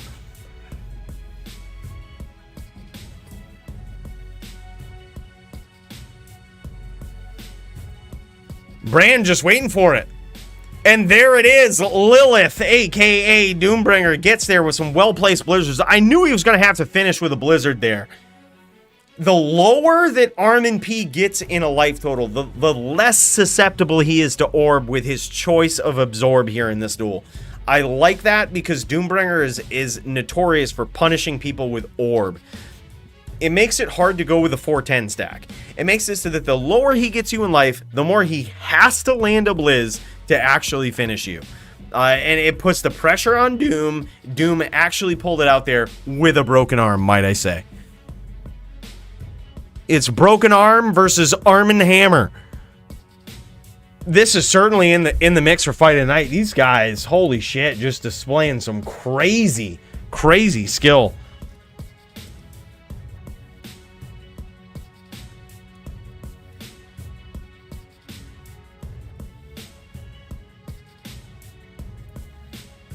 Hell of a duel so far.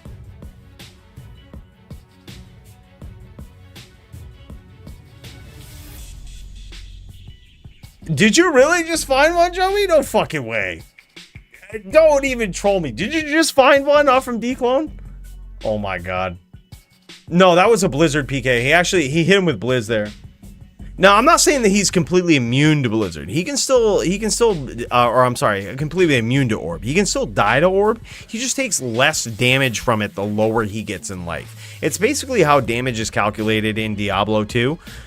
I can't even begin to explain it, but the lower that you get in life, if your opponent has a skill like Orb that's dealing a lot of just sort of multifaceted cold damage, if you have, the more absorb you have, the more impervious you are to it at a lower life total. But you see at a higher life total, right there, he just got hit for 2,500 damage from a Blizz from Doombringer. That shit is scary, okay?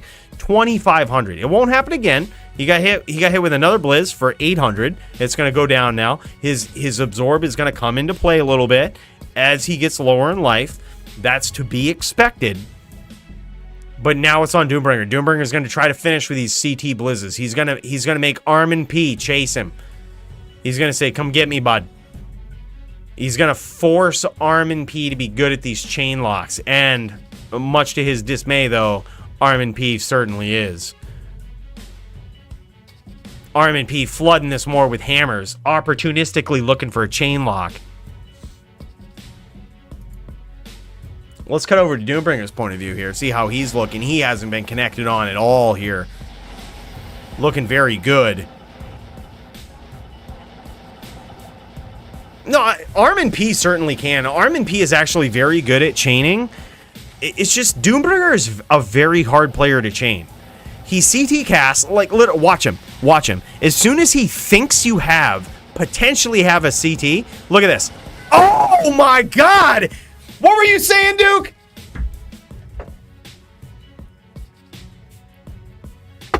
Bro, what were you saying?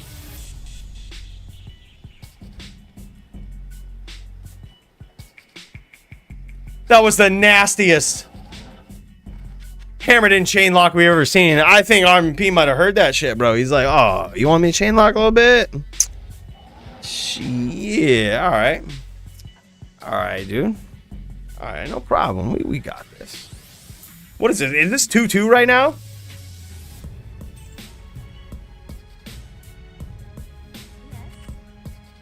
2-1. 2-1, okay. It might have been, but I mean, honestly, on a Hammerden, it's very rare that you're going to chain lock, because the reason that you would chain lock is if you get a smite, so you're mixing in smite and probably FOH at that point.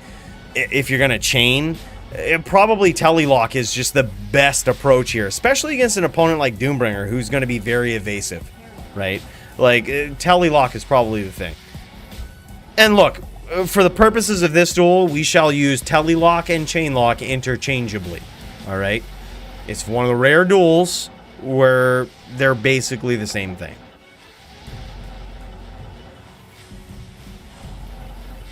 Just walk versus Hammerden, easy win in my opinion. Yeah. And Doombringer's mixing that in too. You see him walking in these exchanges here too. Like, he'll set him up, he'll walk down. Like, there it is. Now he's walking, he's throwing orb, he's walking. Like, he's trying to, like, Doombringer is notorious for setting up the nastiest cold damage traps that you've ever seen.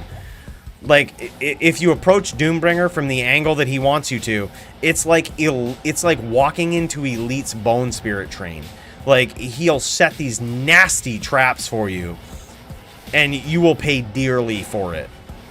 Oh my God, and another clutch hit from Armen P, making it 3-1. Armen P stepping it up, my dude. Oh my God, this shit is getting close. This shit is getting close. This is a big opponent, and I'm actually pretty impressed to see a Hammerden take on Doom like this. Doom, obviously, with a physical handicap here, as worthy of pointing out. But Armen P showing no mercy.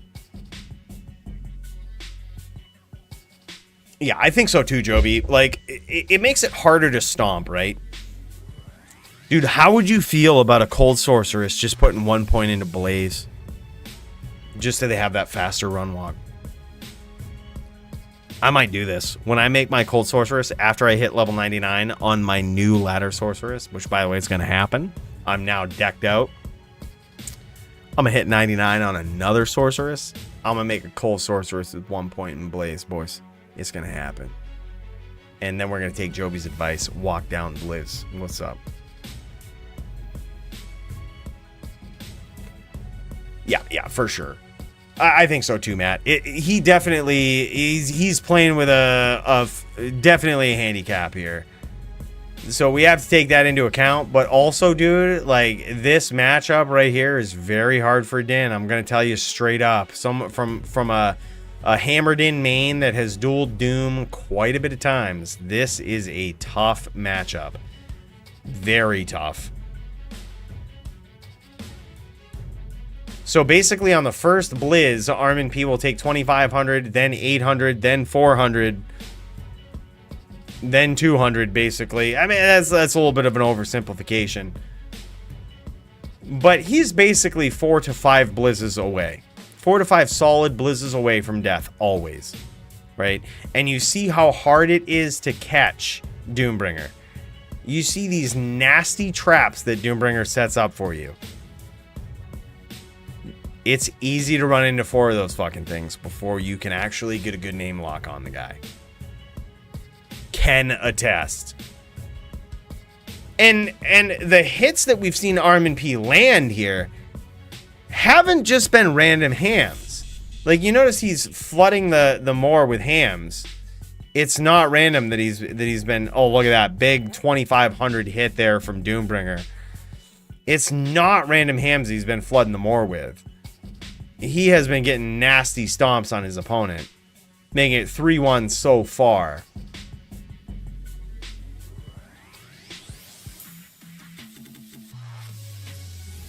We ever figure out who's smurfing under the name of Armen? Dude, can you imagine? Armen P, I think, is one of the most underrated Dins right here. This is his first top-tier matchup against a top-tier opponent. High-ranked opponent on a Din. Mind you, Dins suck ass in this game, all right? Heavily got their work cut out for them, okay? They're always with their back against the ropes. Always gotta either push the aggression or get creative. It's tough to do, okay? Armen P really showing it. This guy is, I believe, undefeated in the DFC right now. Oh, let me check that. Before I leverage such claims. Let me check this shit. Armen P. Recent stats. Hold up. I might have to show you guys this.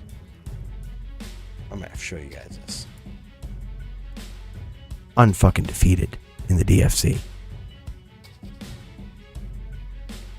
This guy, 4-0. Unsung hero.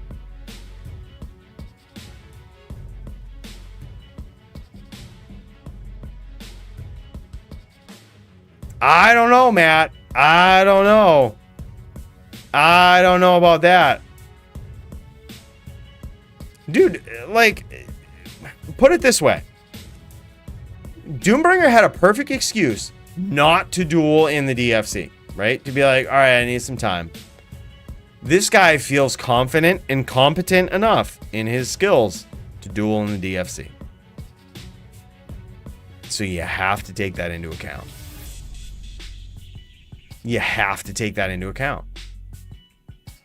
And dude, let's be serious. He's not really dueling much different than he usually duels. He's still pretty on point. He does have the excuse, but an excuse is an excuse. If Armen P beats you, he beats you.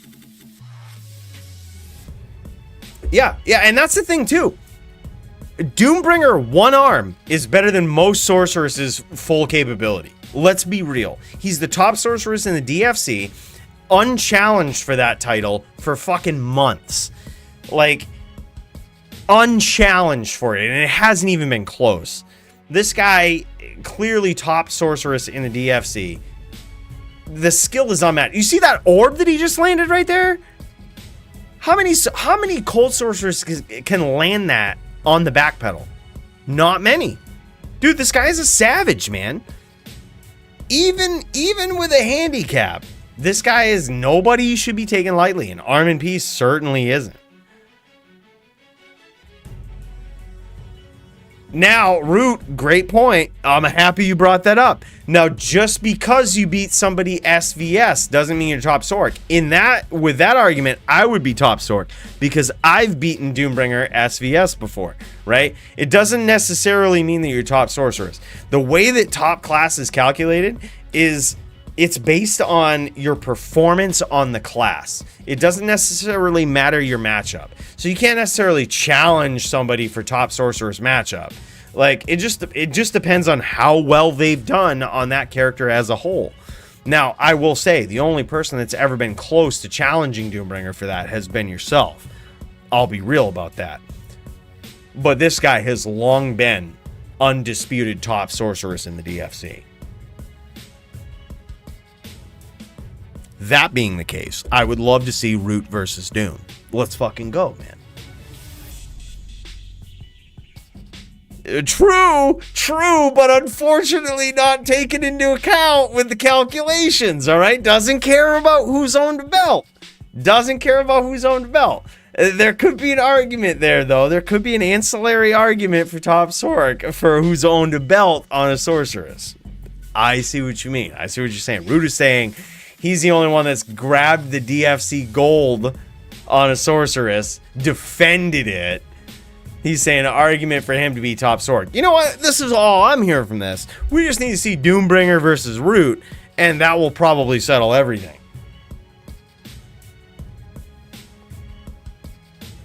Yeah, Root has a DFC belt. Root was a DFC champion. I believe he defended it once or twice. I'll have to check the records.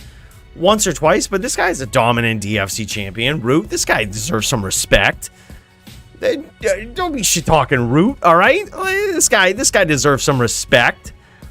This guy's very good on a sorceress. He's 11-0 SVS. Not true. He lost to Serenity.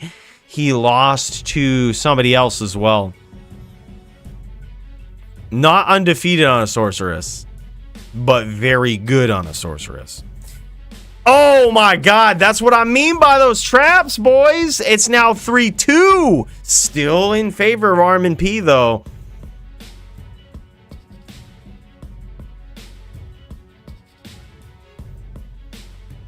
Pretty sure I'm the only one with an actual DFC belt. Joby is probably talking about his season 1 win of the DFC, which crowned him with a DFC belt.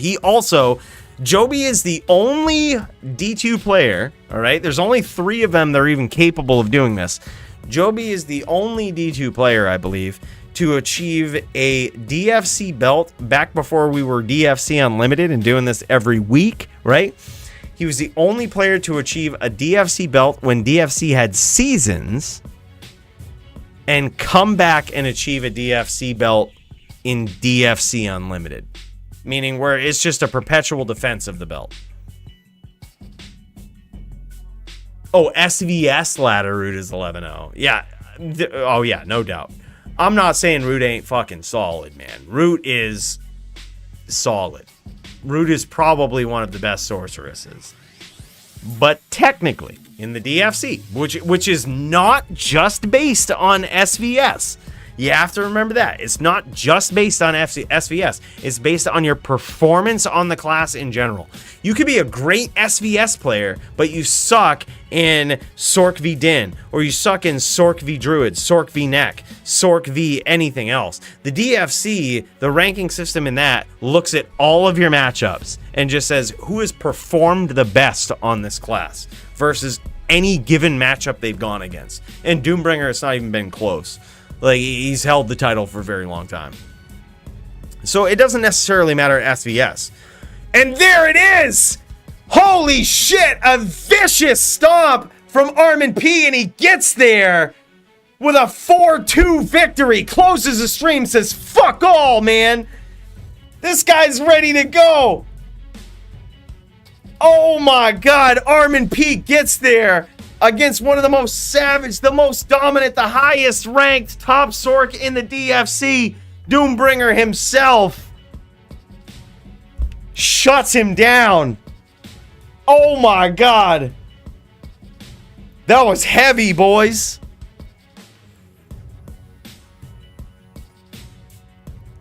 Bro, we gotta say, Doombringer, nice performance, man. Like, we almost can't even tell you're playing with a broken arm. Your skill is so much better than most other sorceresses that play this game, brother. It's not even funny. It's not even funny, bro. Your skill on this sorceress is unmatched. Even with a handicap, one-armed, I guarantee you're better than most sorceresses out there. Yo, Root, you ready? We about to see this, man. We want to see this Root versus Dio, bro. You can't just be talking shit. We got to see you stepping up, trying to take on Dio. Look, if Root dodges you, Dio, I think he's a little scared. Root knows he's lost before. Root knows he should. Here's the thing. Root, I don't mean to throw you under the bus like this, okay? But I just want to state the statistics, all right? I want to state the statistics. I don't mean to throw you under the bus, but Root has lost this matchup before versus Dio. In a match that Dio shouldn't have won versus ES Fireballer. Now, this is going to be some fucking fire, okay? Because Root should not win this matchup. Or I'm sorry, Root should win this matchup. But in the past, Root has not won this matchup. This is going to be a match right here that Root is going to try to defend his name, to try to avenge his loss, right? The world wants to see this shit, right? Get up in this shit, Root. We got to see this right now. We got to see this right now. Dio versus Root, the world wants to see. Can Root actually prove his dominance as one of the best Druid players that has ever existed? Or, dude, I'm so drunk. I'm fucking everything up. But you know what I mean. Or is Root gonna fucking prove himself?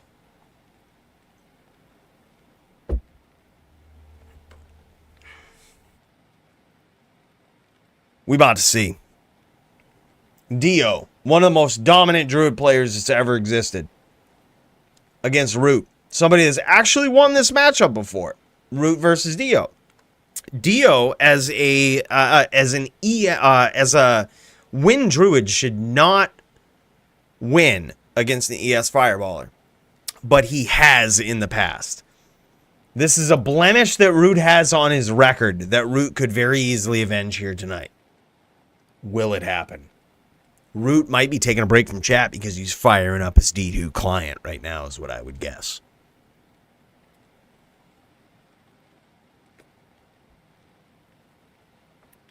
All right, eSig is at 100%, which means I can unplug it. I'm fucking ready to go, boys. I hope you are too. Let's cut over to the spaceship, shall we? Wow. What an incredible night of fights we've seen so far. So far on the card, just to get you guys' brains thinking, this is what we have for grudge matches and fight of the nights, all right? We're throwing them all in there. They all count. Coolie versus Marvel, okay? That's in there. It was a random grudge match. Marvel performed very well. I think Coolie performed very well as well. Landed probably 3 or 4 meteors on Marvel, which is, let's be fucking real, more than you guys could. You go try to land a meteor versus Marvel, see how well you do. That's pretty goddamn impressive, all right? I didn't win. I got my ass handed to me. But I landed 2 to 3 meteors per duel on Marvel. Impressive, right? Fight of the night, grudge match of the night. Let's put that up there, okay? Coolie versus Marvel. Then we have Joby versus Primo. The Canadian maple syrup grudge match of the night. And I gotta say, Joby coming in there with a dominant 4-0 victory, proving that Canadian maple syrup is better than any sort of American, real American maple syrup that could be made. And a dominant performance by both players. That was very good. So definitely in there for fight of the night and grudge match of the night. Then we have Coolie versus Serenity. Yeah, I'm in here twice, but it's so rare that anybody wins going up against me. Dude, I gotta say that was a good match. Like, Serenity came in prepared with an just top-tier strategy, 4-0ing an ES Fireballer, which, may I remind you, landed 2 to 3 meteors on Marvel per duel. Please keep that in mind when you're thinking about fight of the night. Serenity really showed improved here tonight with a 4-0 victory. Okay? Keep that in mind. That was very good. Then we also got Riz versus Vamp, an incredible fight that we've seen tonight. With Riz with some of the most dominant Sin aggression in not only this DFC card, but all of D2R in general. This guy's insane. We also got Javito PvP versus Gertie, Doombringer versus Armen P, the match that we just saw. Some very good matchups tonight. So far for performance of the night, let me know if I'm missing anybody. I've got Serenity with the Poison VT, a very good choice against his opponent. Very well played. We also have Riz for some of the most savage aggression, right? We also have the Bow Shaman, Polytheist himself, who should certainly be in the mix for this. Also, I totally forgot to put Polytheist versus Primo down here for Fight of the Night. We ought to put that in there. Polytheist versus Primo, good fight, but certainly performance of the night could go to Polytheist, mixing the bow into his regular repertoire. And then also Gertie on performance of the night, very well done. You know who I think we should also throw in there is Armen P. This guy, he shouldn't have won that. This guy shouldn't have won that. Like, you got to consider he was going up against a Cold Sorceress as a Hammerden, as a Din in general. Won it with stomps, bros. If that shouldn't be in consideration for performance of the night, I don't know what should be. That shit was dope. But you know what we got in the meantime? We got Brandel versus Duke, it looks like, is going on. Some sort of grudge match. Let's cut over and check this out. These guys looking to prove who has the bigger EP here in this grudge match of the night. Brandel, Coolie didn't dare step up to Brandel from the chat here. Brandel looking to have a DFC sanctioned legitimate duel. Throwing 1,000 form gold on the line against his opponent. Coolie just dodged him. So Duke says, you know what, bro? I'll step up. I'll step up. We'll have ourselves a good duel. And here we are. That's what we're tuning into right now. Duke versus Brandel. Duke with some of the most savage BVC skills that you might have ever seen in your life. Going up against Brandel, an up-and-coming ES fireballer who dreams to be as good as Coolie, who is really showing off his skills, landing 3 meteors against Marvel, which that is something I'm adding to my Diablo 2 resume. Landed 3 meteors against Marvel in one duel once. That's going in there. But Brandel looking to step it up, looking to kick some ass here against Duke. And Duke looking to show off his BVC skills on this barb. Duke is one of the most patient players that you might ever see. Gertie Pog Gertie. Gertie the truth. He might be, dude. Marvel, are you fucking secretly on Gertie? I see these people coming in on different accounts all the time. He says no, which could mean yes. I just want to let you know. He would have every incentive to say no.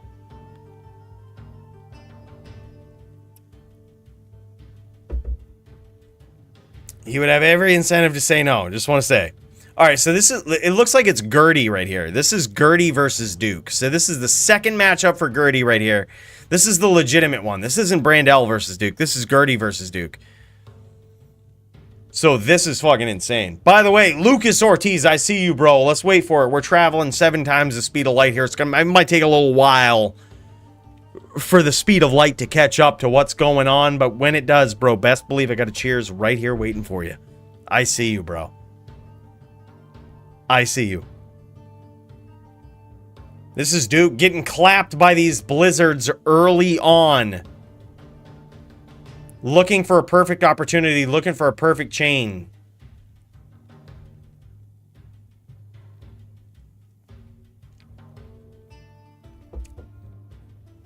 And he also, it looks like he might have a dual 40 cold res absorb setup here, which will certainly pay dividends the lower he gets in life.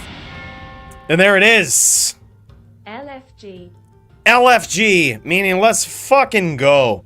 By the way, Lucas Ortiz, bro, thank you so much for that $9.99. Let's cut over to the spaceship after that first round and give a special shout out to Lucas Ortiz, bro. That means a fuck ton to me.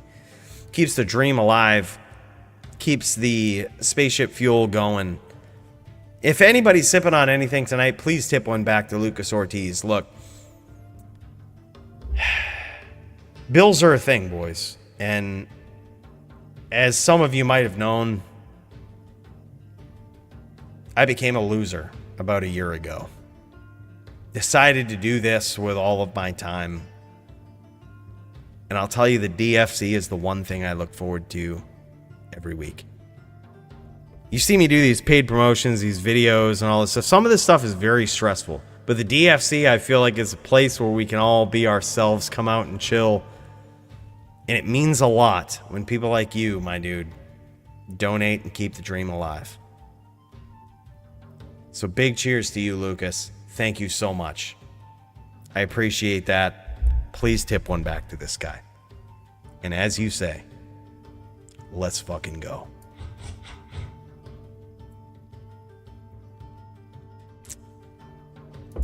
Big cheers to our boy.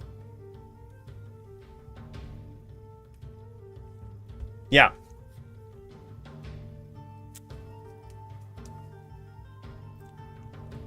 Yeah. Stationary Barb versus Stationary Sork. Well, that's the thing. Duke is very patient with his Barb. Like, Duke is extremely patient, which honestly is confusing to a lot of players. And I think this is how he gets a lot of wins. You see a lot of Barb players that will constantly chain, right? They'll constantly teleport around, they'll chase you, they'll look for the chain, right? Duke is a hybrid. He looks for a throw lock. You can see that. You can see it from, look at his hotkeys down at the bottom of the screen, right? He actually looks for a throw lock. And he's doing that because, oh my god, and holy shit, Stationary Sork winning that duel right there. He's doing it because he wants to confuse you. He knows that you expect a Barb to be hyper aggressive. And he can be that. That's the thing. It's like when the opportunity presents itself, he will telelock you. He will chain lock you. He will punish you for making mistakes. But when you don't give him the opportunity, Duke says, duel's happening right here, bud. Come at me. I'm not fucking chasing you. Come to me. Give me the opportunity to name lock you, and then you get out of there. And so far, Gertie has done that. He's actually obliged that game plan, and he's punished Duke for doing it. He's gone with a max block setup. He might not necessarily have the full Sunder setup that we see with players such as Doombringer, right? But he does have that max block setup and probably max DR setup, which is going to make it extremely hard for Duke to land very significant damage if the sorceress is standing still. So that's why you see Gertie just happy to oblige in these situations, saying, look, yeah, and Gertie has the Storm Shield on. Gertie is not using a J-mod. Gertie's going with a full DR, max block setup here, max DR, no fucks given. Just says, all right, let's do it. And that's the duel that we're seeing right now. So it's going to be on Duke to sort of not only grab the name lock, but punish his opponent, land a whirlwind, and get out of there. Right? Like, that's probably Duke's game plan now. He's going to be looking for the name lock. He's going to be looking to score a whirlwind and just get out. He's probably not going to sit there and whirlwind too much unless his opponent gives him the opportunity to do so. As soon as his opponent sits there and starts casting Blizzard, he's out. He knows now that he's not going to win that. He's just going to look to score his damage and get out.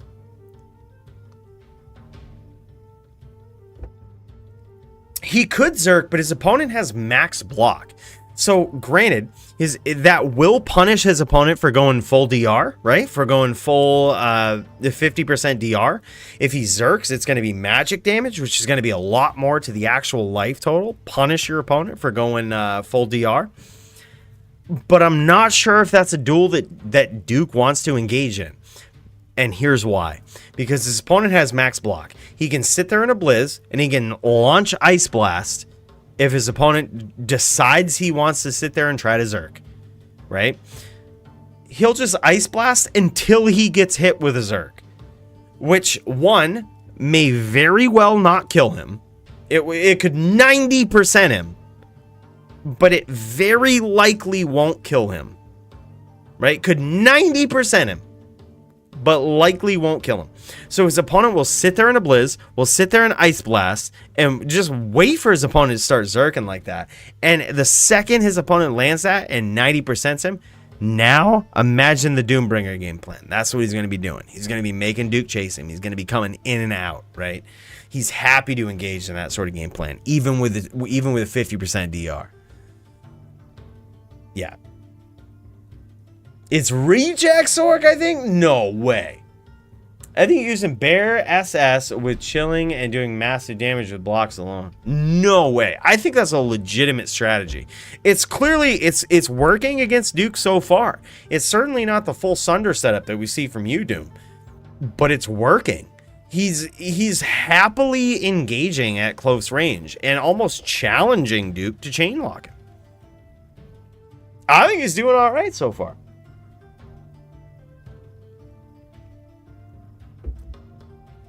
And the beautiful part about all of this is this will usually happen. Oh my God, and Zerk going in for the... Duke going in for the Zerk! And now Gertie walking down, delivering so much damage. I'm not sure if that was an official round. Or what? Oh my God. More data points here for what you guys remember what Elite Vamp the Champ was saying, that you should limit block on a Sorceress, Druid, and a Necro to 30%. Bros, Duke really proven, really adding another data point to this here. Sitting there zerking a Sorceress for like fucking 10 seconds in a row, not connecting. And just getting the fucking 90%ed. This is a data point, okay? It's a data point. Oh, man. Yeah, okay. All right. That's another data point. Where you could get a Zerk like that and just fucking tee off. Oh, my God. Yeah. That was super rare. That was super rare for sure. Holy shit. I mean, that can happen right there. And also, after the first... Here's another thing. After the first connection on a Barb, and when you get put into that FHR animation, I don't know how the calculations work out while you're in FHR animation. I don't know how the block percentages work or anything else works. But it seems like you have a better percent of getting hit while you're in FHR animation than you do otherwise. I don't know how it works. Don't know the math behind it. But you notice how he just landed 2 consecutive hits while his opponent was in FHR animation? I think while you're in FHR animation, your propensity to get hit is a lot higher. I don't know the actual stats behind that. But just based on Paladin player performance, someone who's used to rocking that max block, and there it is. Duke gets there in that round, no longer fucking around.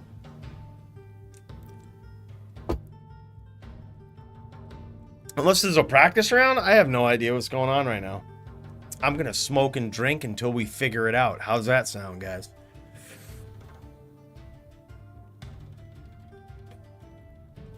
Yeah, he was normal attacking him with Fathom. Oh my God. All right. Oh, they're just trying stuff right now? All right. I think the set is over. Did Duke lose? Max block his bust sword. Put it this way. Another data point to back up Duke's argument is this. On my ES Fireballer with max block, I am not scared of any fucking barb. You could put Stadium PK up against me. I'm not scared of him. It's just another data point from a noob Sork player. Max block, I'm not scared. Simple as that. Like, you want to sit there and try to zerk me? I'll have multiple meteors coming down on you as an ES Fireballer. I'll sit right there and tank your fucking zerks. Like, that's fine by me. You want to sit there and zerk me with max block? Sure. Let's roll the dice. You're not going to like my meteor damage. I'll roll the dice against your zerk. Yeah. Another data point for Duke has said this. Also, we got to note, our boy Duke has said this. Our boy Vamp the Champ has said this. It's something to take into account. That possibly block rule is something we adjust. I hate to do it because you guys know me. Your boy has just switched over to ES Fireballer. So naturally, I don't support any ES Fireballer nerfs. Alright. We're trying to get the championship belt. But it clearly, as another data point, didn't help against Serenity with his poison bow. We went 68 block. Didn't really help. Just kind of delayed the inevitable. Please interview Gertie. All right, let's see it. Let's. All right, let's do it. Yo, Gertie, you around? People told about interviewing you, bro. Let's fucking go. Share your screen. Let's show us this build. Okay.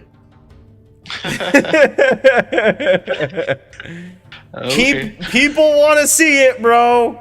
People want to see it. Gertie number one. All right, let's pop into Gertie's stream here. All right, show us this setup, bro. Walk us through this. People saying max block OP, but oh my god, look at this. So he's got Night Wings, Death Fathom, a 210 Strength Mana Amulet. I couldn't hold on. Go back to the SS. I got to tell if it's perfect. It is. No. It's not a perfect one. It's not perfect. I borrowed it off somebody. The build's pretty shit though. It costs like maybe 500 FG. Pretty good. Are you shitting me? This whole build 500 form gold? Max 500 FG. Oh shit! Pretty my good. bad. Hold up. Yeah, you're right. Someone was pointing out in chat that I wasn't showing the screen. Sorry about that. All right. Yeah. Thank you. I don't know why I wore these, to be honest. I don't think I had another pair of boots. All right. How do you feel about this matchup? Is max block OP? I kind of just stood in one spot, blitzed myself, and then he died. He's not saying yes, but I feel like he's saying yes all in one. Yeah, so basically what we saw here was a perfect perfect Fathom in all the ways that matter. He had the 30 cold res. Yeah, there we go. I wasn't showing him the first part of this. He's got a 5/5 facet in it, 5/5 facet in the helm. He's got a 210 amulet with a lot of strength on it. And it looks like, by the looks, are you using Enigma or COH for this build? Enigma. Yeah. Do you put any points into... Let's see your skill tree real quick. Do you put any points, any hard points into teleport, or you just go with it? No, I just... Oh my fucking word, dude. Just teleport from Enigma. Sork is so fucking good. Enigma is so good, dude. Yeah, I don't think I have enough points to max this either. You didn't even max Or take Cold this. Mastery? Yeah, and I think if I took Shiver Armor, I'd have more defense against the Barb as well. Holy shit, bro. So it's like 4 more levels, and maybe I can just tank even harder. Oh my god, how dare you show off this Sorceress here. You're gonna get fucking block limited on a Sorceress. And as a fellow Sorceress player now, how dare you? Holy Well shit. done. Dude, dominant I think- performance though. Like I gotta say, one cool thing about this whole matchup though is part of me actually likes that, where the Sorceress doesn't have to run. Or she's just like, okay, let's go. Like, I don't have to stay off screen. Let's fucking go. Let's roll the dice. But yeah, I mean, that's, it's kind of crazy though when I just sit like and blizz myself and he's telling me to move. yeah, It's like, yeah. Interesting. And you've got 19 hard points into cold mastery with a negative 225 to enemy cold res. Bro, this is sick. All right, show us the rest of this setup, bro. Were you using, was the rest of this, what was the rest of this? I just, all right, subpar life, subpar, I call those subpar lifers. If they're not 45 lifers or subpar. You went with defense charms? You went with defense charms here? All right, holy shit. This is like 7K. This is a game changer. We've never seen this on a sorceress. You've never seen defense charms? Well, we've seen defense charms. We haven't seen a cold sorceress use them. We usually see these in like these fringe builds. Like we've seen Max use them before on an elephant sin or on a boa sin. On these like on these odd matchups, we've seen them used. But this is a charm that not a lot of people know is actually good, is defense and life. Dude, how many people would find this charm and fucking Charcy it? Like, this charm is worth a lot though, no? Yeah, it definitely so is. It definitely is, but I feel like a lot of casual players would not know that this is worth a lot. Like, I'm so happy that you're pointing this out. Is 30 defense perfect on this? Yeah, I think so. You think, or it is? Does anybody know? That is okay. Yeah, Doombringer's confirming 30 defense is perfect on that. Yeah, 30 20s. Holy shit! A lot of people would just Charcy these. Wow, matching inventory too. Pretty broken. Nicely done, man. Like, I gotta say, like, your strategy of just saying, like, all right, I'm gonna just sit in this blizz and I'm gonna just do this is exciting, but also feels bad for Duke. Holy shit. Like, nicely done. Nicely built character. Holy shit, man. Good choice of the defense charms there, too. Wow. Thanks, man. Congrats on your win, brother. Thanks for showing us the build. Really appreciate you. People are saying that you're either Toshank or Marvel in chat. Can you verbally confirm or deny this? I'm not Marvel, but this might be most of his gear. All right, you heard it first here. This is Marvel's gear, borrowed. All the perfects, all the good shit. All right, we're just gonna cut you off right now, Gertie, because now people are gonna hate on you for borrowing Marvel's gear and absolutely KO and Duke. I'm sorry, bro. They're gonna hate on you. That's okay. I'm happy. Don't worry about it. Good win, bro, and congrats, man. Appreciate it. Thanks for showing us the build. GG's, boys. Wow. All right, so another data point there that we've got. Wow. Defense charms. All right, so you heard it first. This is not Marvel, but Marvel sponsored. All right, he took some of Marvel's gear. What an absolute savage. Cheers all. Yeah, that was very good. Wow. Full Vita Cold Sorceress just sitting there tanking them. What do you guys think? That was insane. You know what I think is also insane? Root versus Dio. I'm too fucking drunk for this. I'm not gonna lie, boys. I'm gonna be honest with you in full disclosure. Got a lot of shots tonight.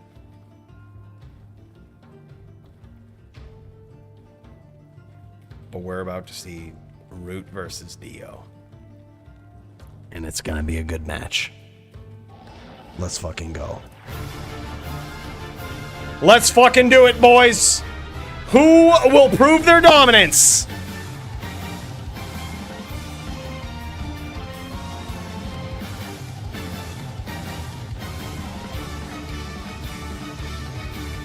In this corner, we have Dio on his Druid looking to prove his dominance here yet again versus Root. Is he going to be able to do it? Only time will tell. Root trying to get back onto the road of victory. to the title shot, possibly against Elite. How's this all gonna go down? Who fucking knows? Who fucking knows, boys? I gotta piss. That's the only thing I know. But these guys are going into round 1, and I certainly don't want to miss it. This is going to tell us a lot about the duel. Yeah, I think so. I think something will have to be revisited. I think the suggestion from Vamp the Champ with he has no reason to suggest block on a sorceress, and he did. Block on a sorceress, block on a druid, and limiting block on a necro. All of those classes, I think those are legitimate things to consider. And dude, this dude is a pro, man. This dude's a pro. Limiting 30 block on those builds, I don't think is a bad move.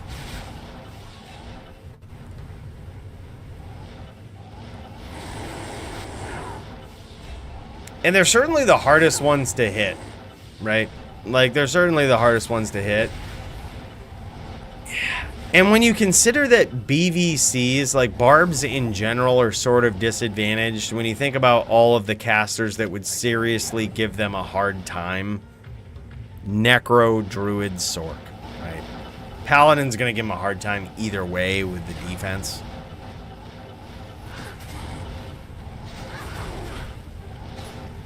Wow, look at this, man. Dio with that constant pressure. Is Dio going to be able to take this again? Root stepping it up, saying he ain't trying to lose this. He's trying to prove himself. Oh my god, he's getting some good damage in. Dio has done a great job of avoiding all of these like meteor traps that Root is trying to set him into. I gotta say, I'm pretty impressed by Dio here so far. Keeping that Cyclone armor up too. Cyclone armor it's a very overpowered skill, but certainly in this matchup means a lot less than others. So let me explain this Cyclone armor. Cyclone armor is a skill that will absorb certain elemental damage, all elemental damage basically. So if Dio keeps recasting this after every exchange, he's going to be resetting the amount of damage he can absorb, which I believe with his Cyclone armor, probably somewhere around 12 to 1400, something like that, which is pretty significant in this duel. And he is landing some pretty good shots against Root right now. He's actually getting Root down pretty low. Root is doing his best at trying to lure him into some meteors. If he gets hit with a meteor, his Cyclone armor doesn't matter. It's going to hit for so much damage, it's going to damage him either way. But it's on Root now to lure him into this stuff. Like, and it's on Dio to sort of cut him off, to keep that Cyclone armor up. Oh my god, and to stomp him just like that. Willing to take a meteor hit to prove the dominance of his Wind Druid build here. Oh my god, and another meteor there. Well placed from Root, but doesn't quite connect. Oh my god, another hit. Dude, Dio is just putting on a masterclass for the Wind Druid right now.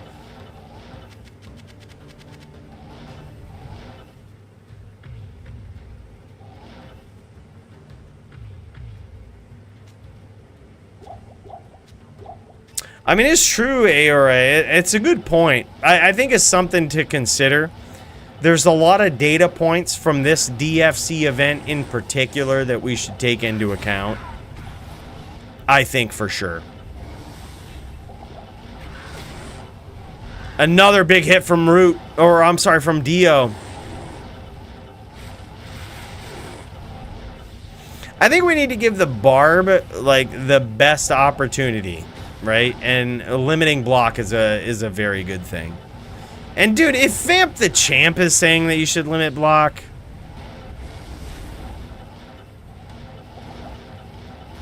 let's be real. Let's be real. It's probably something to consider, right? I think it's probably something to consider.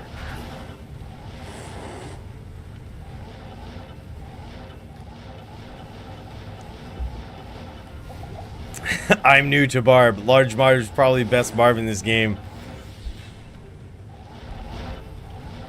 No, I mean, it's true. Because, let's be real. I'm not the best on an ES Fireballer. And when I put my max block setup on versus a Barb, I'm scared of no Barbs.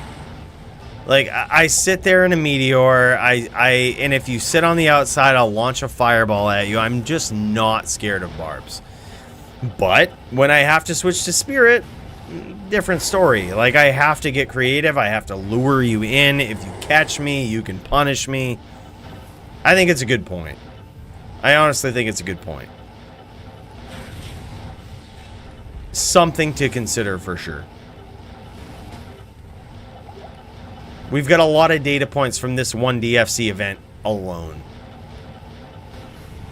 And Vamp the Champ suggests 30, which is far lower than we ever have done in the DFC. Limiting it on Barbs only makes some Barbs matchup pretty exciting. And that's true too. Barbs will go aggressive 99.9% of the time, yeah.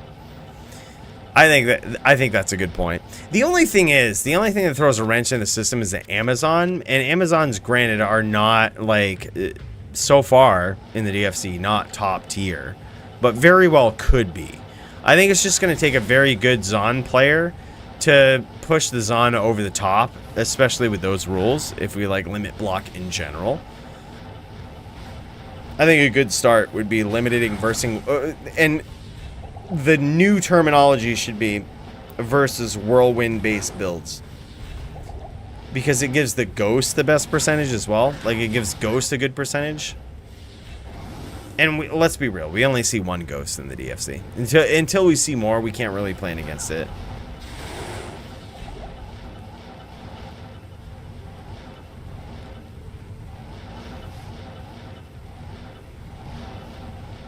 Dio now in a lot of trouble. Root trying to lure him into some meteors.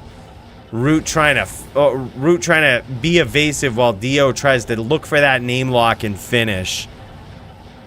What a hell of a duel so far. Root getting the name lock by eating some fireballs for his troubles.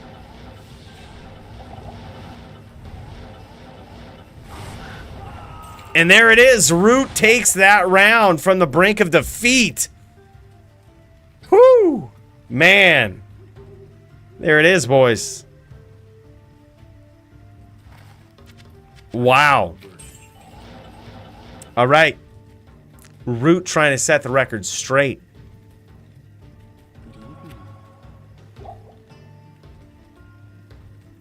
Yeah, just reducing it to a certain percentage.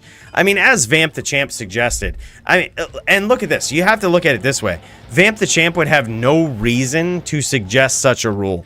This guy plays perpetually on Necro and is saying that block should be limited in general on a Necro to 30%, along with Druid and Sorceress, which, based on our other data points, is pretty consistent, right? Like, Druids rarely, even with 50% block limited currently, lose to Barbs. Very rarely lose to Barbs. So it kind of forces these FBK sorceresses or FBK characters and sorceresses into a versus all setup, right? Like, you can't have a max block setup. You give these other characters a chance. Which I kind of like the thought of that. Still waiting for Coolio versus Brand, though. Oh, bro, sign me up. I so want to see it. I think Coolio Low dodged it. Official dodge on stream. He was here. He heard it. Official dodge on stream. Everything to gain. Nothing to lose. Hard to say 2K form gold is not worth your time.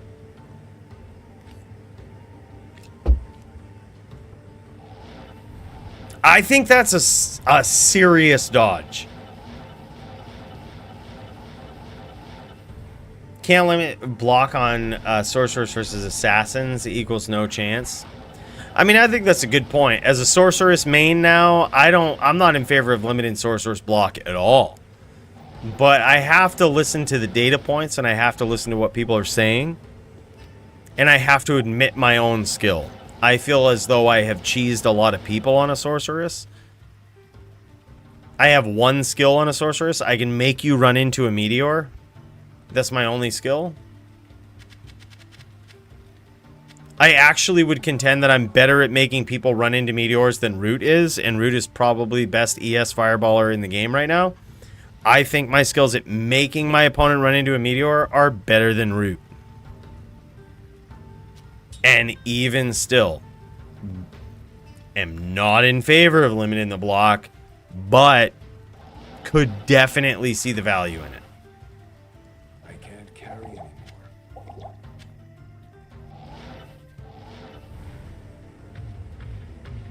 Yeah, and I think you played very well too, Duke. That's another thing, is I think you played very well. And honestly, like, let's be real. Let's be real. What does block really matter to? Zons and barbs.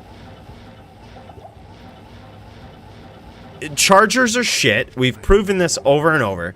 Charge is not viable in high-level competitive 1v1 PvP. It's not viable. I've made a complete charger fortitude-based character with teleport charges for surprise fucking smites and stomps. It's still not viable.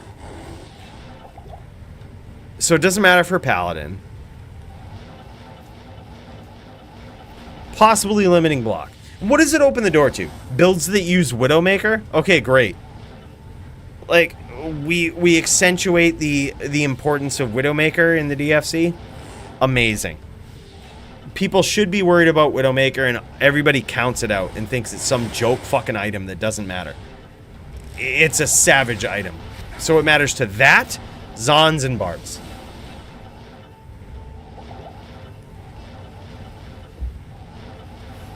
Right. Exactly. Now, I think that's a good point. Perhaps the possible final rule change we make for a long time in the DFC is limiting block for Sorceress, Druid, and Necro. Much like Elite, aka Vamp the Champ, has suggested. Maybe we limit that. As much as I hate to hear that as a Sorceress main now, as one of the best Sorceresses in the DFC, alright? It's a title I'm going to hold on to for a while. One of the best Sorceresses, top 3 for sure in the DFC. I don't like hearing that. I could certainly get on board with it. I haven't dueled many Zons, to be fair, but I feel like I would crush any Zon with a max block setup on my Sorceress. I don't care if you go poison. I don't care if you go open wounds. I'll fucking smash you. I feel confident.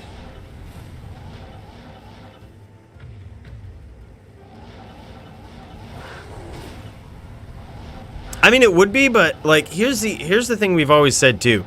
A bad match is a bad match, and we try not to make them, right? A bad match is a bad match. So if a Sorceress just has a bad matchup against the Sin, we usually try not to make them unless it will be an exciting duel. Unless it will be relatively fair and exciting. But yeah, I completely agree. Like, it's... But a Sorceress could just have a bad matchup against the Sin. I mean, theoretically, that should happen. It should be a bad matchup. And if the Sin decides... Like, put it this way. They have a bad... An ES Sorceress has a bad matchup against the Sin, period. If you get hit with a trap, your mana is gone. Like, as it should be, right? If the Sin decides to mix it up and Whirlwind 2, they should severely punish you, right? Like, it's only a matter of time at that point. Limiting the block just speeds up the loss, right? And I'm completely okay with that. Speeding up the loss, I'm completely okay with. Not every duel is meant to be completely fair. Not every matchup is meant to be completely fair. In the DFC, we try to make fair matchups. We try to make fair and exciting matchups. Doesn't always happen. But we try to. So we could recognize Sork versus Sin. Not very fair for the Sork. And just accept it.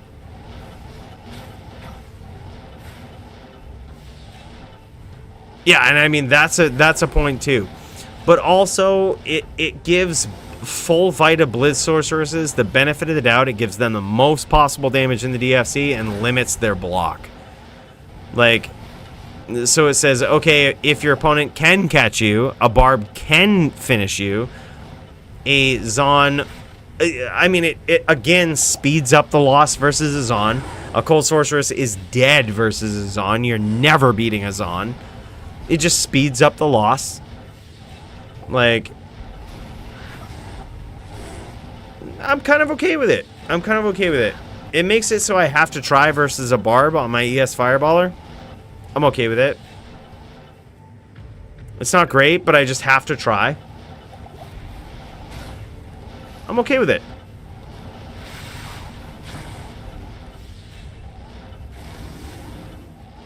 We could just say versus Zon and Whirlwind based characters. So that other characters can't necessarily abuse the Widowmaker and get away with it. Right? So versus Zon and Whirlwind based characters. Barb, Ghost Sin. Yep, I like it. So we limit block versus Zon and Whirlwind based characters. The two most disadvantaged classes in the game, in PvP. And we say if you want to have max block, you can use it against any of the other classes. But Zon and Whirlwind base, you can't. It also gives Riz a chance, which Riz is the most aggressive, most savage, most skilled ghost player that we've ever seen. The type of player that you want to see at the top. Gives him a better shot. Deal. Sign me up. It's fucking happening right now. I'm gonna write this into the rules right now. This is actually happening. I'm not even gonna post it. Oh, maybe we should post it. Maybe we should let people know. I mean, Vamp the Champ suggested it.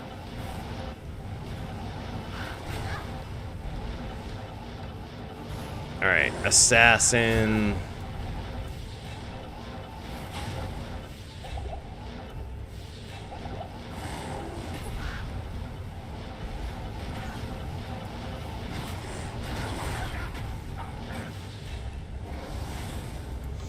This rule should not apply to dual claw sins, though.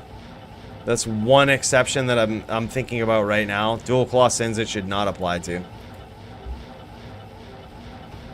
It's just a whole different thing. Alright, so let's go into basic rules. I'm gonna put it in the basics.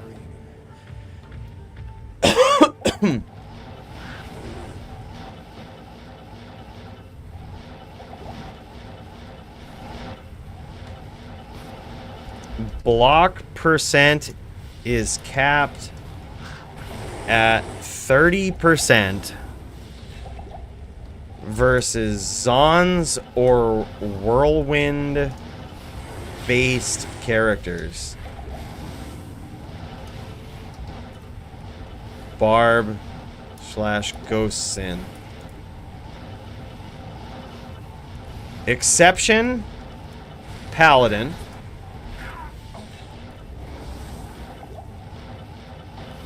Paladin class players. Oh, hold on.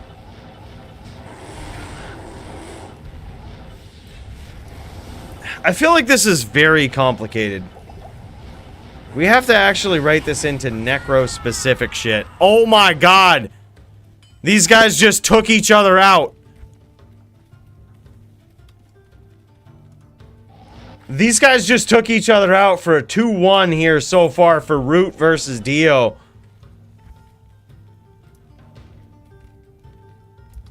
Alright, we're gonna make this specific to a Necro, Sorceress, and a Druid. That's what we're gonna do. Alright, Sorceress. Hold on. Sorceress. Sorceress. Alright, class specific. Here we go. Class specific in Sorceress. Block percent is capped at 30% versus Zons or Whirlwind-based characters. In Sorceress only. We'll do it for Druid as well. And Necro.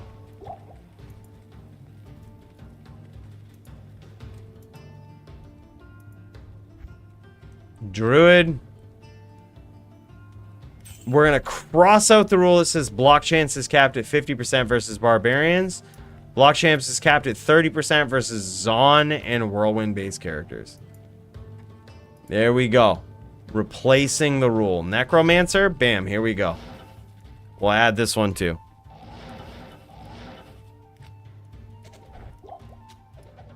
There we go.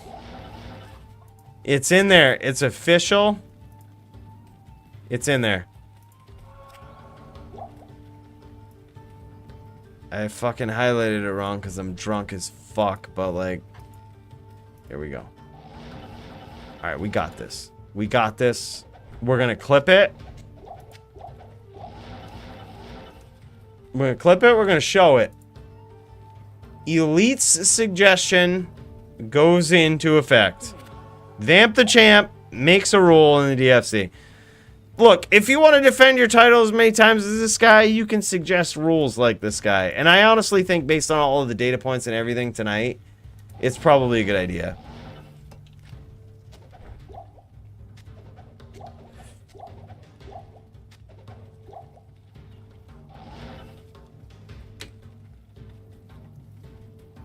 Yeah, and Vamp also weighing in saying 30% is what I would suggest if the players are dueling both high caliber, like both high caliber players, and playing their matchup properly. For the average player, though, such low block might be a little too hard to play around. The less block, the less mistakes you can make. And honestly, fuck them. Like, if they're playing at a lower level, and like it just gives a barbarian or a Zon player an easy win for someone that doesn't know what to do. So if you're playing against a Necro and you're going up against, say, a Zon, as Drew G so elegantly put it, you can gay a Zon with a Necro. And that means you just teleport in, you throw a couple of Bone Spirits, and you teleport out. It's called gaying a Zon, right? Like, you just teleport in, you throw a couple of Bone Spirits, and you teleport out. You let them hunt them down and hit them up and finish the duel. Like, he calls it gaying, and that's just the term that's been stuck in my head ever since. I'm like, okay, that makes sense. You just kind of play on the outside, you go in for a little bit, you gay them, and you get out. Yeah. Cooleyisms, yeah, we'll add that one to the list. Posting some stuff in mod chat? Alright, let me check it out.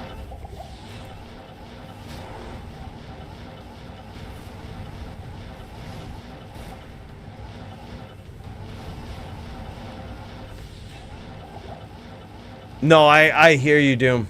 Playing chicken wing is rough. Bro, I gotta say, you still played very well, and I totally understand, bro. Doom is basically saying it's difficult to play chicken winged, like with one arm. I totally get it, and I'll tell you, from someone like Doombringer, who's at the top of the charts, the competition is strong, dude. And the room for mistakes is nil. Right, like, and you have to factor that in. Like, Doombringer playing with one arm, guys. Like, you have to think about that. Dude, I totally get it. Alright. Hold on, I'm gonna make this announcement real quick. Effective for DFC 84.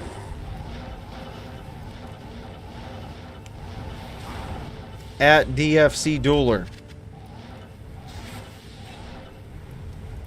Vamp the Champ. Making a good suggestion. It is done. For Sorceress, Druid, and Necro. As much as a Sorceress main now, I don't like to see that. I completely agree with it. I am not scared of any character that is trying to hit me physically. And that's probably a problem being the noob Sorceress player that I am.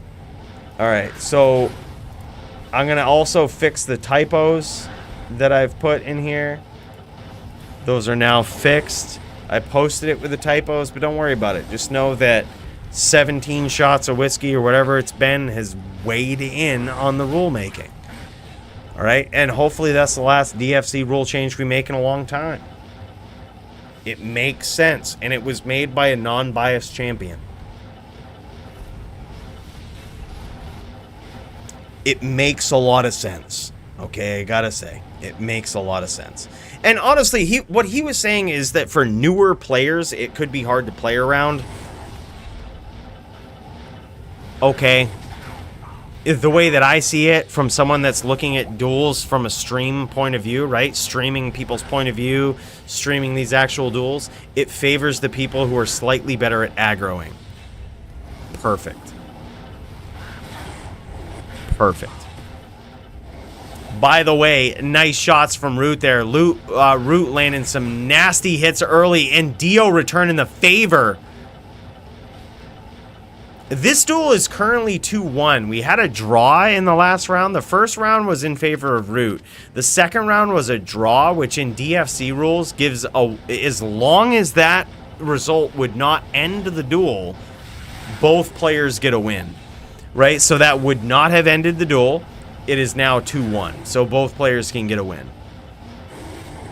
They killed each other. Root setting up these nasty hits with Meteor. Root making Dio chase him here. Playing a little bit of red herring. But you notice also Root in this duel with some well-placed, well-timed fireballs as well. Like, this guy is absolutely savage. Oh, shit, I just exited out of this. Hold on. Bros, I'm drunk as fuck. Oh, I'm drunk as fuck. You have to forgive me. Just misclicks all around, right? I don't expect to do this every Thursday, okay? I expect to just give reasonable cheers. And we end up with people like Carl, by that I mean Kyle, Carter Johnson, Lucas, XB, Bradley, Axtimus, Jerry. We end up with people like that. Bruno. All these guys. And we end up doing way more than we expected. And a big cheers to you guys.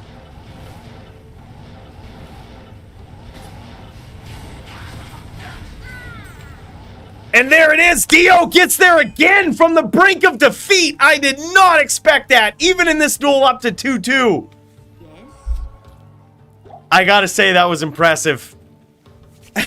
I knew this was gonna be good. I knew it.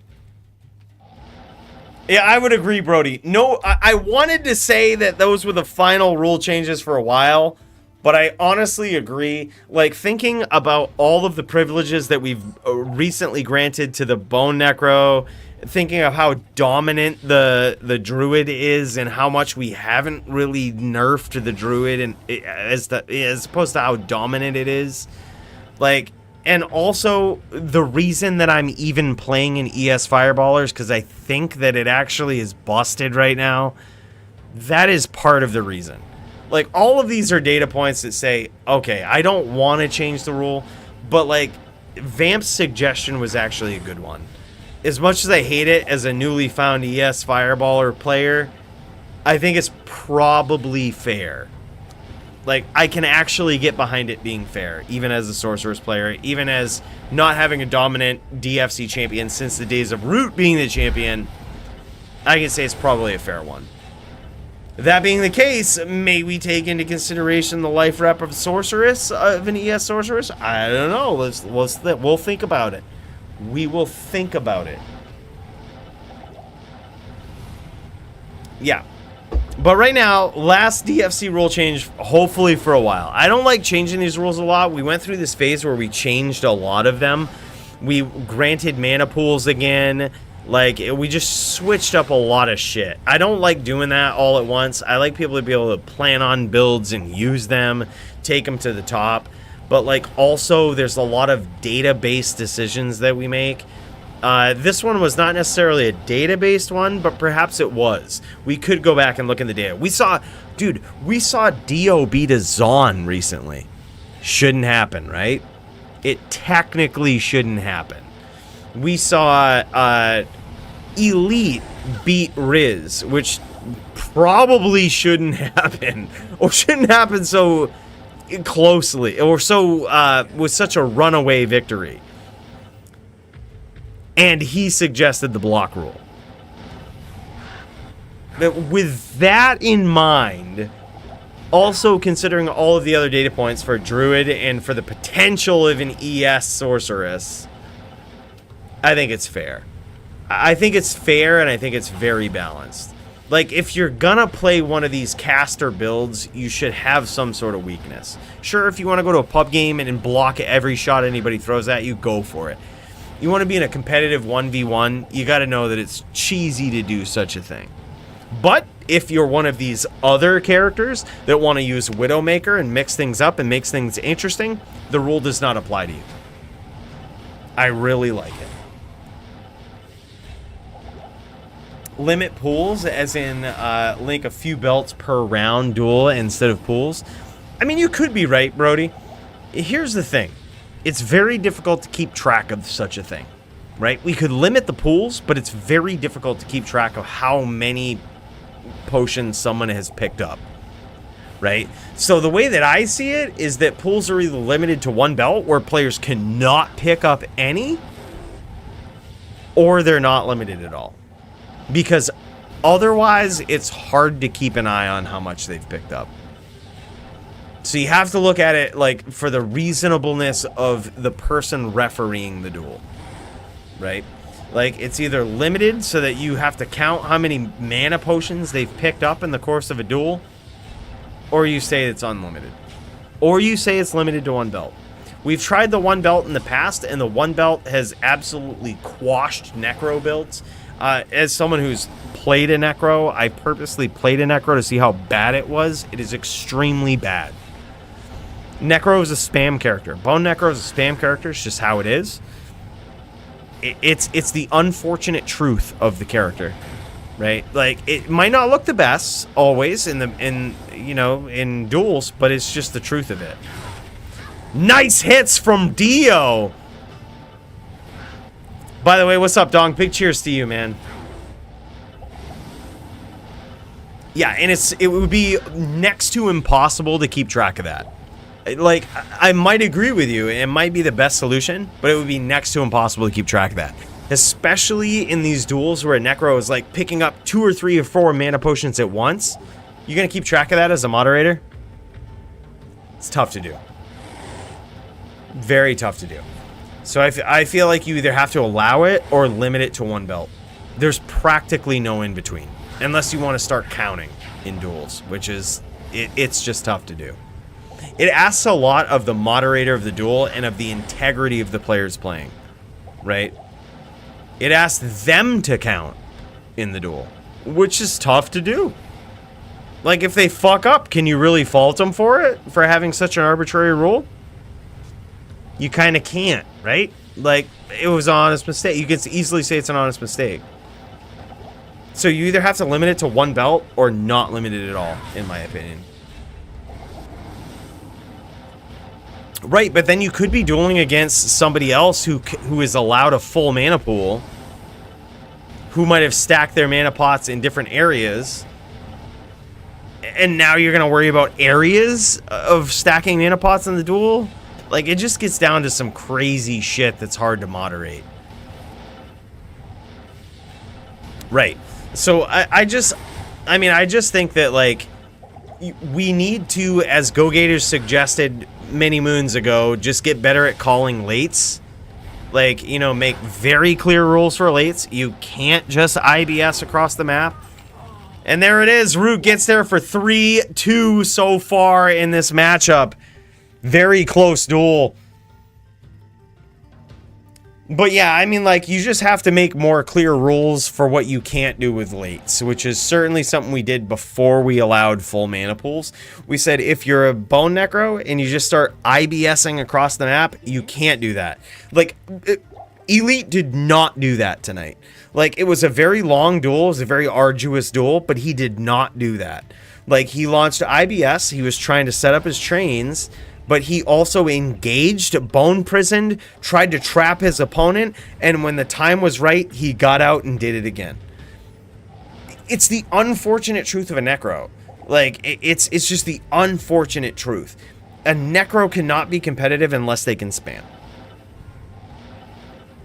It's just how it is. They're a spam character. They're going to try to set up a Bone Spirit train. It is your job to deal with it. The best players can do it. But and we only see it at the top, right? Like, Elite, let's be real. Let's be real. How many other Necros? Name one Necro in the DFC that's been dominant, defiant, or even as present as Elite. I can't even do it. I like, name someone who's consistent on a Necro. I actually could name one person, but we haven't seen him in a while.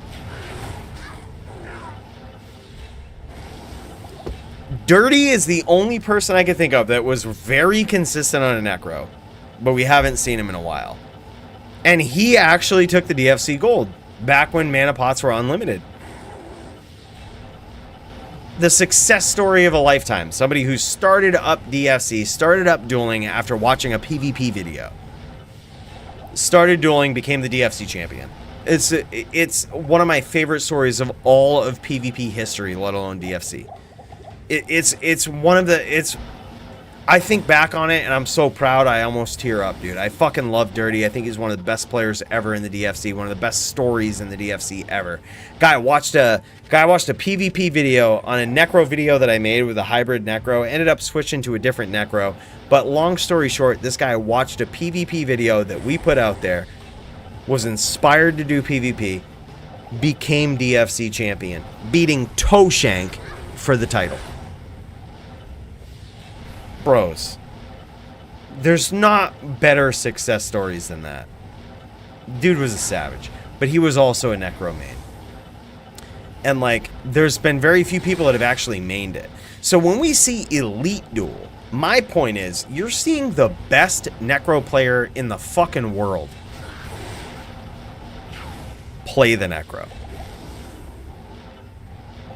So sometimes, yeah, the duels take a long time. They seem late, but if you look at the fine details of them, they're really not. Like, he's actually implementing a game plan that he needs to implement as a spam character. Like, it's just, he's showing the best of the best possible Necro play, given the circumstances, and giving a very competitive environment where this guy's goal is to literally defend his DFC title as many times as possible.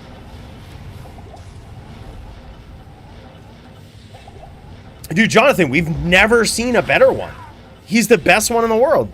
Prove me wrong. It's not on me to say that I'm fucking wrong. It's on you to prove me wrong. Name a better Necro. I've never seen one. We've never seen one compete in the DFC. It's not on me to say, oh my, what I've seen is not correct. What I've seen in the DFC is Elite is by far the best Necro in the fucking world. Who else do you have? Name one better. And if they were better, how come they haven't joined the DFC? Where are they? Like, you know what I mean? That's what I'm saying. I'm working with what I see. And from what I see, Elite is the best Necro in the world, and it's not even close.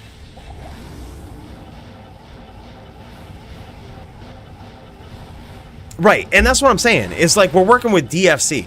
Like, we're working with DFC rules. We're making rules all based on this. Like, you know, sure, there might be other people that play Necro that you could argue are better than Elite that haven't joined the DFC. That's completely fine, right? But they haven't joined the DFC and we haven't seen them. So for whatever reason, possibly some other rules have discouraged them from joining the DFC, or perhaps they don't have the time, perhaps they don't want to do it. For whatever reason, they haven't, and we haven't been able to assess that sort of dominance. So therefore, Elite is the best Necro in the world. Like, you know, and let's be real, I'm not even trying to toot my own horn. DFC is the best PvP biggest PvP organization in all of D2R. And I'm not trying to toot my own horn. It's just I don't see any other PvP organizations that are more consistent and like more thorough than this, that think about this shit every week, make on the spot rule changes just like we did. I don't see any other organizations doing that shit. Like, and I'm not doing it from a biased standpoint. I don't want that rule to change like it did tonight, but it did because it was a good suggestion. It was just good. You know what I mean? Like, and that's all I'm saying. Is like, I'm sure you're right. It's very possible that somebody else could be better than Elite, but they are not in the DFC and they haven't displayed their skill on stream, and therefore we can't make rules on it. Like, it's just how it is. And there it is, man. By the way, I believe that's a 4-1 right there for Root. I believe, right? I believe that's 4-1. I believe Root has avenged his loss, which is an interesting data point for potential title contenders. 4-2, yeah. 4-2 with Root avenging his loss. Wow. Dang, bros. Yeah, that's... Oh, my God. Dude, that's big. So I just want to point this out. Dio win has actually beat Root before in the past. Should not have happened. And Root has come back to say, look, I know it shouldn't happen. I'm playing better tonight, dude. He done proved this victory right here. He done avenged his loss. Root taken back. Dude, this guy, I'm telling you. He might have what it takes. ES Fireball should take this matchup for sure. I think Dio's right. It's certainly, this was a matchup that I typically wouldn't have made. Right? Full disclosure, this is a matchup I typically wouldn't have made because ES Fireballer should beat a Druid. Should beat a Wind Druid. Should beat a Druid in general. But Dio had won before. And we needed a new DFC champion challenger in the mix. So what would you do? In that case right there, it was very interesting because Dio had already beat Root in the past.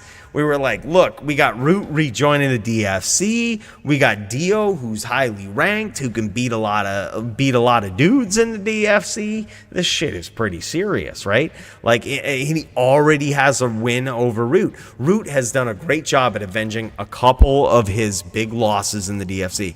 He beat Riz, which was one of his losses in the DFC. He avenged that. His other loss was against Dio. And tonight, he avenged that. And mind you, Root was one of the most dominant DFC champions since Elite had left. And now Elite is back. What do you think that means? If Root joins up next week, we might see, just saying, I don't like to call matches before they happen. You never know who's going to sign up for the next event. You never know what's going on. But it would make sense. Root versus Elite would make a lot of sense. Especially Dio being so highly ranked. And Dio just absolutely embarrassing a lot of people at the top. Dio has for so long been the gatekeeper of the title contender. That's like the unofficial title for Dio. If you can't beat Dio, you don't belong challenging for the title.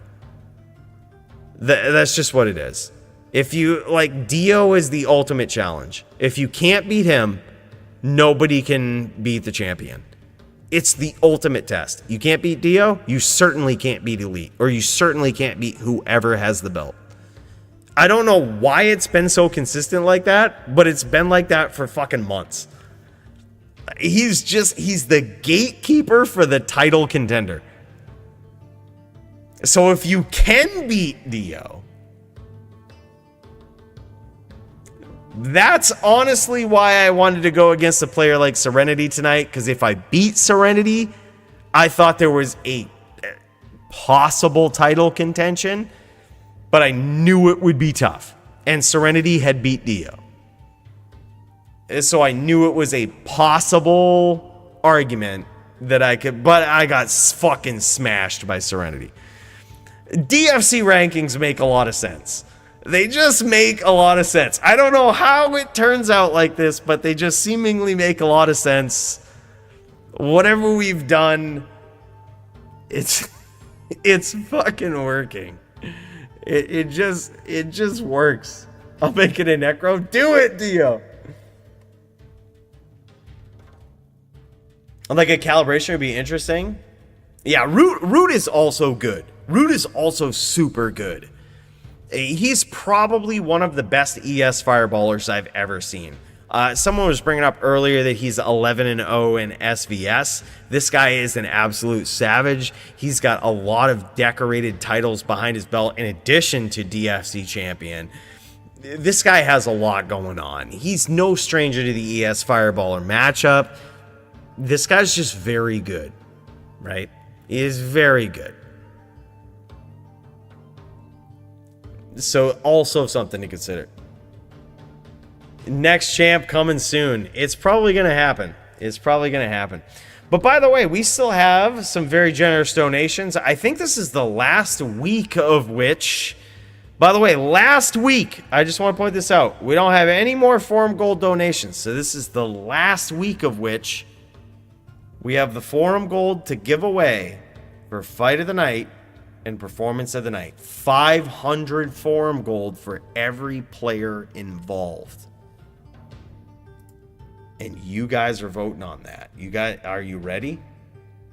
Are you ready for that? Because we're about ready to do it. Hold on. We also have Hellion. I don't want to count this guy out. He's trying to connect to BattleNet right now, but let's cut over to this guy real quick. Let's check out what's going on. Hellion is here. He has a match tonight versus his boy. Let's see. Who's Hellion going up against? Hellion's going to... Oh. Hellion's going up against NYC Maxim on either Barb or Druid. It looks like he's having some trouble joining this game here, though. FTJs? No, Brody. Good question. So, Fight of the Night is 500 Forum Gold each. So, if you vote on Fight of the Night, both players from Fight of the Night get 500 Forum Gold. And then there's an additional prize for Performance of the Night. Now, that could mean anything from most aggressive player, most creative player, the player that you enjoyed seeing the most. Like, when you think back about a player that really stood out tonight, you just vote on that person, right? That player also gets 500 Forum Gold. It's possible that a player wins both Fight of the Night and Performance of the Night. Gertie gets my vote. LOL. Riz versus Elite for me is Fight of the Night. I would agree. I would honestly agree. I think it's easy to count that out for a lot of people. But, like, for me, you're seeing a Necro which should not win that duel. And, mind you, here's another piece of information about that duel. Elite chose to go 46% block. He said, I know I'm allowed to go 75%. I'm going to choose to go 46%. And because he chose that, if he would have started losing, we would have held him to it. We would have said, okay, because you've agreed on this and because you've done this, this is legit. He knowingly agreed on that and gave his opponent a shot. That was before the first round. This guy is a savage champion. He did that. He completed the duel. He did what he had to do as a Necro. Riz with some of the most hyper aggression ever, putting on an absolute clinic of how to run a Ghost Sin. Yeah, like, I know sometimes it might not be the most exciting to watch because sometimes you have a player that's, you know, all over the place. You have Elite that's launching Bone Spirit trains because he has to. Like, it just is what it is. But regardless, with all of that stuff aside, both of those guys played so well. I think that it's so clearly, to me, that is fight of the night. Like, those guys are top of the top, best of the best PvP players going at it with each other, and Elite coming out on top. I think, ask yourself this, what kind of other Elite style duel would you like to see? There's probably not many else. And you got to know that Elite is the most dominant, reigning, defending DFC champion that will probably ever exist. Like, in my mind, that certainly deserves fight of the night. But I'm not necessarily voting on this. But yeah, I would completely agree with you. That being said, I would completely agree.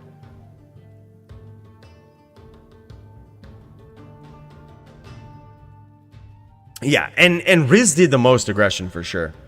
Like, I mean, and he had to. It was expected, right? Like, it was one of those easy to call duels. It was easy to call. Riz was expected to aggress. It made the most sense. Elite was expected to do Bone Spirit chains or trains. We knew he was going to do that. It was up to Riz to counter that.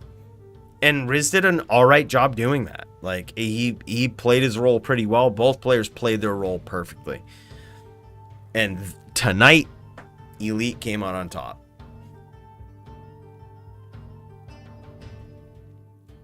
Gertrude, well, hell yeah. He had to versus Elite. Yeah, 100%. 100%. All right, so this is Hellion showing off possibly that he only has a druid to go up against Max. I'm not sure exactly what he's showing off there, but he showed off that he has a bunch of level 1 characters and only a druid on this account. It could be that he only has a druid on this account, or that he doesn't have a barb. I'm not 100% sure what's going on here. But he's just popped into a pub duel. I'm not sure if Max is around to duel, or if these guys are getting it on right now, or what's going on.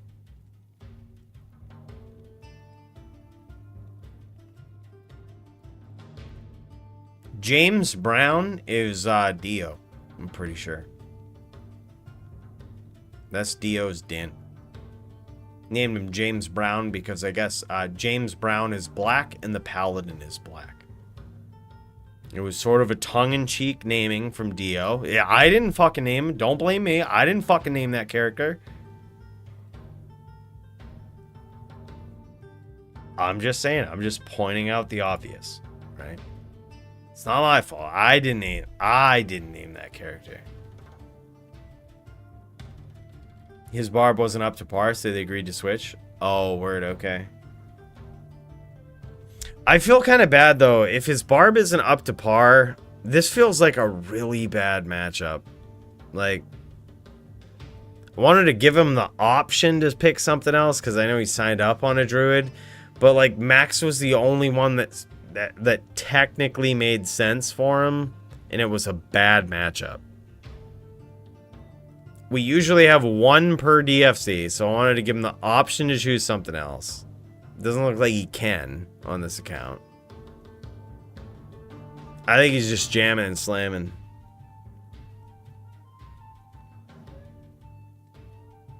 Yeah, he might be practicing.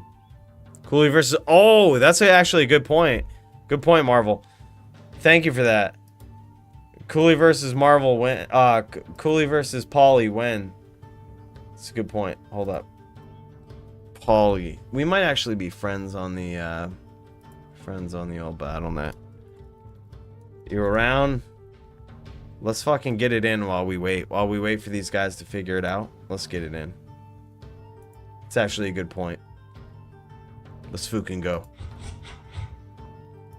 Santiana, the best ES fireballer, and that is, yes, in comparison to Root and everybody else who steps in on an ES fireballer. This girl is the girl to contend with. Look at her gold armor with her gold shield and her gold fucking circlet.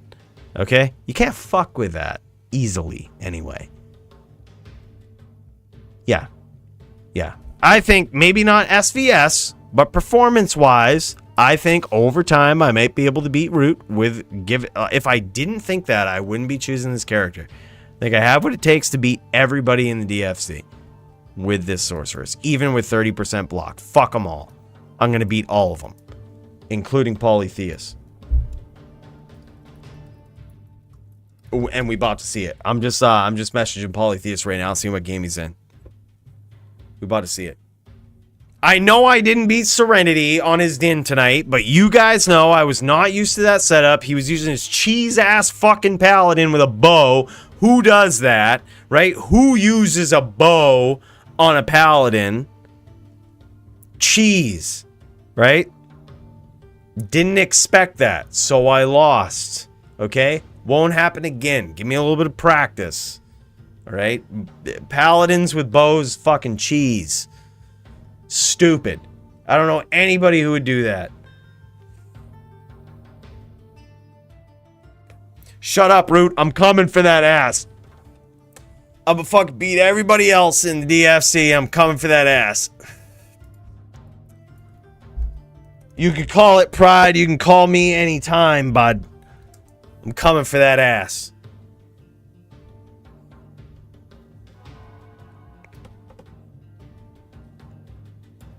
Because look, I know your sorceress is cool and all, but mine is level 99 and her name is Santiana. What have you got to say about that?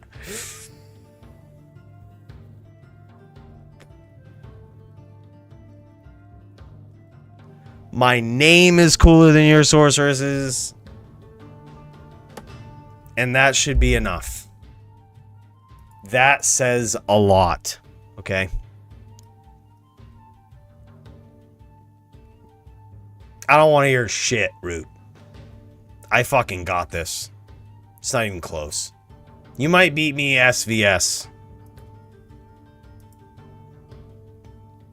But I'm gonna make more exciting duels where I smash people quicker. I think look, I'm not trying to speedrun Dio or anything, but I think I beat Dio quicker. Alright? I ain't trying to turn this into a competition. I think I beat Dio quicker. Just saying, I'm just stating the facts. I'm just saying it how it is. I think I beat Dio quicker. All right? And for that alone, it might be in the future. We're going to have to figure this out. We can be CD. Alright. You don't want to see me on a druid route. You don't want to see me on a druid. Oh, fucking A. He had to call me out like that. Fucking Root is good on a druid and a sork. I'm mediocre on a sork. But you know what? When I beat Poly here, this is gonna be good. I'm gonna show you. Look at this. Perfect torch. Perfect Annie. I'm level 99, so the experience doesn't matter. Perfect Annie. Perfect torch. You watch. Get ready to take some notes. Okay? Get your notepad out. Fire it up. Do a search in your computer root. Notepad. Look at this. Shaco. Perfect. Chammed. Perfect. Mara's. 35% spirit. 40 Hodo. I named my gloves.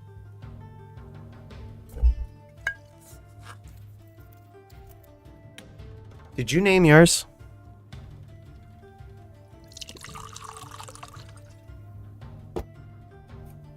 Yeah.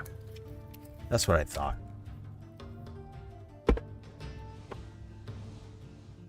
I think Druid can beat ES Fireball Shark. #1 Sork, hands down. Oh, man. We're going to have to let the data speak for itself. All right. One of us someday might have the opportunity to take over Doombringer for #1 Sork in the DFC. Just saying. One of us.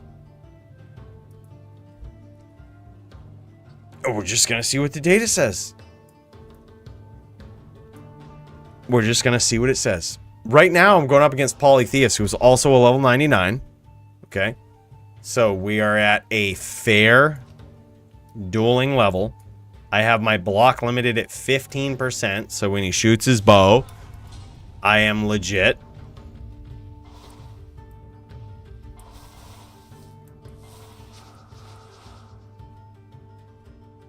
Set quick bio. Oh, yeah. Yeah, no problem.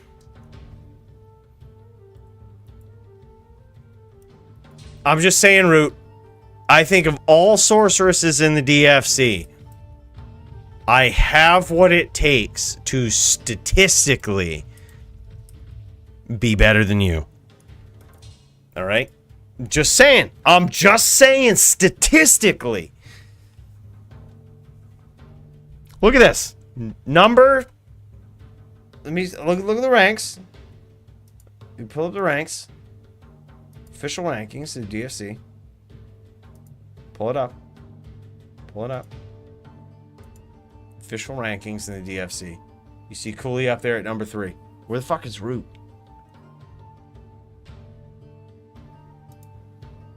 I might have put you on leave, which takes you out of the rankings, but don't worry about that. Don't worry about it. It's not important.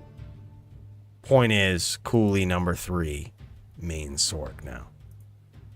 Look, just because if you can potentially beat me, Root is on a druid. Look, Root, I'm gonna fucking smash that druid because it's level 95. I'm gonna fucking smash it, bro. Don't even embarrass yourself like that. I would smash that druid because it's level 95 and I'm level 99. Bro, don't do that to yourself, okay? People like you right now and they have a lot of faith. Don't do that to yourself. I would fucking smash that druid.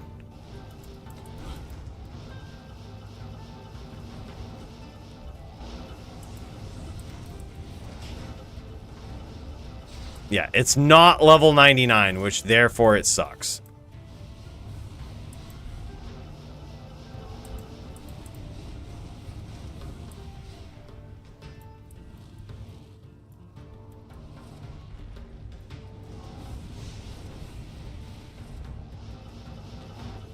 My ping is so high in this game.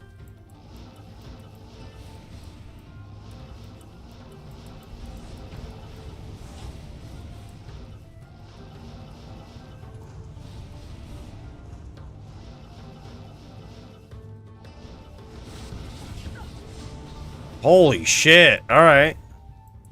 I'll let that mana recover a little bit. My ping is very high in this game. I'm just pointing that out in case I lose. There's an excuse. This is as fast as I can tally. Like, I can't even tally fast. I can't escape the chain. Like, if he chains me, I'm pretty much fucked. 140 ping. I might actually just use this fire shrine. Yeah. Yeah, I use that fire shrine.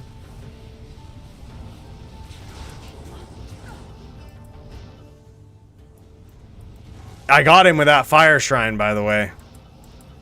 Didn't give a significant advantage in the duel, because it got me 50% too. Technically not, arguably not against the rules. Arguably. Because both players took 50%. Arguably not against the rules. Yeah, he's pulling a bear form on me. He better be careful, because I will punish him for it. I will punish him for it.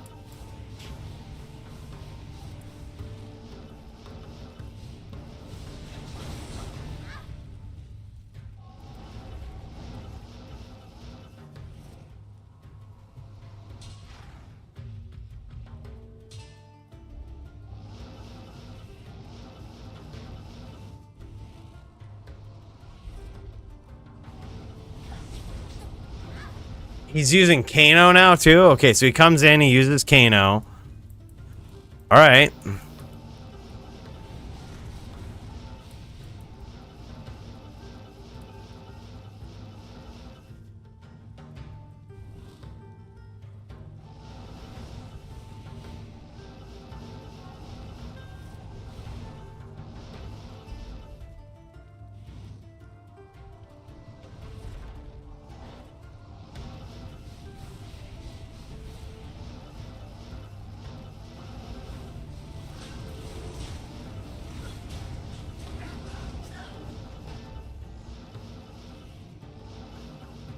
I have 140 ping, okay?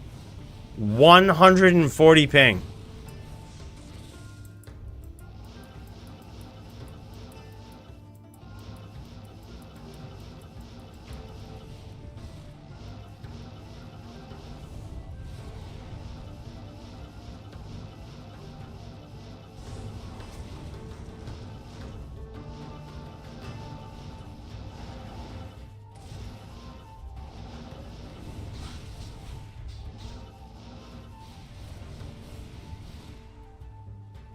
Oh, 140 ping. I can't really teleport.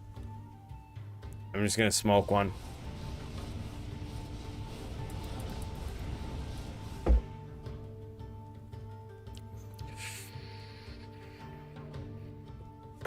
Toe shank, baby. Let's go.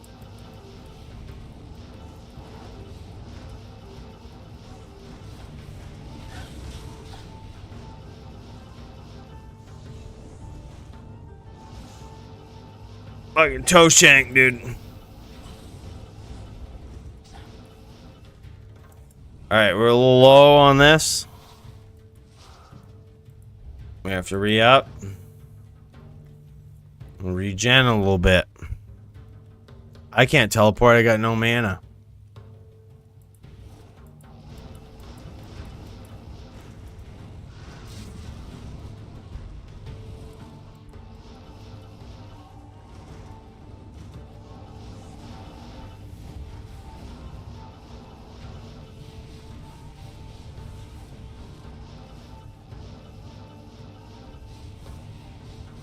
$140 ping, boys. 140 ping. We don't fuck around, okay? That's with 140 ping. There's no greater sorceress in the world, Root, okay? I don't care what argument you make. That was versus Polytheist with a bow with 140 ping. Back against the ropes.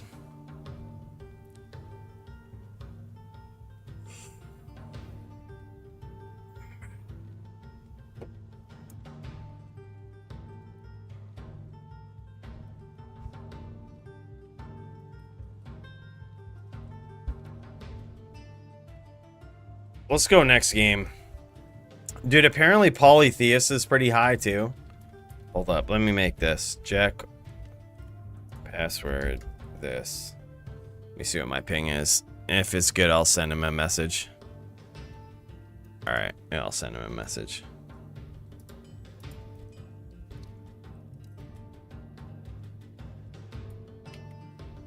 Alright, this is way better. 140 ping, boys. I just want to say. I hate to brag. I know Root was in that game. He was trying to get a win in against me. It doesn't matter. 100. Now I'm at 47 ping. Get out of town. Okay? Get out of fucking town. Root, when was the last time you won like that on 140 ping? With your back against the ropes, 0 life, 0 mana. Okay? Most dominant, defiant ES Fireballer champion that likely the DFC has ever seen.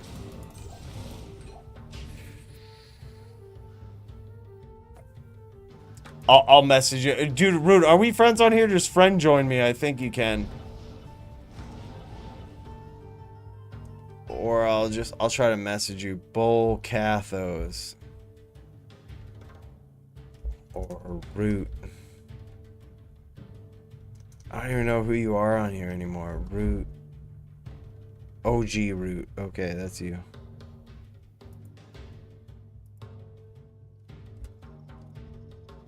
Alright, I just sent you game name.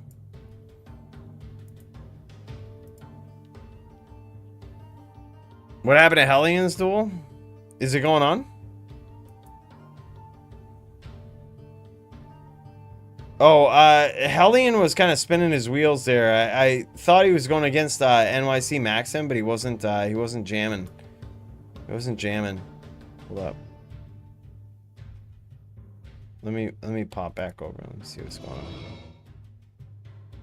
on. We see what's going on.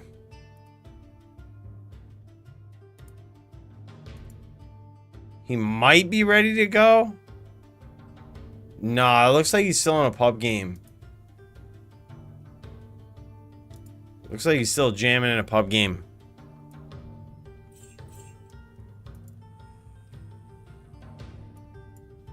Root is on a level 95 druid. Thinks he's gonna beat this ES fireballer. What do you guys think? If you had to place bets right now with the Root fucking raging about this ES fireballer right now, thinking he's got what it takes to take down the Santiana. Santiana. Let me restate that. Santiana has gloves named after her, a belt named after her. Okay? Root thinks he's got what it takes to take down Santiana. What do you guys think? I'm gonna fuck Root up because his druid's only level 95. Makes sense to me. What do you guys think?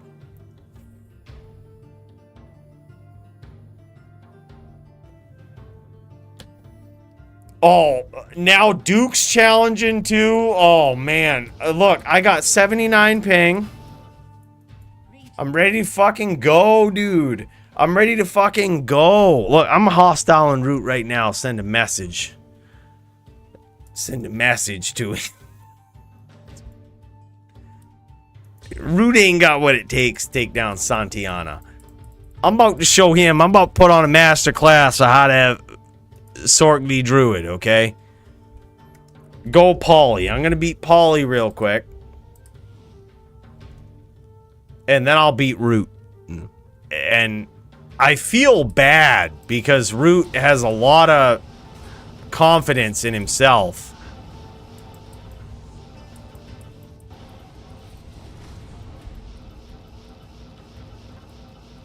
But I'm telling you, dude, Santiana is the #1 meteor landing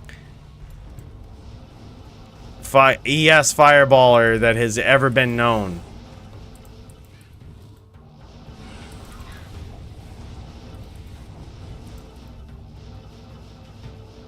Look at this. Look at this exciting duels. You see that? You see me chasing my opponent, Root? You see me chasing? Sitting there in a volcano, no fucks given. 0 fucks. There was a limited number of fucks I knew I could give in that situation, boys. 0 was the number I landed on.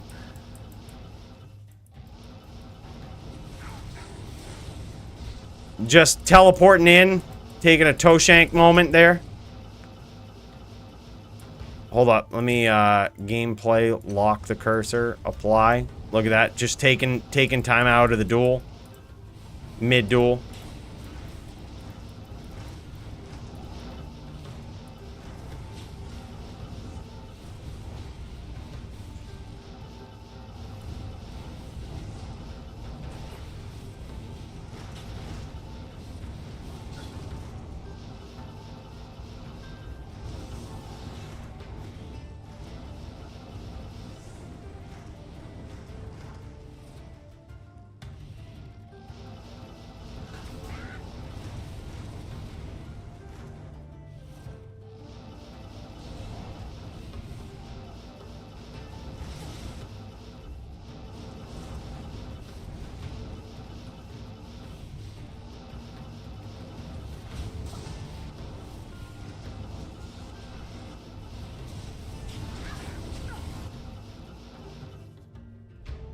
No fuck, like 0 fucks given there.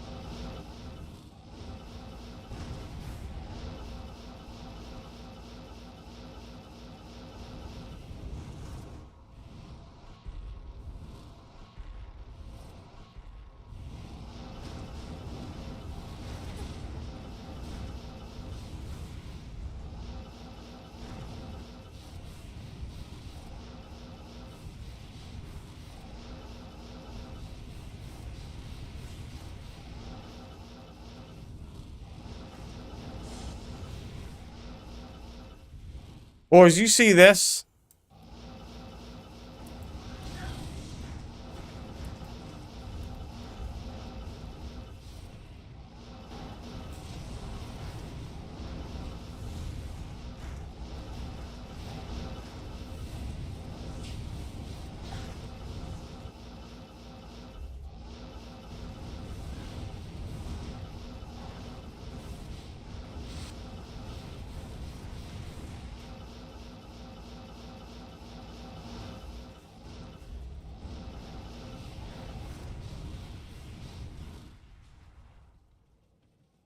Polytheist be scared, bro.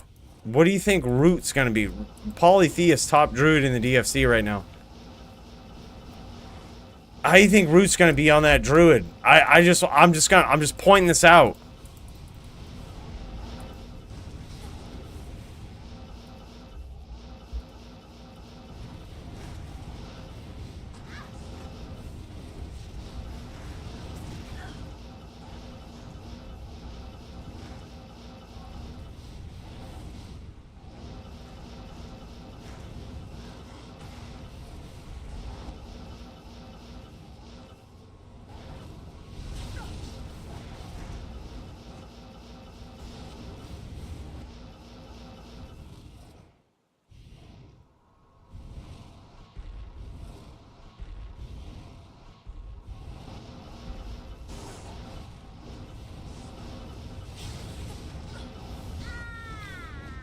Lucky shot. A lucky shot, okay? I'd like to see Root do that same thing. I'd like to see Root do that same thing. No shot. I give Wind Druid Root no shot.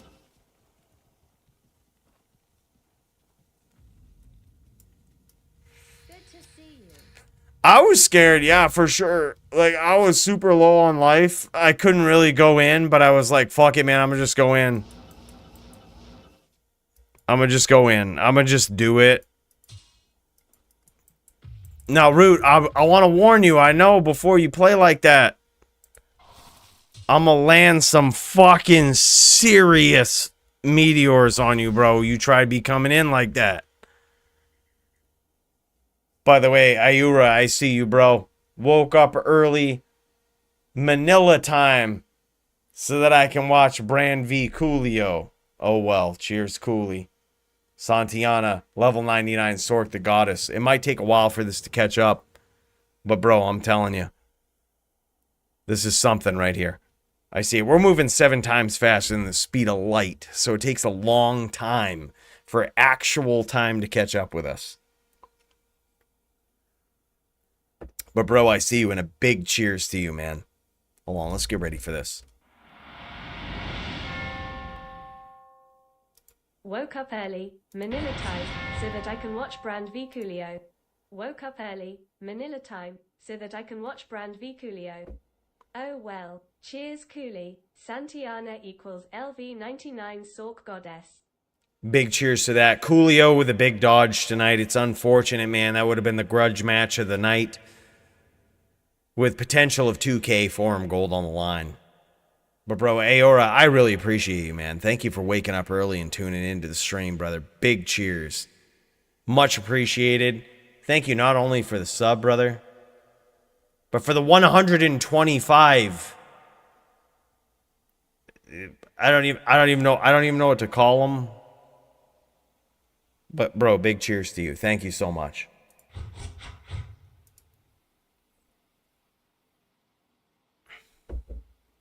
Much appreciated, brother. All right, hold up. You know what? We might not have a Coolio versus, versus Brandel matchup here, but you know what? I can beat Root real quick. I can smash Root real quick for you. You remember how long his duels took with Dio? I'm about to shut that shit down right here. Hold up.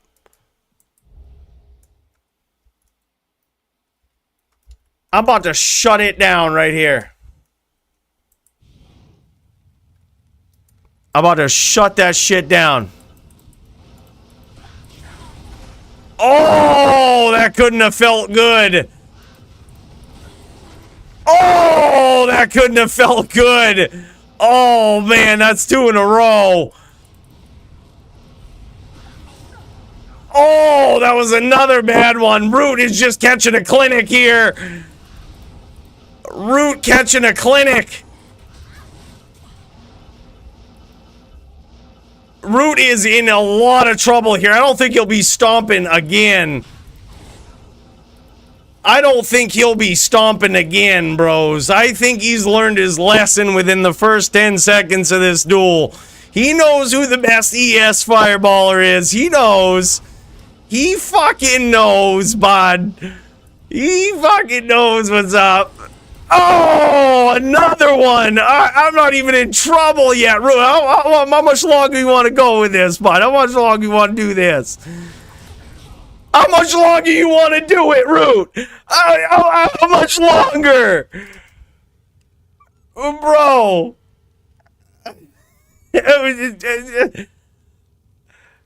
Santiana, I told you it would be easy. Santiana, level 99 versus level 95 Root.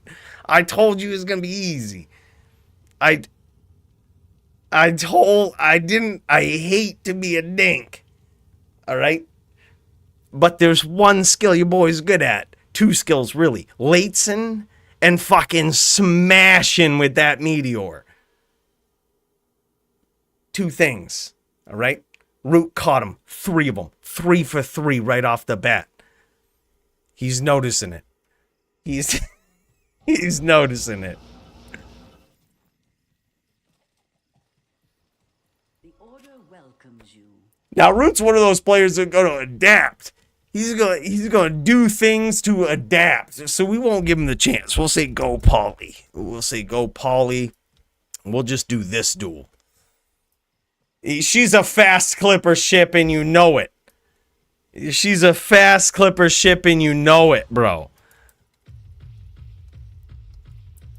Root recognizes.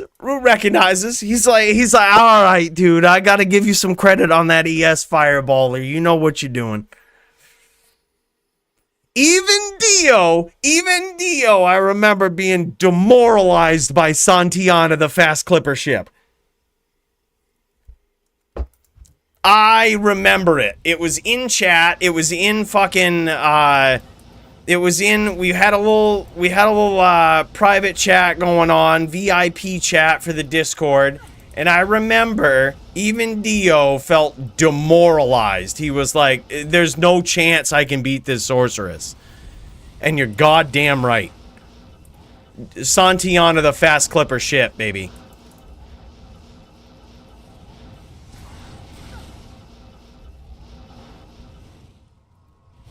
That's who she is. That's what she does. She runs a ship, and it's a fast clipper one.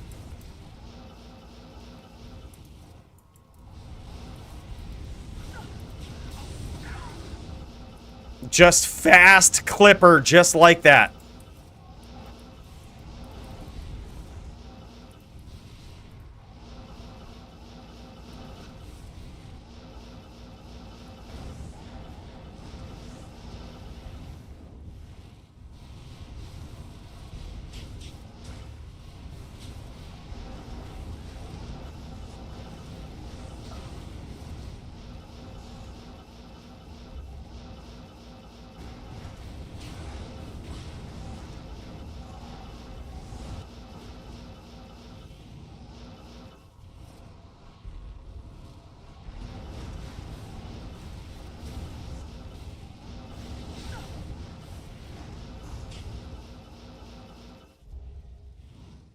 Fast clipper ship Santiana about to regen this life. Look, we only have 20 life rep, but we can rep the full. It's only a matter of time.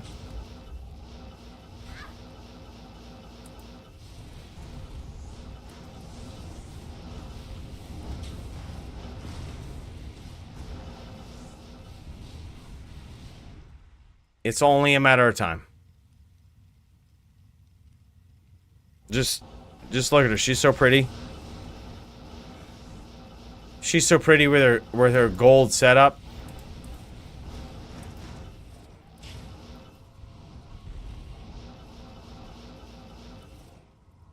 Look, I mean, some of these duels go to, you know, they are big ones. They go a long time.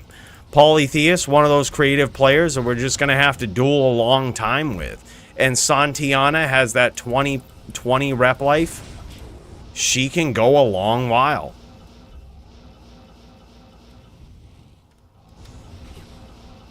Sometimes we get cracked that volcano randomly. That's all right.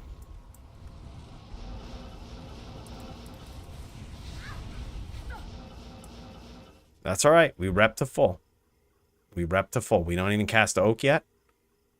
We got a refilling shrine right here just in case we really feel like some serious BM.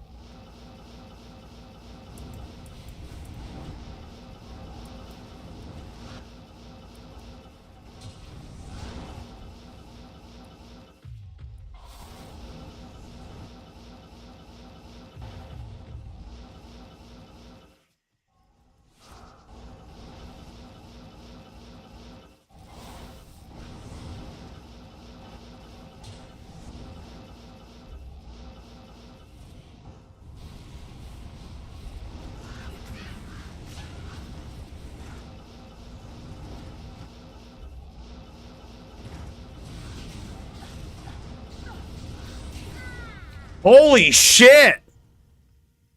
Well, that ended quick. Polytheist, top druid in the DFC, bros. Good fucking duel. You know, the big problem, the big mistake that I made there is I didn't fucking rip one toe shank style.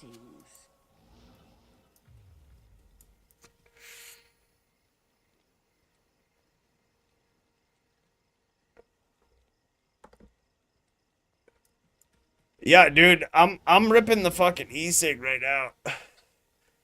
My nerves weren't calmed. I wasn't in the game. Yeah, Root says he'll rip one. Yeah, that's what we gotta do. We gotta keep the ripping and stripping fucking prime butts. Keep the ripping and stripping prime. And keep it fucking jamming. That's what we gotta do. Hold on, I want to pop into Hellion just to see if he's popped in with his duel versus Max. Looks like he's still going pub. Hold up, look at this. Looks like he's still going pub. Max dodging. Straight Max dodge. Max don't want none of that druid. Can't blame him.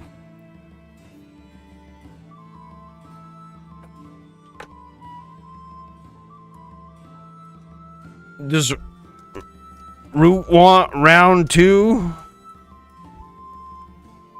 Root want to see what it's like? Root want this round 2, baby? You guys want to see Santiana just... I mean, I hate to embarrass Root like this because he's one of the best fucking druid players I've ever seen. I hate to embarrass him like this. But if there ever was a fast clipper ship that could land a meteor out of fucking nowhere and predict where his opponent's gonna be and what his opponent's gonna do, it is Santiana.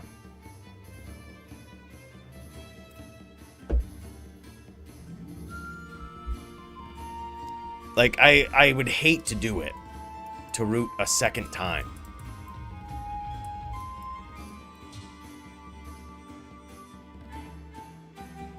But I will. Live, right here. We'll pick up this gold too, we might need it.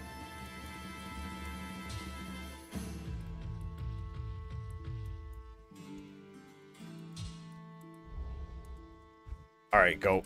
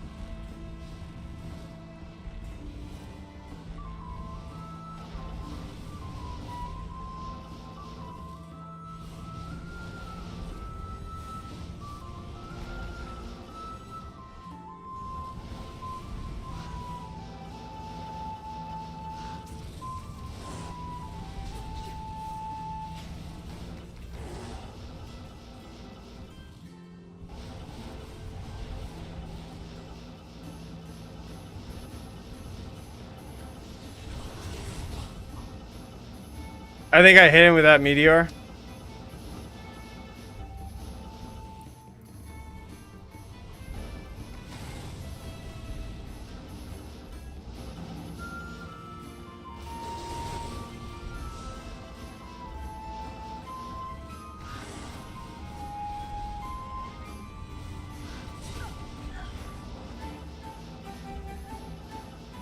All right, we gotta recover a little bit.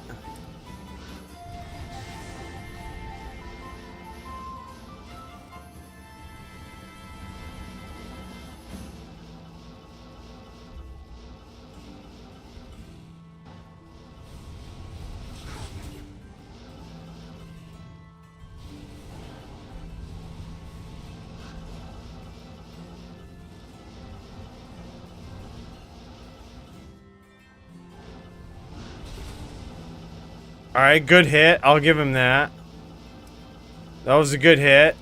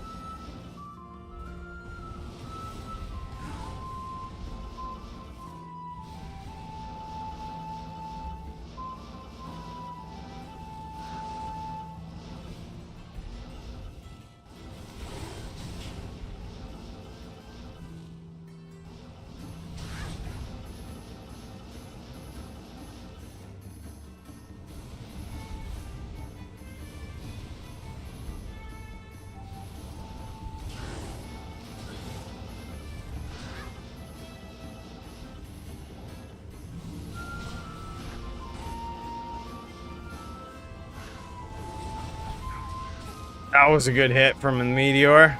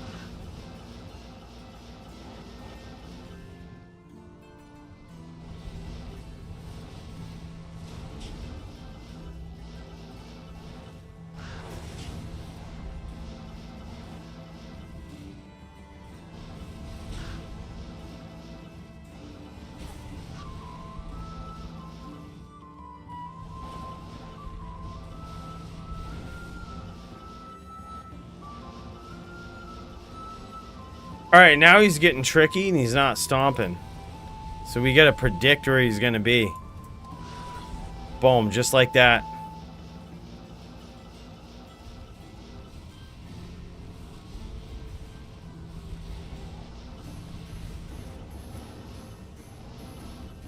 He's trying to next level me. He's trying to next level me, but he doesn't know Santillana is a fast clipper ship, dude. Alright, he's trying to take it to the next level. Okay. Alright. Alright. He doesn't know Santillana is a fast clipper ship.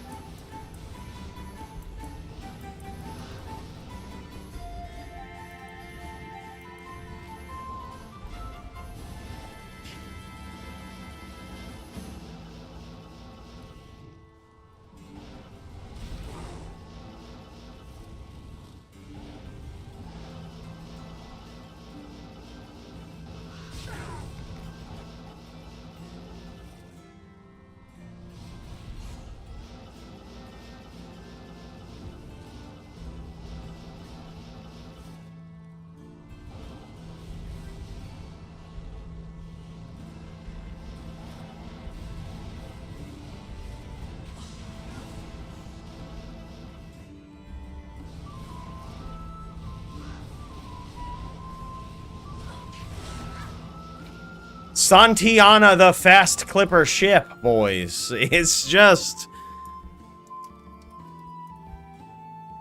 Santiana el fast clipper ship. That's Spanish for Santiana the fast clipper ship. It's a bit of a translation there for a lot of people, but it really makes a lot of sense. I believe it's 2-0.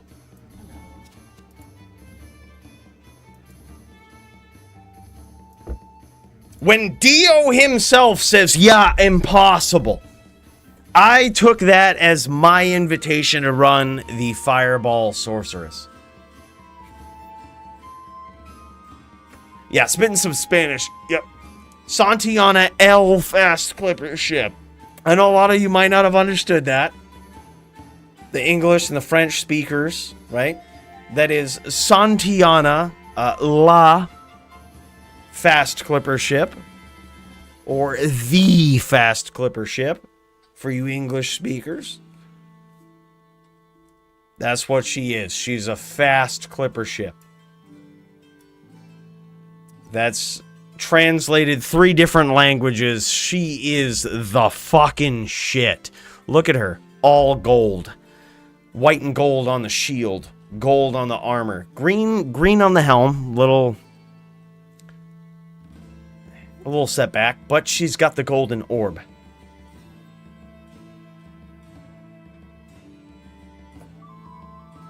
Yep. Yeah.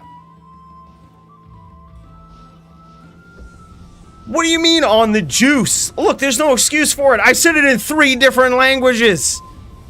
3 different languages.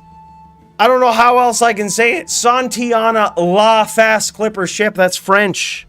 Okay? Santiana el fast clipper ship. That's for the Spanish viewers out there.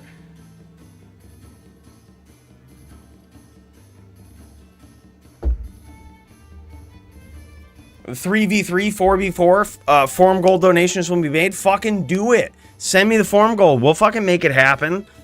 But just don't be surprised if Santiana just takes the whole thing, man. That's all I'm saying. That's all I'm saying. Here it is. Root, the #1 ES Fireballer. And in talks for top druid. That's all I'm saying. Holy shit, by the way. But this is something we got to jet over. By the way, Brute Pendragon, my dude, long time no see. Thank you so much for the 10 gifted memberships, my dude. Holy shit. Dude, big cheers to this guy. If y'all are sipping on anything, I know it's crazy to be looking at Santiana in the background right there. Santiana, the fast clipper ship. Or El Fast Clipper ship for the Spanish viewers. But holy shit! Brute Pendragon, my dude, big cheers to you. Thank you so much for those 10 gifted memberships. My dude. My dude, look, if y'all just got a membership gifted by this guy, y'all need to tip one back right now. I don't care, no excuses, no sitting back. Y'all need to thank this guy right here, right? That was something super generous. Y'all enjoying the DFC, y'all enjoying me embarrassing Root like this live on camera. I know Root is a very adaptive opponent. He's a very savvy druid player, but your boy, okay, embarrassing the Root, and Brute Pendragon gifting 10 memberships in light of that. I think we ought to tip one back, okay, because you guys are witnessing history right here. Brute, big cheers, brother. Thank you so much. I really appreciate that, man. You're keeping the Juck fuckery alive.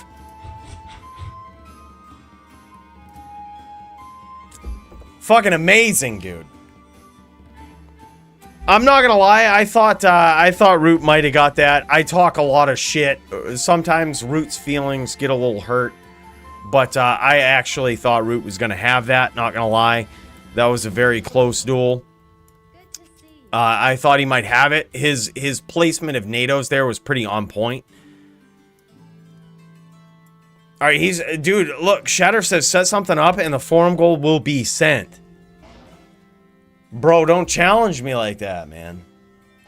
Because now it's going to happen. And you know what's going to happen? Is we're going to run it next to the DFC. We're going to run it same date, same time. Okay? Because I know how team duels roll.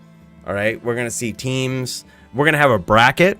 All right, we're gonna run teams.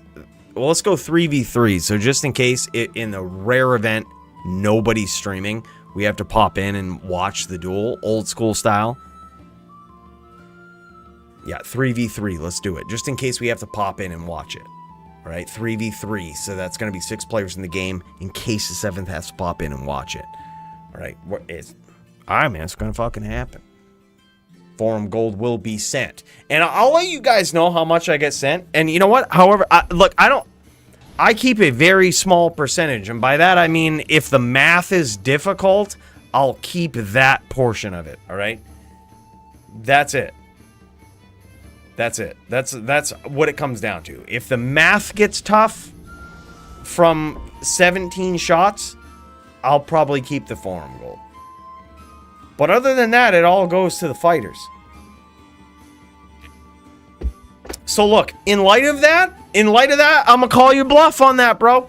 I'm gonna start up. Look, I'm serious. I'm fucking serious about this. I'm gonna start up a 3v3. All right. Whatever you send for forum goal, we'll put it on the line. We'll put it up for the winning team. Okay, winning team.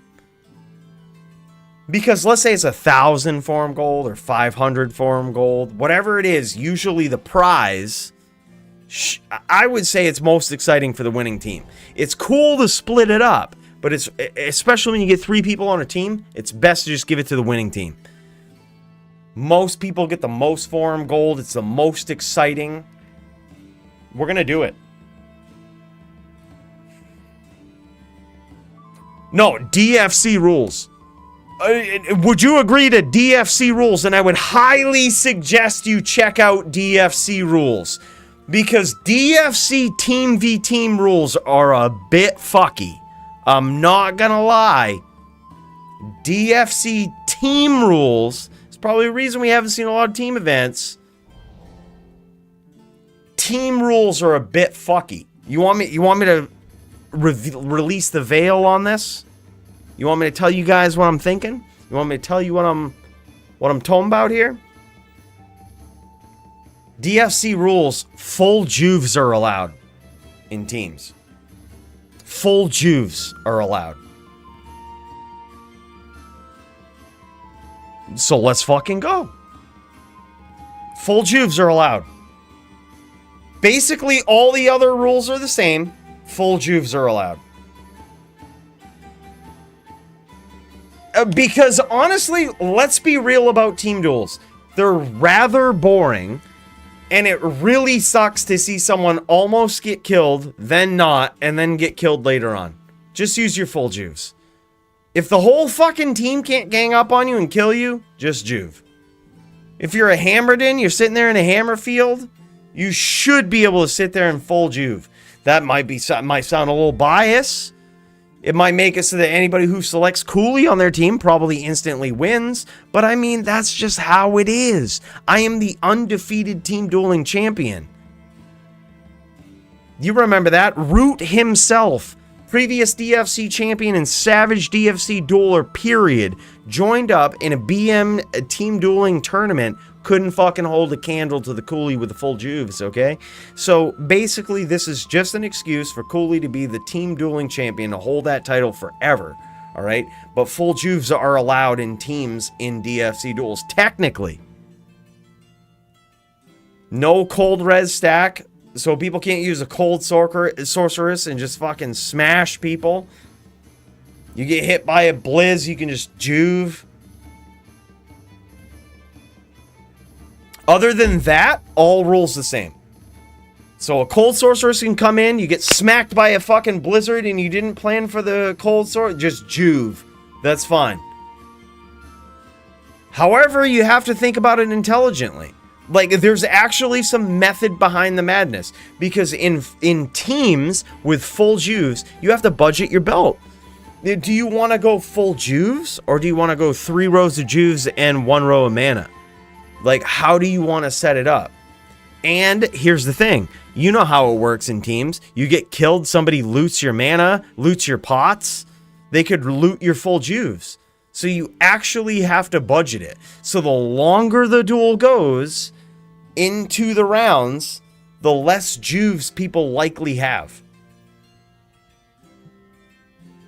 It's very methodical, with a tournament-style 3v3 in mind. Juves allowed. So if people come in with a cold sorceress early on and you can knock them out, good. You won't have to juve as much in the later rounds. Otherwise, you're going to have to farm some juves, man. Dio saying go? What is this? What is this? We got a lot of Look, there's a lot of druids challenging Santiana, and the only one that's been able to effectively do it is Polytheist. Okay, I just want to point that out. Polytheist, he wasn't able to beat Santiana. Just want to point this out. Wasn't able to beat Santiana in the most recent competitive DFC duel. But he's the only druid that's been able to beat Santiana in this. Dio win coming in here thinking he's about to fucking kill. Look at this. You see these challenges going on? Root couldn't do it, Dio. Root DFC, previous DFC champion, bro. You think you can beat Santiana? Boys, do you guys want to see me embarrass another potential DFC champion live on stream? I hate to make me myself the star of the show here.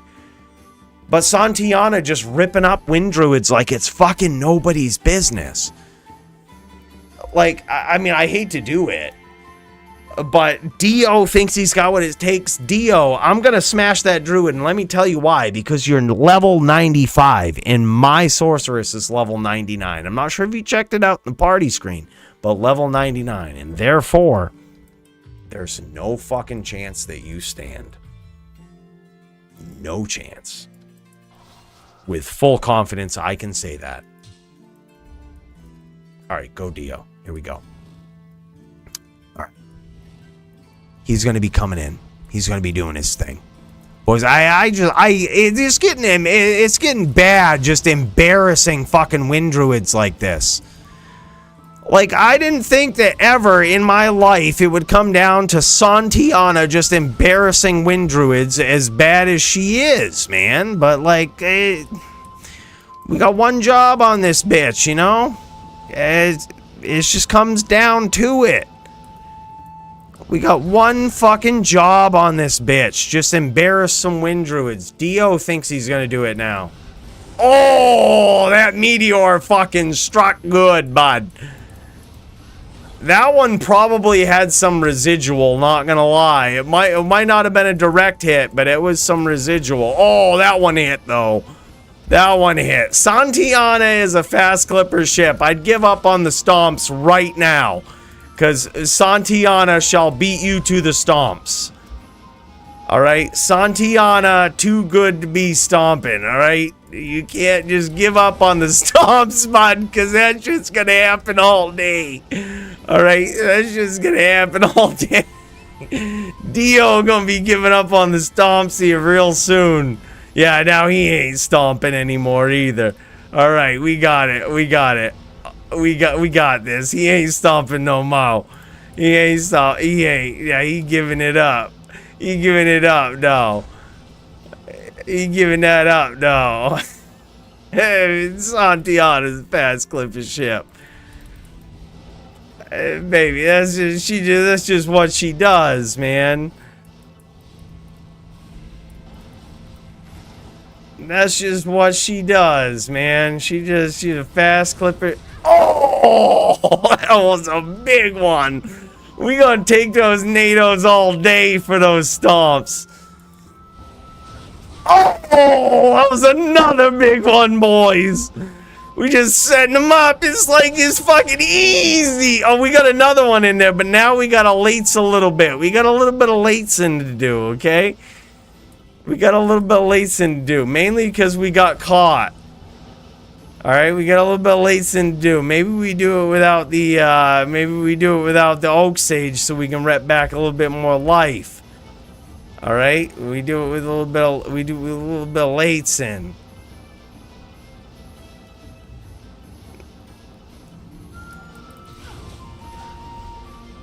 We're gonna do a little bit of latesing. Alright, we got our mana back. We're gonna be good. Boom, baby.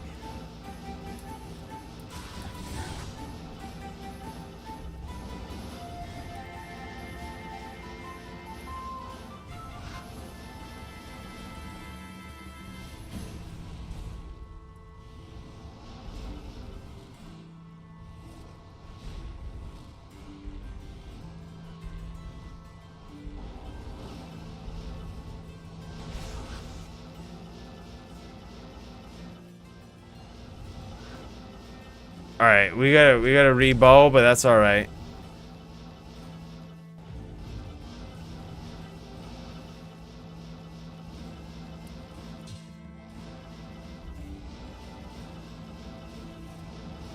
We back in this. We had to rebow a little bit, but we back in this.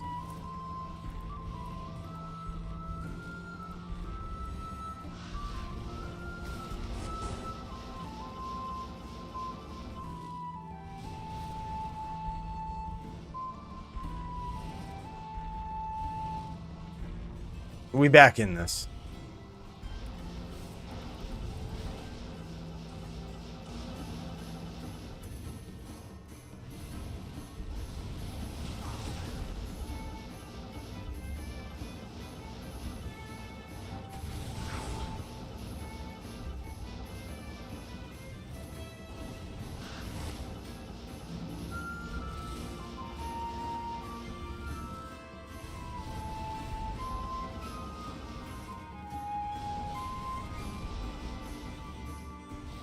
Dio think he gonna get it, bro.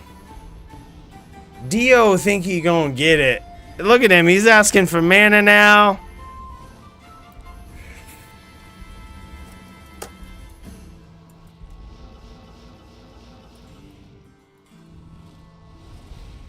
Look, he get mana now.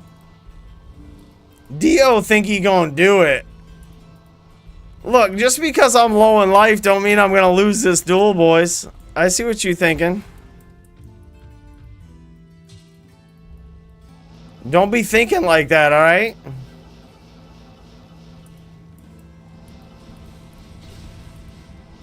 Dio is fucking low, bud. Don't mana him, Paulie. He's fucking late this whole time. Let him fucking do his thing. I ain't used a fucking mana pot this whole duel.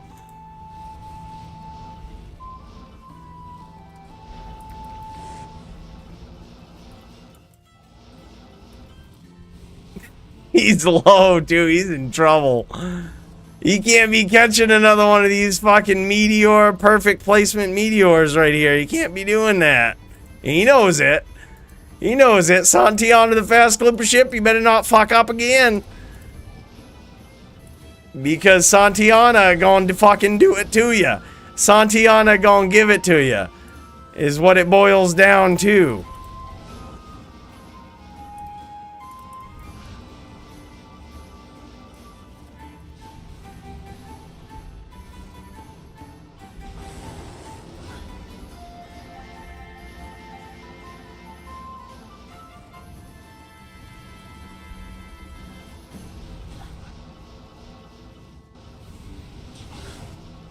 Santiana gonna give it to you, and that's just the only thing that it boils down to.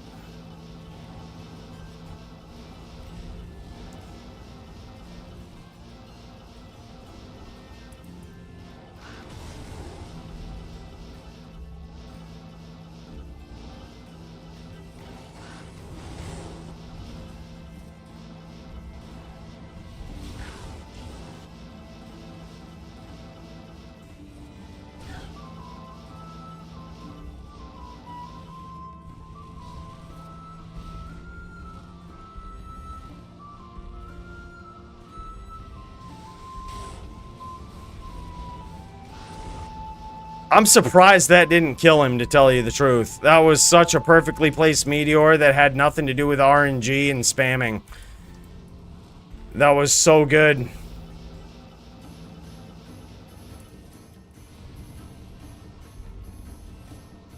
Nothing to do with spamming, nothing to do with RNG.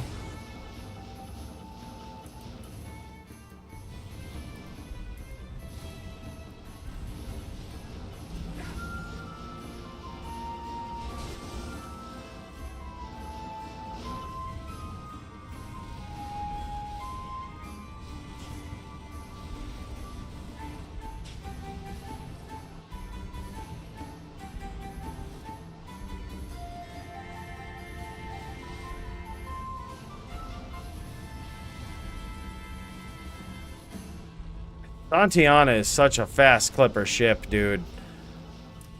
You're gonna have to be a fucking fast clipper ship to catch this bitch. God, Santiana, I'm sorry to refer to you like that, but you are a mean bitch. You were a mean bitch with bad intentions. That's gonna have to bow for the second time in this fight. And look, I've never had more faith than I do in you than anybody on this planet. Like, Santiana, the fast clipper ship with the second bow of the fight.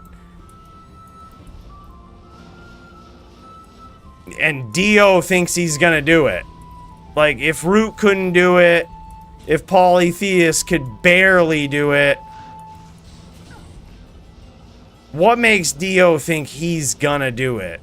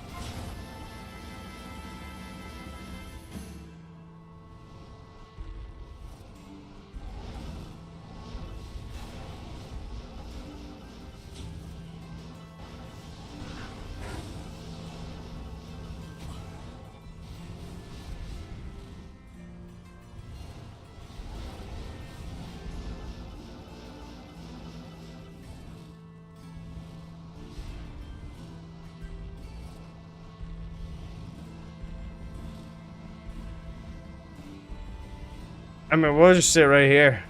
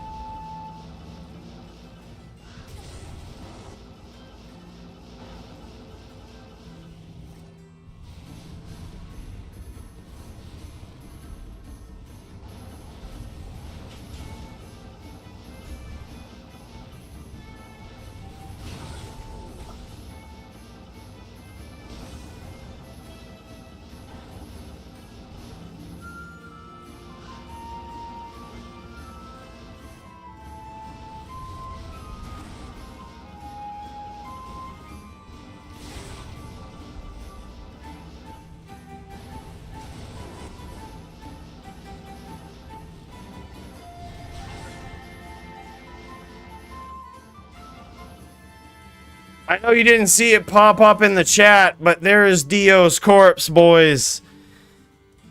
There is no druid on the planet besides Polytheist in this very interesting matchup right now that can do it. I know you might have thought my back was against the ropes and you thought, oh, you're talking a lot of shit. Alright, but there is Dio's corpse and he is completely fucked. Okay, he's gonna try to cheese me here. We ain't gonna let that happen. Okay. Santiana L fast clipper ship.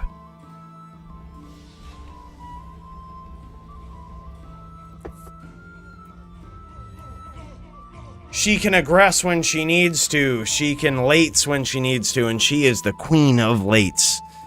You can't out-lates Coolie. As Joby so gallantly said in the secret video that we uploaded on this channel, Joby actually tried to din me once, and he hid behind a corner, and he said, I'm gonna get Coolie.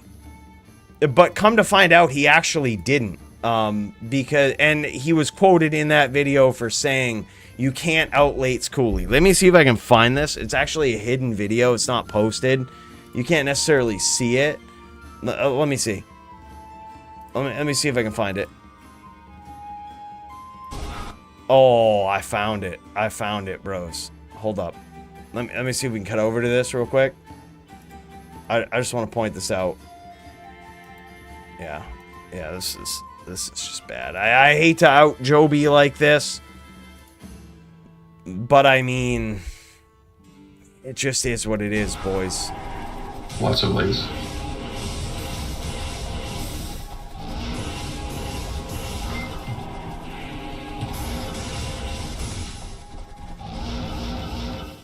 Here's Joby. No, this is me actually. This is actually me. Here's Joby in the corner trying to out-lates me. Look at him. Look at him trying to lates. Got smashed. Fucking easy. Yeah, after that match, I do believe, I wish I would have quoted him for this. He did indeed say, you can't out-lates the Coolie. And it's very true. It's very true, man. You can't do it. You engage in it, it's just a battle to the death.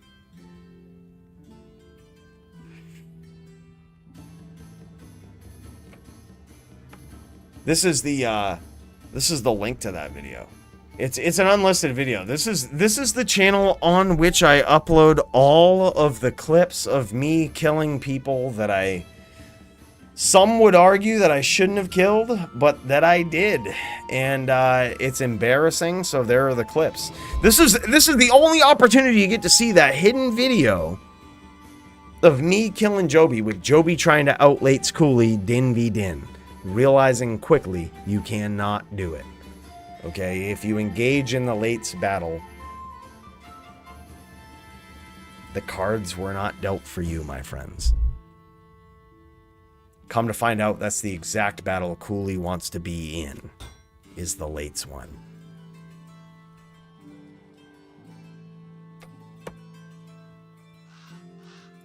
Alright, dude, we got a barb here.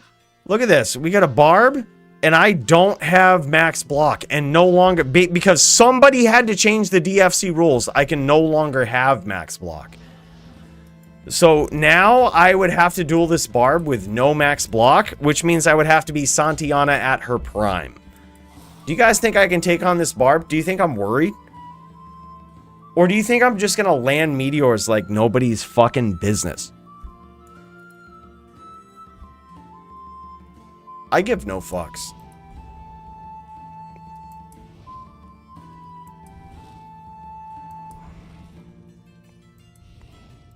You think I'm scared of a barb just because I have 15% block? You think I'm scared? I'm not even switching my gear now. This is the new DFC rules just make it easy on me. I don't have to think about switching gears. I can just keep the same sorcerer setup for every match I enter. Fucking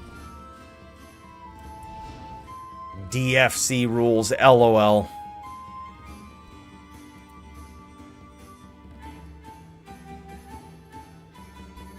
Go Shatter. It doesn't come up anymore because we're bugged.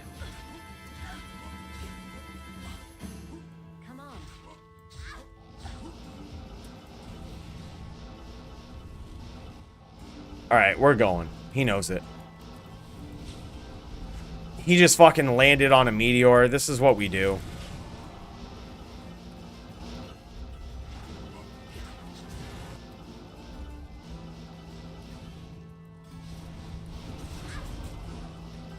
Alright, we're gonna have to recover some of that mana. That's alright.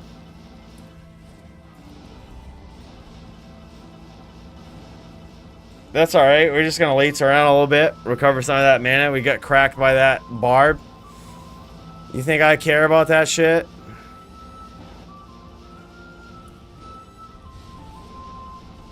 He was probably eating that meteor. It does not feel good.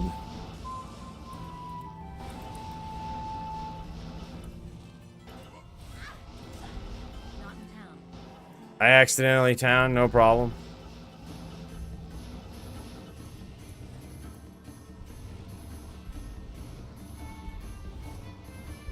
Ain't no bar that wants to come into that.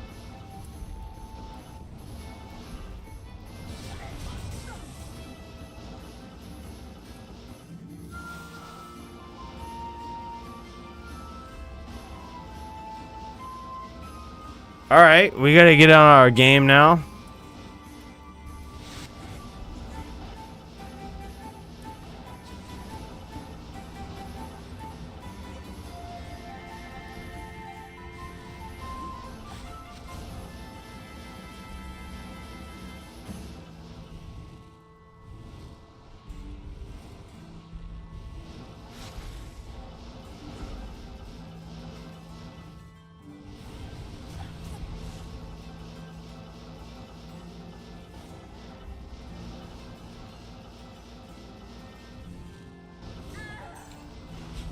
Lucky hits. Lucky hits.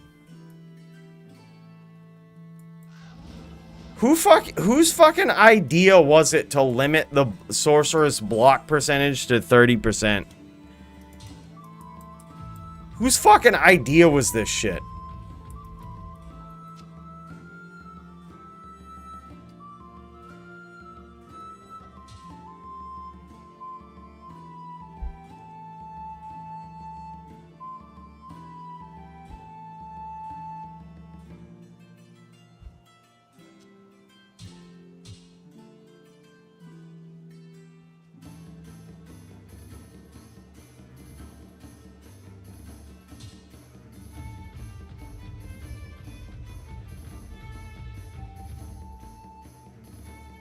Let's run that back, shall we?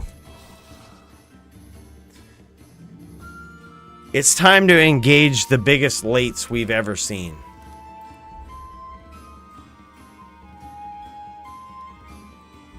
Let's go. Where's he at?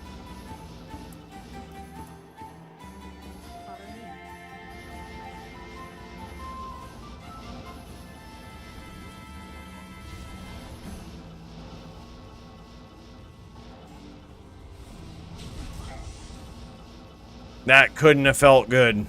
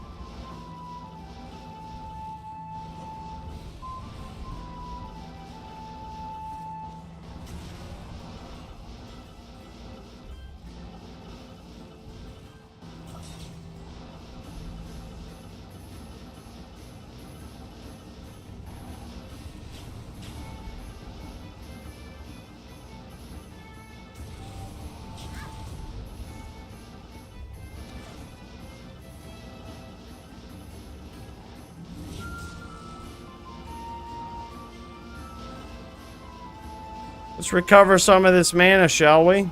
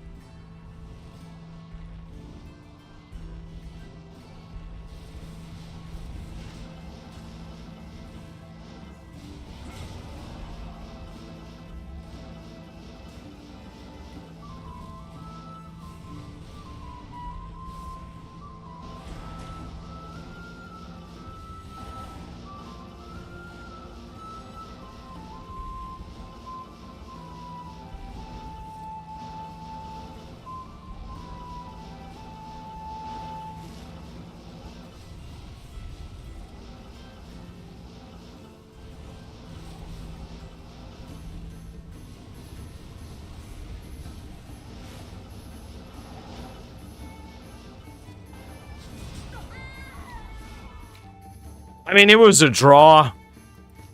We killed each other. I mean, it was a draw with 0 block. I feel like good enough. It would advance us to the next round, and it would basically be a win. Lace is like hiding behind a box on FPS, but there's no bomb or plant or round timer. Look, I mean, much like it was in the main event tonight, there was no expectation for me to aggress a barb there. So I'm gonna live in that world, okay, Marvel?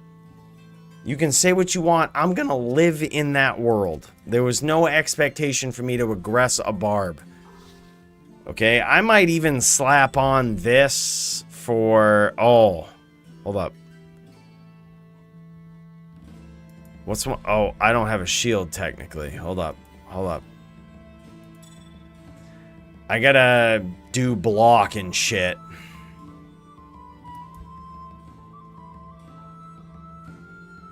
What happened to my boots? I thought I had marrow walks on this guy. I don't anymore. What did I throw those on the ground? That really sucks, dude. I must have thrown those on the ground. Fuck! Those were 100% perfect marrow walks, and I threw them on the ground. That's the only explanation as to why they wouldn't be in my stash right now. I threw them on the ground. They were 100% perfect marrow walks. Whatever, though. No, I've only used this character tonight. I have thrown them on the ground, unfortunately. Yep. That I don't know how or when that happened, but I threw them on the ground. 100% perfect marrow walks. Just chalked out like they were nobody's fucking business. Like they were yesterday's news. Like right on the ground. Fucking, yeah, that's... Oh, right here. Never mind. I got him. I'm just blind. I've had a lot of drinks tonight, boys.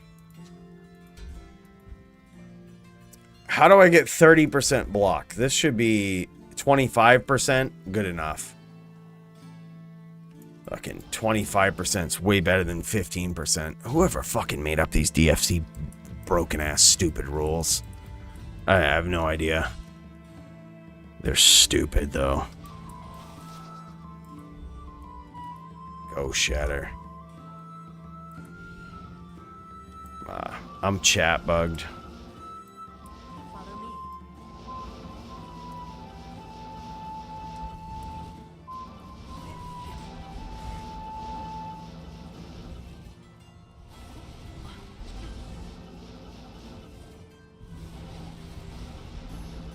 me. 25% block, so good.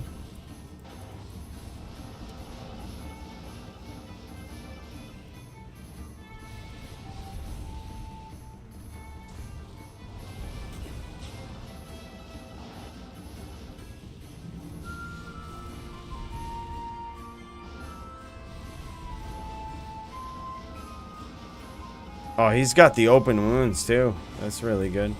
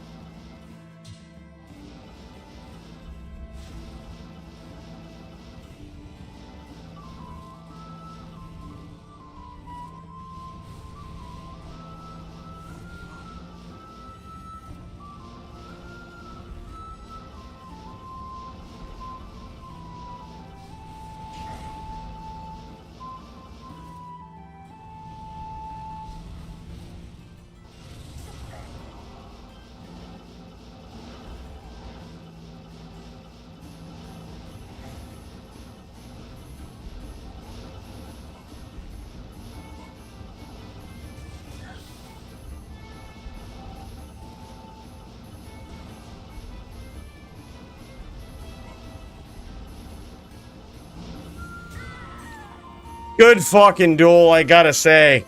I expected to cheese that one out of there, but good fucking duel.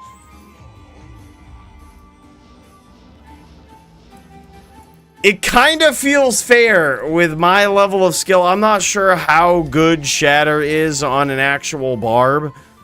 Like, what his skill level actually is. My skill level on an ES Fireballer is 5 out of 10. Like, average ES Fireballer will... I mean, and that's average for DFC, so that clearly means I would smash anybody in a fucking pub game. Like, I would smash anybody in a pub game, but 5 out of 10 for DFC on an ES Fireballer. And this guy beat me. But if I use 75% block, it's no shot. Like, I get far more ballsy with 75% block. So I think Elite was right with that. And honestly, if I was a barb player, I would probably feel the same way. Like, that should certainly be the case. Is this Max? This Max has some sort of... He's got a poison barb. Come on now. Come on, Max. What is this shit? What is this shit? Oh, open wounds? Alright, bro. You're basically dead. You're basically dead, bro. Don't even try. This is Santiana the Barb Killer, a.k.a. Santiana the Fast Clipper ship. Come on, bro. You're gonna have to try a little harder than that. Alright, go Max.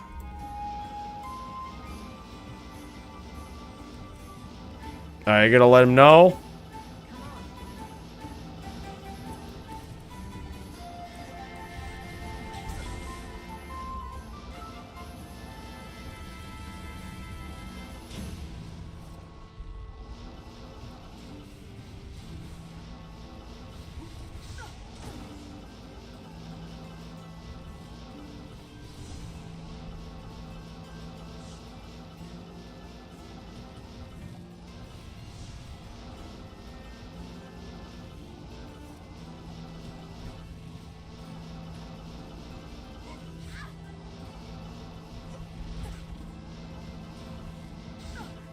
Fucking Max.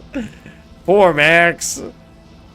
He's about to learn how fucking useless that barb is. Oh, poor fucking Max with his poison bullshit barb.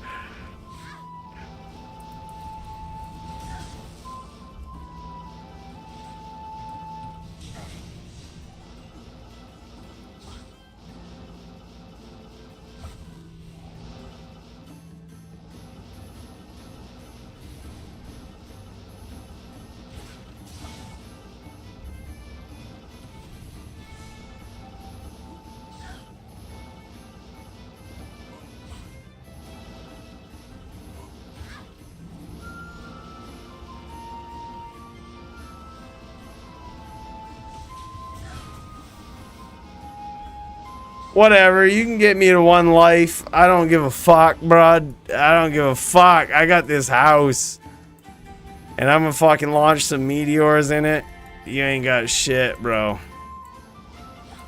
What are you gonna do now, bud? This house is on fire, bud. What are you gonna do? This house is fucking on fire. What are you gonna do now? Yeah, that's fine. This house is on fire. What are you gonna do now? This house is mine. You can't come in this fucking house, Max. I fucking told you not to come in this fucking house. I told you not to come in this house. I fucking told you, bud.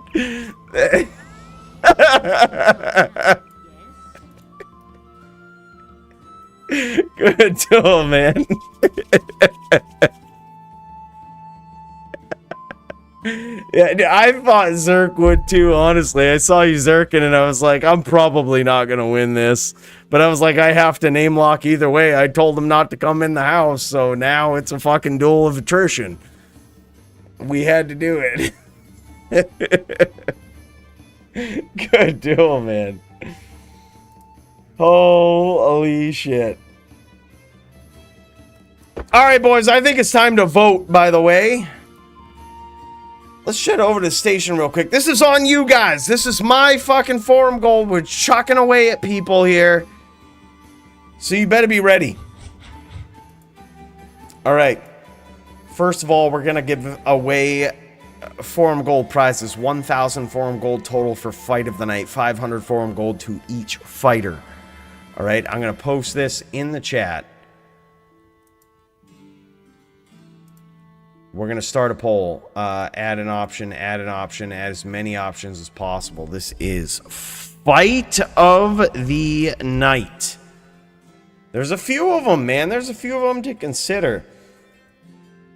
As much as I would love to put Marvel and Coolie in there, I don't think we can. It's not official. Joby versus Primo to determine who has the best maple syrup, America or Canada, was a pretty good one. And I honestly think very good on both players. I think, honestly, Coolie v Serenity, though, actually deserves one. I think Coolie got his ass kicked, but he did not lates. Okay, he was on an ES Fireballer, did not lates, fucking played, aggroed when he needed to. Serenity just fucking kicked his ass. It was a 4-0. It was actually a really good fight, and it was very quick. I also think Riz v Vamp should be in there. That was a very long duel, but very skillful. I think it should certainly be in consideration. And then, of course, I would say Doombringer versus Armen P. Armen P, one of the most savage hammered-in skills players that we've seen in a long time, and Doombringer playing on fucking one arm, dude, playing with a handicap. So, I mean, that's also a thing. Poll is up. Feel free to vote on that. While we do that, let's kick over. I gotta piss real quick, boys. You gotta forgive me, so look, I'm not gonna look at your votes. You vote however you want. We're gonna cut back over. I'm gonna piss. And I will be RB. All right, you don't need to make fun of me while I'm gone. I just need to piss.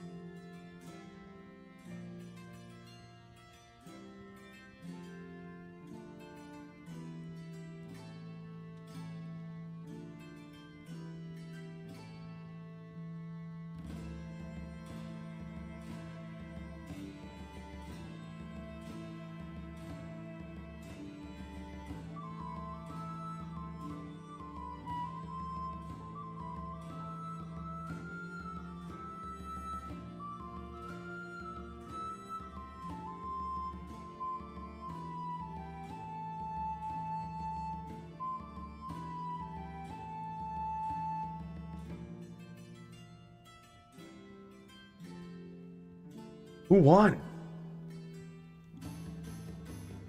All right.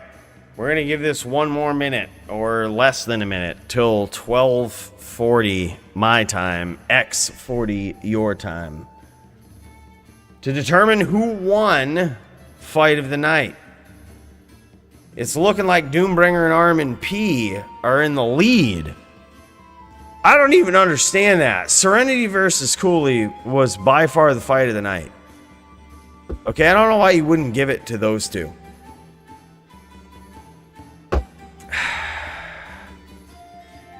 I have no idea. I know it's weird seeing it from my perspective, seeing it from the loser's perspective, all right? But even from the loser's perspective, you fucking scroll back and you can be like, all right, Coolie was kind of aggro there when he needed to be. Fucking Serenity was just on point. Serenity's just a different din. Coolie did what he needed to do. Coolie smashed Max, Dio, Root, all of the fucking, a lot of previous and almost previous DFC champions back to back. Smashed them and couldn't beat Serenity. Got 4-0'd and didn't lates. What more do you want? That's the best duel I can do! I didn't even lates!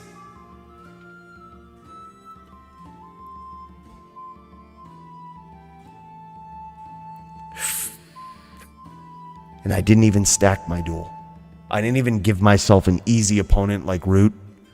Like if I gave myself Root, that would be easy. I didn't do that. Give myself Dio, be fucking easy. Didn't do that.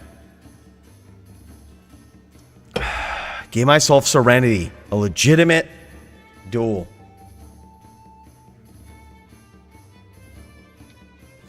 No Bowfire Druid, no Gertie, shake my head. Look, alright, we'll put Gertie on consideration for performance of the night, okay? I actually don't disagree with that. Gertie actually performed very well tonight, taking both of his duels like a fucking savage. All right, let's end this duel right here. Let's end it. It's apparently Doombringer versus Armen P. Y'all thought that was better? Y'all thought that was better than Coolie versus Serenity? I tried to put on a show tonight. I could have laced. I could have stayed way across the map. And I know it's hard to switch perspectives when it's my duel. But goddamn, y'all have to consider that. I kicked ass tonight for getting 0-4'd. Alright? I kicked mad ass. I didn't lates. Y'all saw me take on 3 or 4 or 5 DFC champions and fucking embarrass them after that. Y'all don't even understand the depth of that duel. Is my honest thoughts and honest feelings. But you know what, Doombringer, Armen P. That's the one. And honestly, I think that was pretty good. Like, Armen P won that duel. It was tough for him. We know that Doombringer was playing with a handicap. Like, there was a lot of stuff that went into that duel. So I completely agree. Like, I think that one also should be in consideration for it, not gonna lie.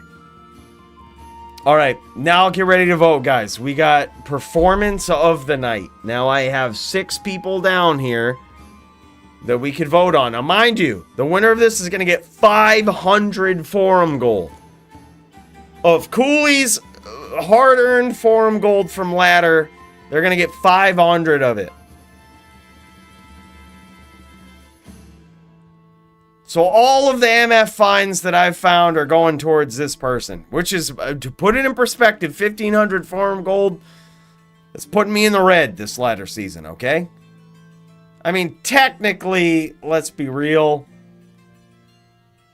It's not my forum gold. This is a big thanks, really,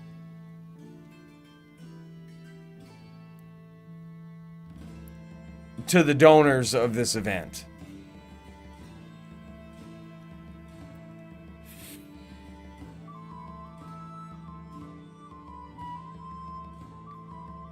But that being the case, this is the last one. This is the last event that we have donor money for. So I want you to think of that. This is the last person with our donor money so far that we'll be able to allow to award Fight of the Night for. This is very important, okay?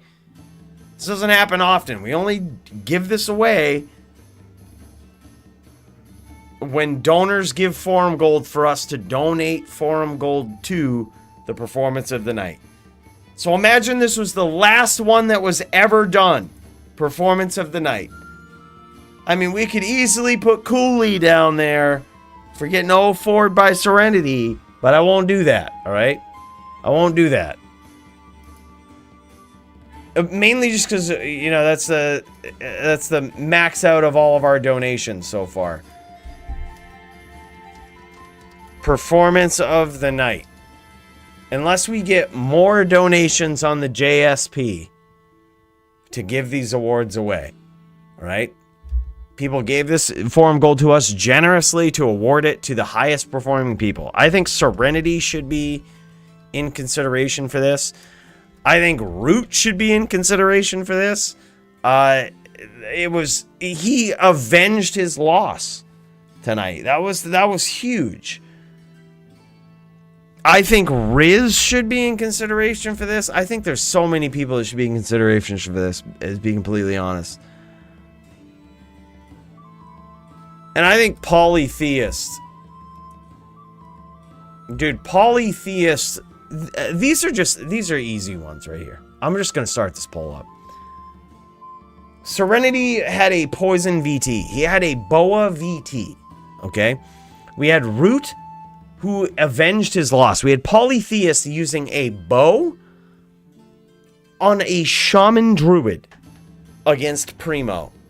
And getting a solid 4-1 victory. And we also had Riz, which, by the way, before you vote against Riz, okay, just remember this. He's in a competition against the most savage, dominant, defiant, long-range DFC dominating champion of all time. Manages to take a round from him and put on a very aggressive match against this dude. Like, I honestly feel bad if Riz doesn't get it. Because, like, you have to realize how difficult of a duel that is for Riz. Like, he's going up against the most reigning, dominant, defending DFC champion of all time. And puts on the most aggressive match against this guy. Like, let's be serious for a minute, guys. That's so hard to do. Do you know that there's so many duelers out there that could not pull off such a feat? Right? Like, he might not have won, but his performance was undeniably good. Like, it's so hard to do that. From coming from someone that has been involved in, I think it was a 2-hour duel against the current champion and still lost. This guy put on a show tonight, man. Like, the most aggression, the most, like, savage, aggressive style dueling that you possibly can. I'm just saying that's where I would cast my vote. But ultimately, it's up to you guys. It's up to you guys. We're going to see how it goes. We're going to give this one till... We're going to give it till the 50. Alright, 2 minutes. That's just enough time for me to embarrass Dio again in one duel. I shouldn't take me more than 2 minutes to kill fucking Dio. Let's just do this. Dio, are you around? Are you still... Or did you go AFK? And the time it takes me to kill Dio is how long you have to vote for for performance of the night. Right now, it's up in the air between Riz and Polytheist. Polytheist busting out the bow versus Primo. This guy is probably one of the most exciting duelers to ever watch. But also Riz. One of the, like, literally you couldn't ask for more aggression in a duel. Like, I feel bad if that guy doesn't get it.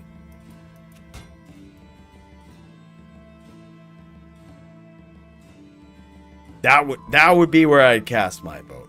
Dio dodges easy. Gets fucking easy. Look at this. Name locking easy.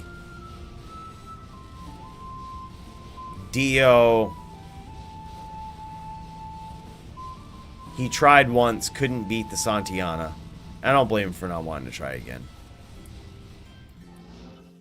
Alright, boys, that's it. We're going to end the poll with Polytheist being performance of the night. Honestly, a very good one. Like, a very good one.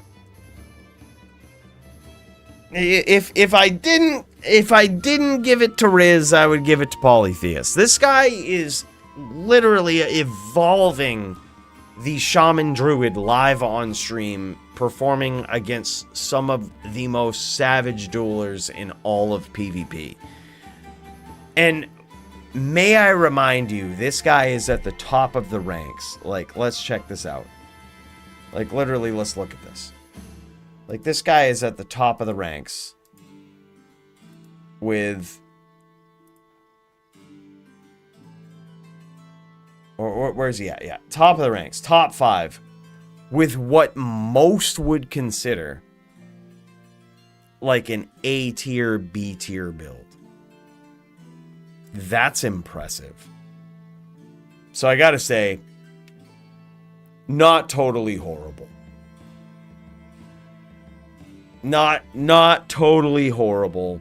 Can totally get behind that. But that being said, GG, boys. I appreciate you. Thank you so much for joining me tonight. Another great DFC event. Holy shit. This is the highlight of my week. I just gotta say, boys, thank you so much for being here with me. This has meant a lot to me in a lot of ways. I appreciate all of you for your support. Brute Pendragon. By the way, Derek P. I'm not sure if I called that out live with Brute Pendragon's Juck Fuckery, but I just want to say retroactively, thank you. I'm just seeing that right there. Derek P. Thank you so much, bro. Big cheers to you. We're capping it off for you, man. And also to Ridge Racer 65 as well. My dude, wow. How drunk did I get on stream today? Like level 1 to 10. I feel like I missed some of this right here. But also we have Matthew, Mag Callus. We have Dragon 7. Hey, you're a big donor, big sub. You guys all make it possible. I just want to say that. The Juck Fuckery is alive. I'm able to pay my bills because of you guys, and I really appreciate it. So thank you so much. Big cheers. I've just killed the glass for you. We'll catch you next week when Santiana makes another run at the title here to take on the reigning, defending, dominant DFC champion. That's the goal. Thank you guys so much. I'll catch you next week. Take care of yourselves. Peace.